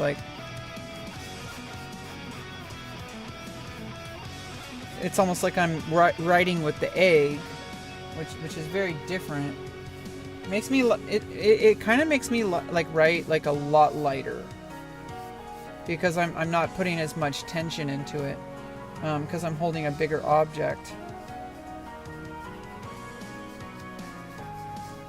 So it's I can kind of mimic different stroke pressure with that. But yeah, this one's just standard grip. I like these. These are this is my favorite one. This one's all twisty. It doesn't bother you. Yeah, I mean it's I just got it. I'm still adjusting, but I kind of like it for what it is, right? It does what it do. And I summon Pot of Greed. And after that, I summon another Pot of Greed. And then I summon Pot of Greed. Yeah, I like these ones. These are fun. They're almost like dragon scales of they're all a little different. It came in a pack. They're all a little different. I like them.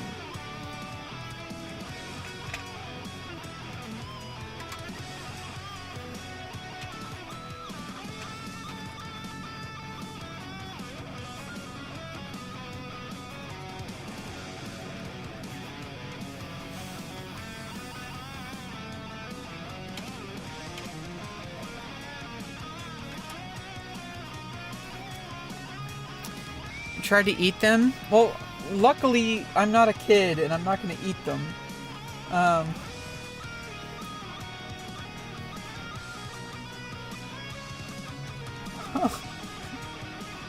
Maybe I'll try to eat them.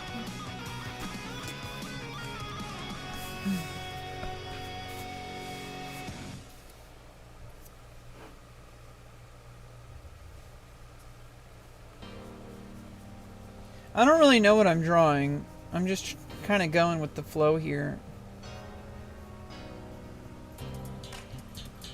Music is giving you Dynasty Warrior vibes? Maybe it was Dynasty Warriors. It could have been. It is video game remixes from OC Remix. It's on rainwave.cc/OC Remix. They play video game remixes by users in the community. They're all it's approved music that has to be manually approved. People who are just everyday members of the community who upload, submit their tracks. They upload new tracks every day on OC Remix, on their YouTube channel and such. And rainwave.cc/OC Remix, they have a 24/7 playlist, no ads. You can even vote for the next track.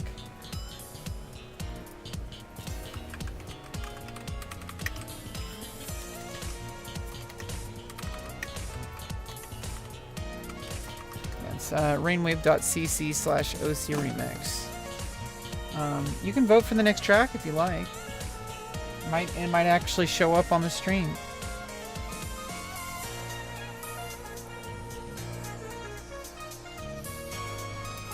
Oh, that's the fun emote.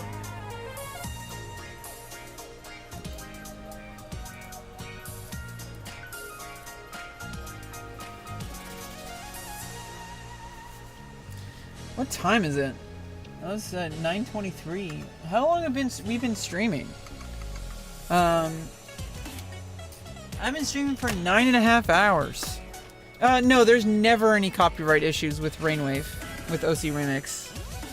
I have never got my Twitch channel muted, ever. I think maybe once. And maybe it was probably even a mistake that it did. I have never, maybe only one time, like in 3 or 4 years, get muted by playing Rainwave. Oh, Twitch maybe shorter. It may have restarted. Sometimes Twitch does that. I don't know why. But I have been. Oh, I think because I at one point, there should be a stream before that. There's a VOD before that. At one point, I disconnected my internet on purpose. I didn't know if I was showing my lock screen, and I didn't want to show my password being typed. I don't think it shows your lock screen when you lock your screen on OBS. I'm pretty sure it just goes black. I'd have to look in the VOD, but I turned off the internet so I could log back in. So on Twitch, when you do that, it ends the stream. On YouTube, if you don't take too long, the stream will just continue. YouTube is a little bit more robust when it comes to that. It doesn't end the stream. It just skips it in the VOD. It would just have been paused, frozen for the couple of minutes that it was off, but then in the VOD it'll just skip straight past. It'll actually just skip it. And it'll it's actually kind of cool. On Twitch, if you keep getting disconnected, it makes a whole bunch of new VODs. On YouTube, you get one VOD that's broken up with interruptions, but at least it's one VOD. So it's kind of nicer. You don't have to constantly be going live, disconnected, going live, disconnect. You have to hit refresh. On YouTube, it just comes back. So it's actually kind of nice. 6:24 in the morning, Maxie? Oh my god, you just woke up? Oh my god. Oh my god. Oh my god.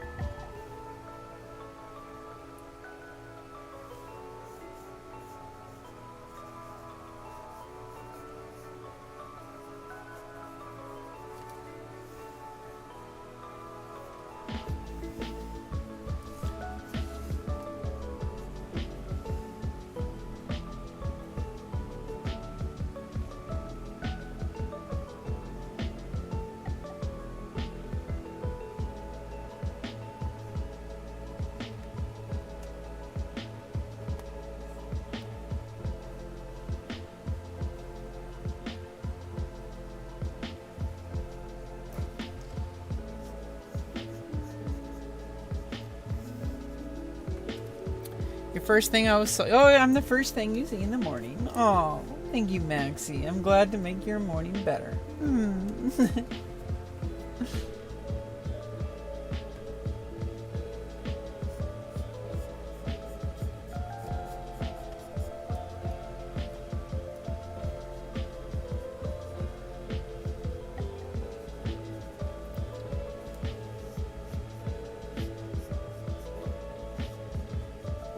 We haven't even erased anything. I try not to erase. I try to treat pencil like it's a pen. I try to avoid erasing at all costs, just like with pen. Where's my other one? I have some white gel pens. I think I put them all in the cases. That's a black rollerball pen. Yeah, I think all my white gel pens are in these pencil cases. I actually have white gel pens that if I want to erase something emergency, like I could, you know, but it's not ideal. I try to avoid erasing even with pencil. Now if I want to make erasing a part of the drawing, because, you know, erasing changes the dynamic of the drawing, you know, with pencil and such. Sometimes that's a technique. Like, erasing is part of the technique. But I do, for the most part, try to treat everything as permanent. I'm trying to make it so that I'm not going to erase it, if at all possible. But, you know, especially since we're just sketching. If I was making, like, something that was, like, a finished product, you know, obviously erasing, or if it was like part of the technique, like if it was actually part of the technique.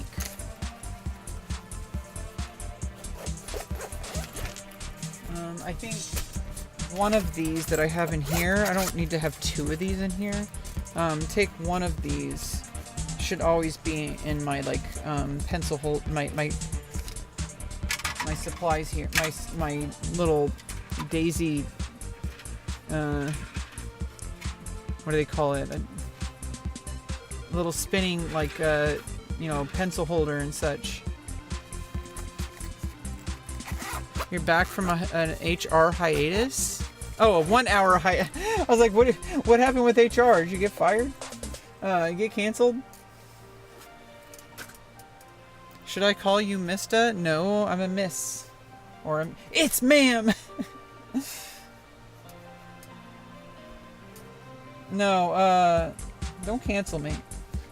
Please. Please don't cancel me. I worked really hard to get to where I am in life. Please don't cancel me. I deserve better than that, I think. I think I've earned a little bit of leeway. I try not to be, like, super edgy. So please don't cancel me for having a sense of humor. I know there might be people out in the community that don't like me making certain types of jokes. I'm sorry, I am a trans woman. I went through multiple surgeries. Not that that makes it okay. I don't think I'm making super edgy jokes. I think I'm allowed to have fun and make slight, you know, jokes about things that are definitely serious, but I think isn't that what comedians do? They take serious topics and they bring levity to it.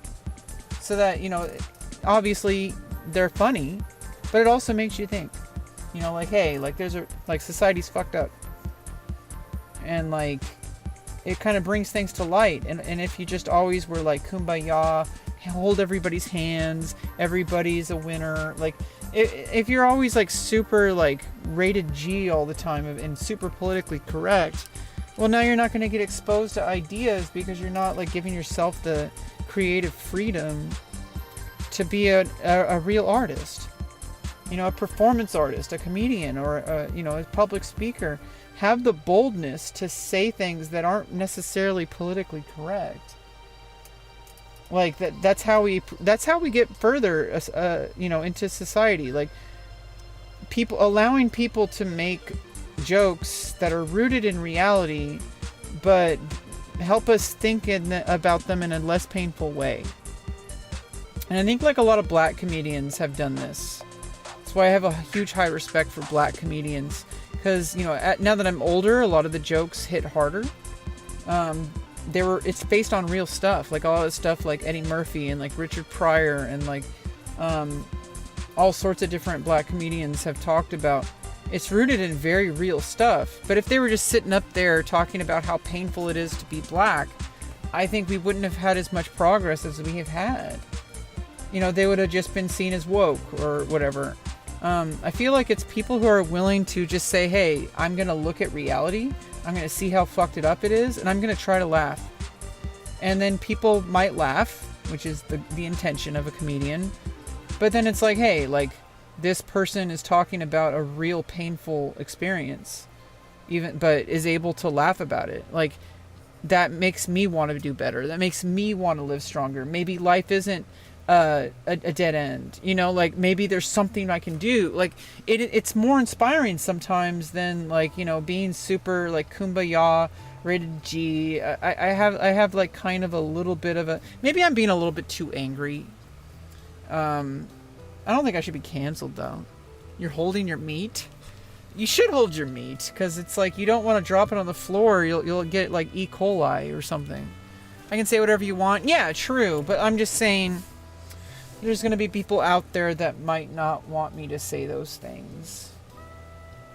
And I'm like, I encourage them to kind of like lighten up. Like maybe learn how to laugh. It doesn't mean I'm trying to advocate for like really terrible, hateful things. I'm actually just kind of pointing things out. And maybe I'm not the best comedian. Maybe my delivery isn't that great, but I'm not going to be afraid to say something just because I'm worried that I'm going to get canceled. There are certain things, obviously, that are a little too pushing the envelope for me, especially since I'm in a very precocious, I think is the right, I'm in a very, like, precarious, like, you know, career and living situation. But my living situation is going to change even if I did get canceled. So, but I don't want to like lose my career options. I don't think that's going to be happening either. I think there's always going to be people who are like, hey, like they shouldn't have canceled you. I'm going to work with you because I don't think that you should have been canceled. Right? There's always going to be people who are going to want to work with me even more because I was willing to say something that got me canceled, right? Like, so I might say stuff that might be offensive to some people in the queer community. I apologize, but I'm not gonna censor myself. I'm gonna say whatever's on my goddamn mind. And sometimes I think things could be better in the queer community. I feel like, you know, we kind of get locked in, and this is one of the fears that I had before I transitioned. I was like, if I transition, am I going to turn into a queer person? Am I going to turn into a drag queen? You know, is that going to be my entire personality? I was like worried about a lot of stuff when I was younger. It's actually part of why I went back in the closet, because I'm like, well, I don't want to be like LGBT, right? I just wanted to be a person, and I just wanted my surgeries. Now, I love LGBT, like, queer people in that community. I am a part of that community, and I love them. However, if you're going to get offended by something I have to say, well, maybe my content isn't for you. Maybe it's for everybody. Because I think that everybody should... I believe in a world where we're not just isolating ourselves in our little bubbles. Where everybody can come together and, like... Our differences make us stronger, not weaker. And I think that like there's a way to do that, and we don't really know what that is yet, but I feel like that should be our goal. And there are people in the queer community who don't like that I have certain opinions, probably. I don't really know, like I haven't really had that experience so far. I've never had anybody truly cancel me for something I said. I had somebody who was mad about something I said, but they didn't even understand what I said in the first place. They were just mad that I said something. They thought I was like pro-immigrant, like ICE. And I'm like, do you know me? Like, are you serious? Do you think I'm like, think that all this like extreme violence that's happening is like good? This is a bad topic to get into. I don't want to bring the topic there, but I'm basically trying to say that, like, I constantly am worried that I'm going to get canceled by the queer community. And I'm a trans person. I don't have a choice. A lot of times I get canceled by non-queer people just for existing. So I kind of... But I don't want to sacrifice my integrity just to be accepted. And sometimes people in the queer community are a little bit too hard to please. I haven't really had this issue with people I met in real life. I just want to make things clear. In real life, I've met really nice people and very open-minded people. People who are like very, very willing to just be a normal person. People in the real life queer community, I'm not talking about that. I'm talking about people on social media. I have not met many trans people on social media that I would actually want to spend time with. I know that might be a hot take. There are some people that I have met online that I would never want to be in a room with. And them being trans does not excuse poor behavior. There are some people who are actually transphobic that I'd actually be okay with hanging out with. Like, I know that's like, I mean, I wouldn't, obviously not if they were harassing me, but it's probably because that person probably wouldn't harass me. They would have their opinions. They're entitled to their opinions, but I think they would treat me with respect. I would rather somebody who doesn't accept me for who I am, but at least treats me with respect, because that's at least a starting, that's somewhere to start, right? If somebody doesn't treat you with respect, how are you supposed to have a conversation? And how are minds supposed to evolve? And it's not about trying to change people, I don't think. I think it's just trying to meet people where they're at. And I think somebody who's respectful is much easier to talk to than somebody who's just shouting all the time, canceling you for just saying certain words that are like not even like that bad sometimes. Like, obviously there's certain things that are just, okay, that's like, you're clearly saying like, bigoted, language. Like, I don't like using bigoted language. That's not what I'm talking about. It's like they police every single thing you say. And it's like, how can we even have a discussion if every time I open my mouth, I have to go through a filter of purity testing? And like I can't even think right because I'm trying not to get canceled. I got sick and tired of it. And now I'm just going to be myself. Especially since I already got my surgeries. I already kind of won. So now but that's how bad it was. I was feeling like it was possible that I would even have my surgery taken away just for having opinions on the internet. That's how bad. I knew it wasn't true. Obviously, they're not going to take away my surgery because I said something that the trans community doesn't like. Okay, but I was constantly worried. It felt terrifying. I was worried that if I said the wrong thing, I would be denied medical treatment. That's how bad it was. Wiener. A Pokemon covered in shadow. There is like kind of a face. I see this face right here. I need to make that face like more prominent. It's like a very shadowy face. Right? Like there's a face right here. Like those are like big eyebrows or something. But it's like definitely like in shadow.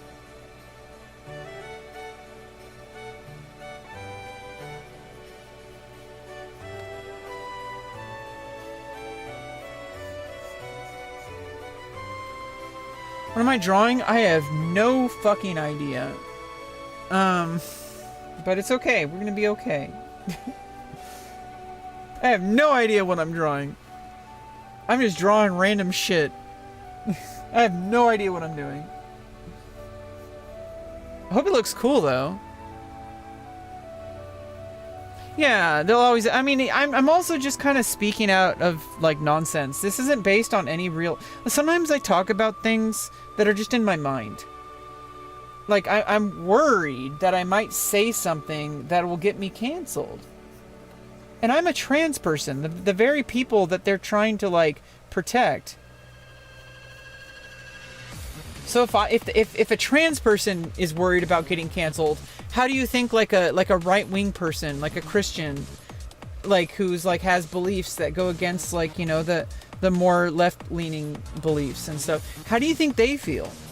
They feel like they're going to lose their job every time they open their mouth because they feel like, that how is that going to create a better world?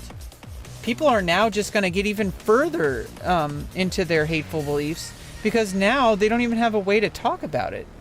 If maybe if you allowed them to talk about it, they might realize that they have hateful beliefs. Because they're going to hear the words coming out of their own mouth and be like, oh, I sound like a Nazi. They're like, what the fuck? I don't want to be like that anymore. And don't freak out. You're human. We're not perfect. We make mistakes. I've made mistakes. If I don't want to get canceled, why would I want to cancel someone else? You know? Because if I cancel someone else, I could just as easily be canceled.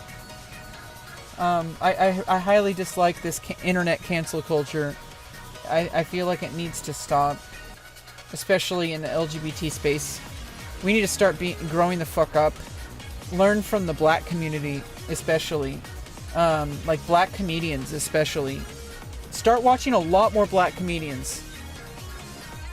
People who aren't woke. Like people who are like willing to say shit because it's funny or because it's impactful.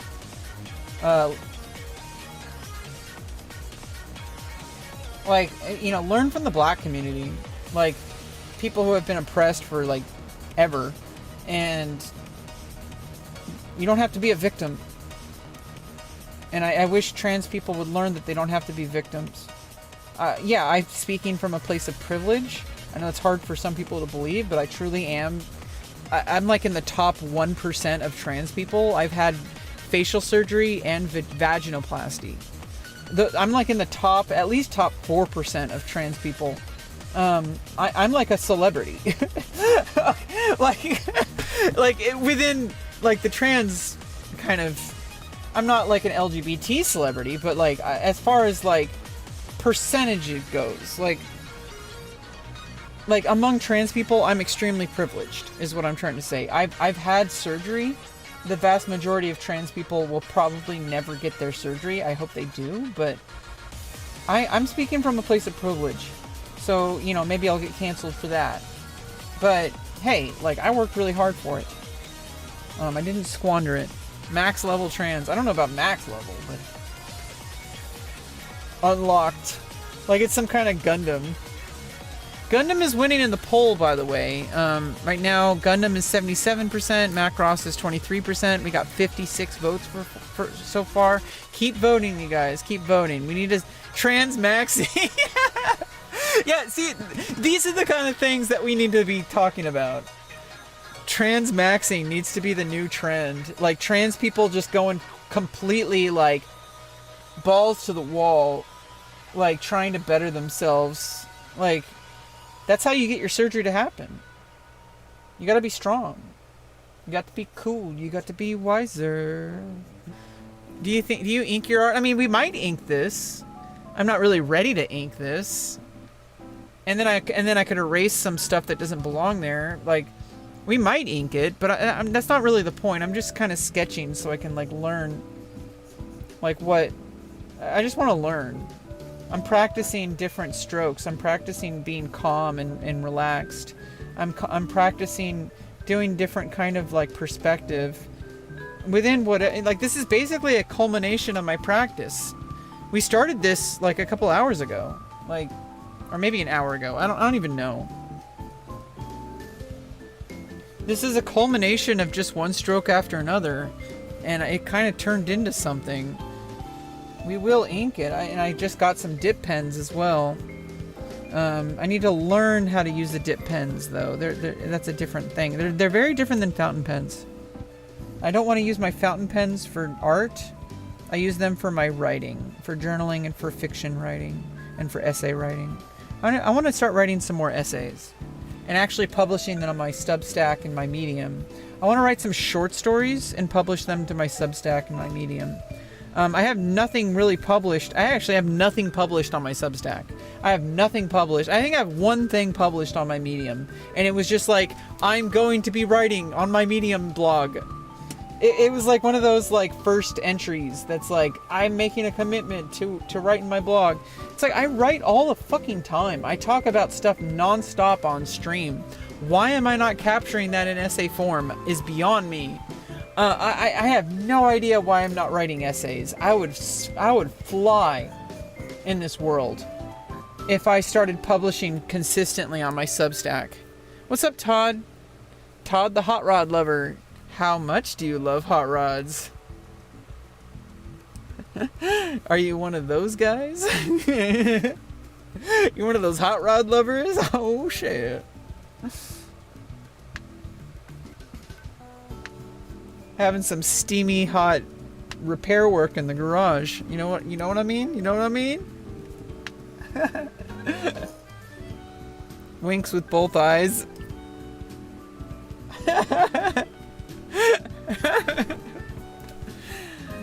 Charity start at home, do your thing. Exactly. I gotta start somewhere, right? My movement isn't so great. Like, you know, there's always things I could be doing better, but you gotta start somewhere. And I'm not gonna just wait until a perfect moment to start drawing. I'm just gonna do it. Storyboard a draw. Yeah, I mean, we're just drawing randomly. I just started drawing again, like, this week. Like, literally this week, I started drawing again. It's only been, like, a couple days. Like, maybe 4 days that I've been drawing again. And now we got, like, a whole, like, path forward. Like, pencils, ballpoint pens. I got some dip pens with some... And I have really got... I mean, it came with some, like, kind of cheap ink. But I have some high-quality... It's actually fountain pen ink, water, like non-carbon water ink, water-based ink, but it's really good ink. It works really well in my fountain pens, but I need to learn how to use the dip pen properly. Dip pen and the different pen nibs, different strengths and different size. But, you know, I want to learn how to use my dip pen for art. Very different than using a fountain pen. Like, not too different, but the fact that I have to actually, like, plan the ink. Like, I have to actually know ahead of time, like, what I'm going to be doing, which is actually part of the what makes it so useful.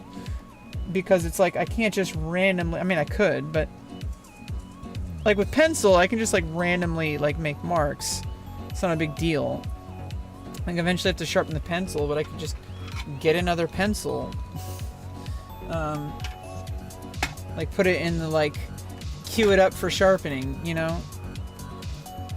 Now I got like a, you know, a spinning like kind of partition like thing, so it's like I can keep my pencils that need to be sharpened separate from the pencils that are ready. Like, there's all sorts of different things. Ply the pen. Yeah, there's all sorts of different things I need to learn about the dip pen and stuff. So it's like, you know, we're gonna learn by doing, but, you know, there's a lot I can do on pencil. There's a lot I can do in ballpoint. And those are much cheaper and easier to use, I think, like, because it's not as messy. Like, with inks, you're gonna get your hands dirty. That's already a given. But you don't, you know, you can probably do it without getting your hands dirty if you are practiced enough. But learning it, I'm definitely gonna get really messy using the dip pen. And it's just, you know, you can spill stuff. Like, I accidentally splotched acrylic paint earlier when I was trying to use my acrylic brushes. I splotched it on my monitor, and it's all cleaned up now. And I picked the wrong color. It looked like poop. It was like raw sienna color. We should have used a different color, like blue or something. I don't know why I picked a brown. I don't know what's wrong with me. Why did I think... Ply the pen. Ply the pen. I was not born female, but I am female. I got surgery. Like I was saying, like I'm kind of in the top like 1% of trans people as far as privilege goes. I had services that most trans people will never have, unfortunately, and I hope they do get to have it. I wish every trans person was able to get the resources I had, but you know, I'm not squandering it. I'm living my life, and I don't owe anybody anything. That's the really important part. I don't need to be an activist. I don't need to like give the community back anything. It was mine for the taking, and I took it. Now, that doesn't mean I'm not going to give back to the community. I think I already have in a lot of ways. I talk about this publicly a lot. That brings a lot of awareness to, you know, the trans reality. But like, it's like a lot of people don't really want to hear about trans stuff, including myself. I'm kind of tired of it. I already went through like 5 years of going through transitioning. I don't want to keep talking about it. I don't want to keep living it and reliving it. I mean, I will talk about it when I am able to, but I don't always want to.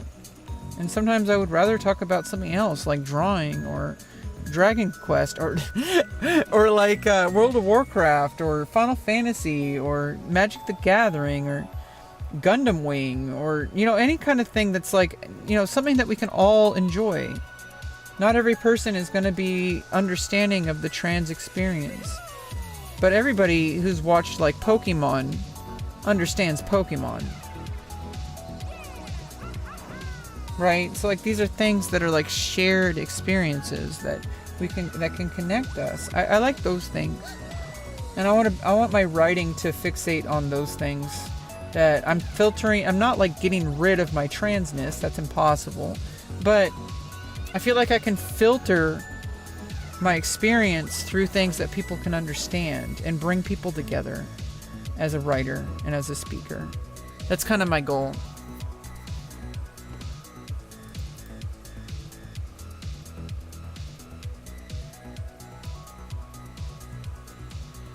Yeah, I'm happy. There's things that need to be better. I'm feeling pretty miserable lately when it comes to my situation, but I'm holding on for dear life. My entire team is continuing to work to make a better life, to help me have a better life. I'm very privileged when it comes to that, but I need the help. I have a developmental disorder. I am permanently disabled. I need this kind of help. It doesn't mean I'm going to need it forever, but now I am very unequipped or ill-equipped to actually get the things I need in this life. And so I need some extra help. And they're giving that help. I earned it. I made it happen. It didn't just happen on its own. It happened because I fought for it. And I need to stop feeling like it's a charity. It's not. These services, I do qualify for them. But the government really does not want people to get these kind of services. I had to fight tooth and nail to make it happen. They do not want to help people. They would rather not spend the money on people. They want you to fight tooth and nail just to get the bare minimum that you need. And unfortunately, that's just how it is. And I instead of crying about it, I did something about it. And now I have these services, and they're going to find me housing. They're helping me with like social skills and other life skills. They're helping me like, they're helping with skills I need to succeed. They're there in a professional capacity in ways that, I can talk to them about things that I don't really want to talk about with my friends. It's not quite therapy, but, I do have a therapist, but we can work on life skills. And like, me and one of my workers for example, are going to be working on budgeting so I can be better with my money management. Everyone is miserable. Yeah, I guess. We're all suffering. Yeah, celebrate the little wins. Like, I drew this today. This did not exist before I started drawing it. This happened. For better or for worse, whatever that actually means. Like, this actually exists now. This drawing exists when it didn't exist before. It all took one little mark with a pencil at a time. Okay? You can think about it however you like. It may not be that good. It might, not really make any sense. But it exists. And, food, water, shelter, medical care, end-of-life care. Yeah, they're all human rights. Exactly. Anyway, I'm actually going to head out. I think I really enjoyed this stream today.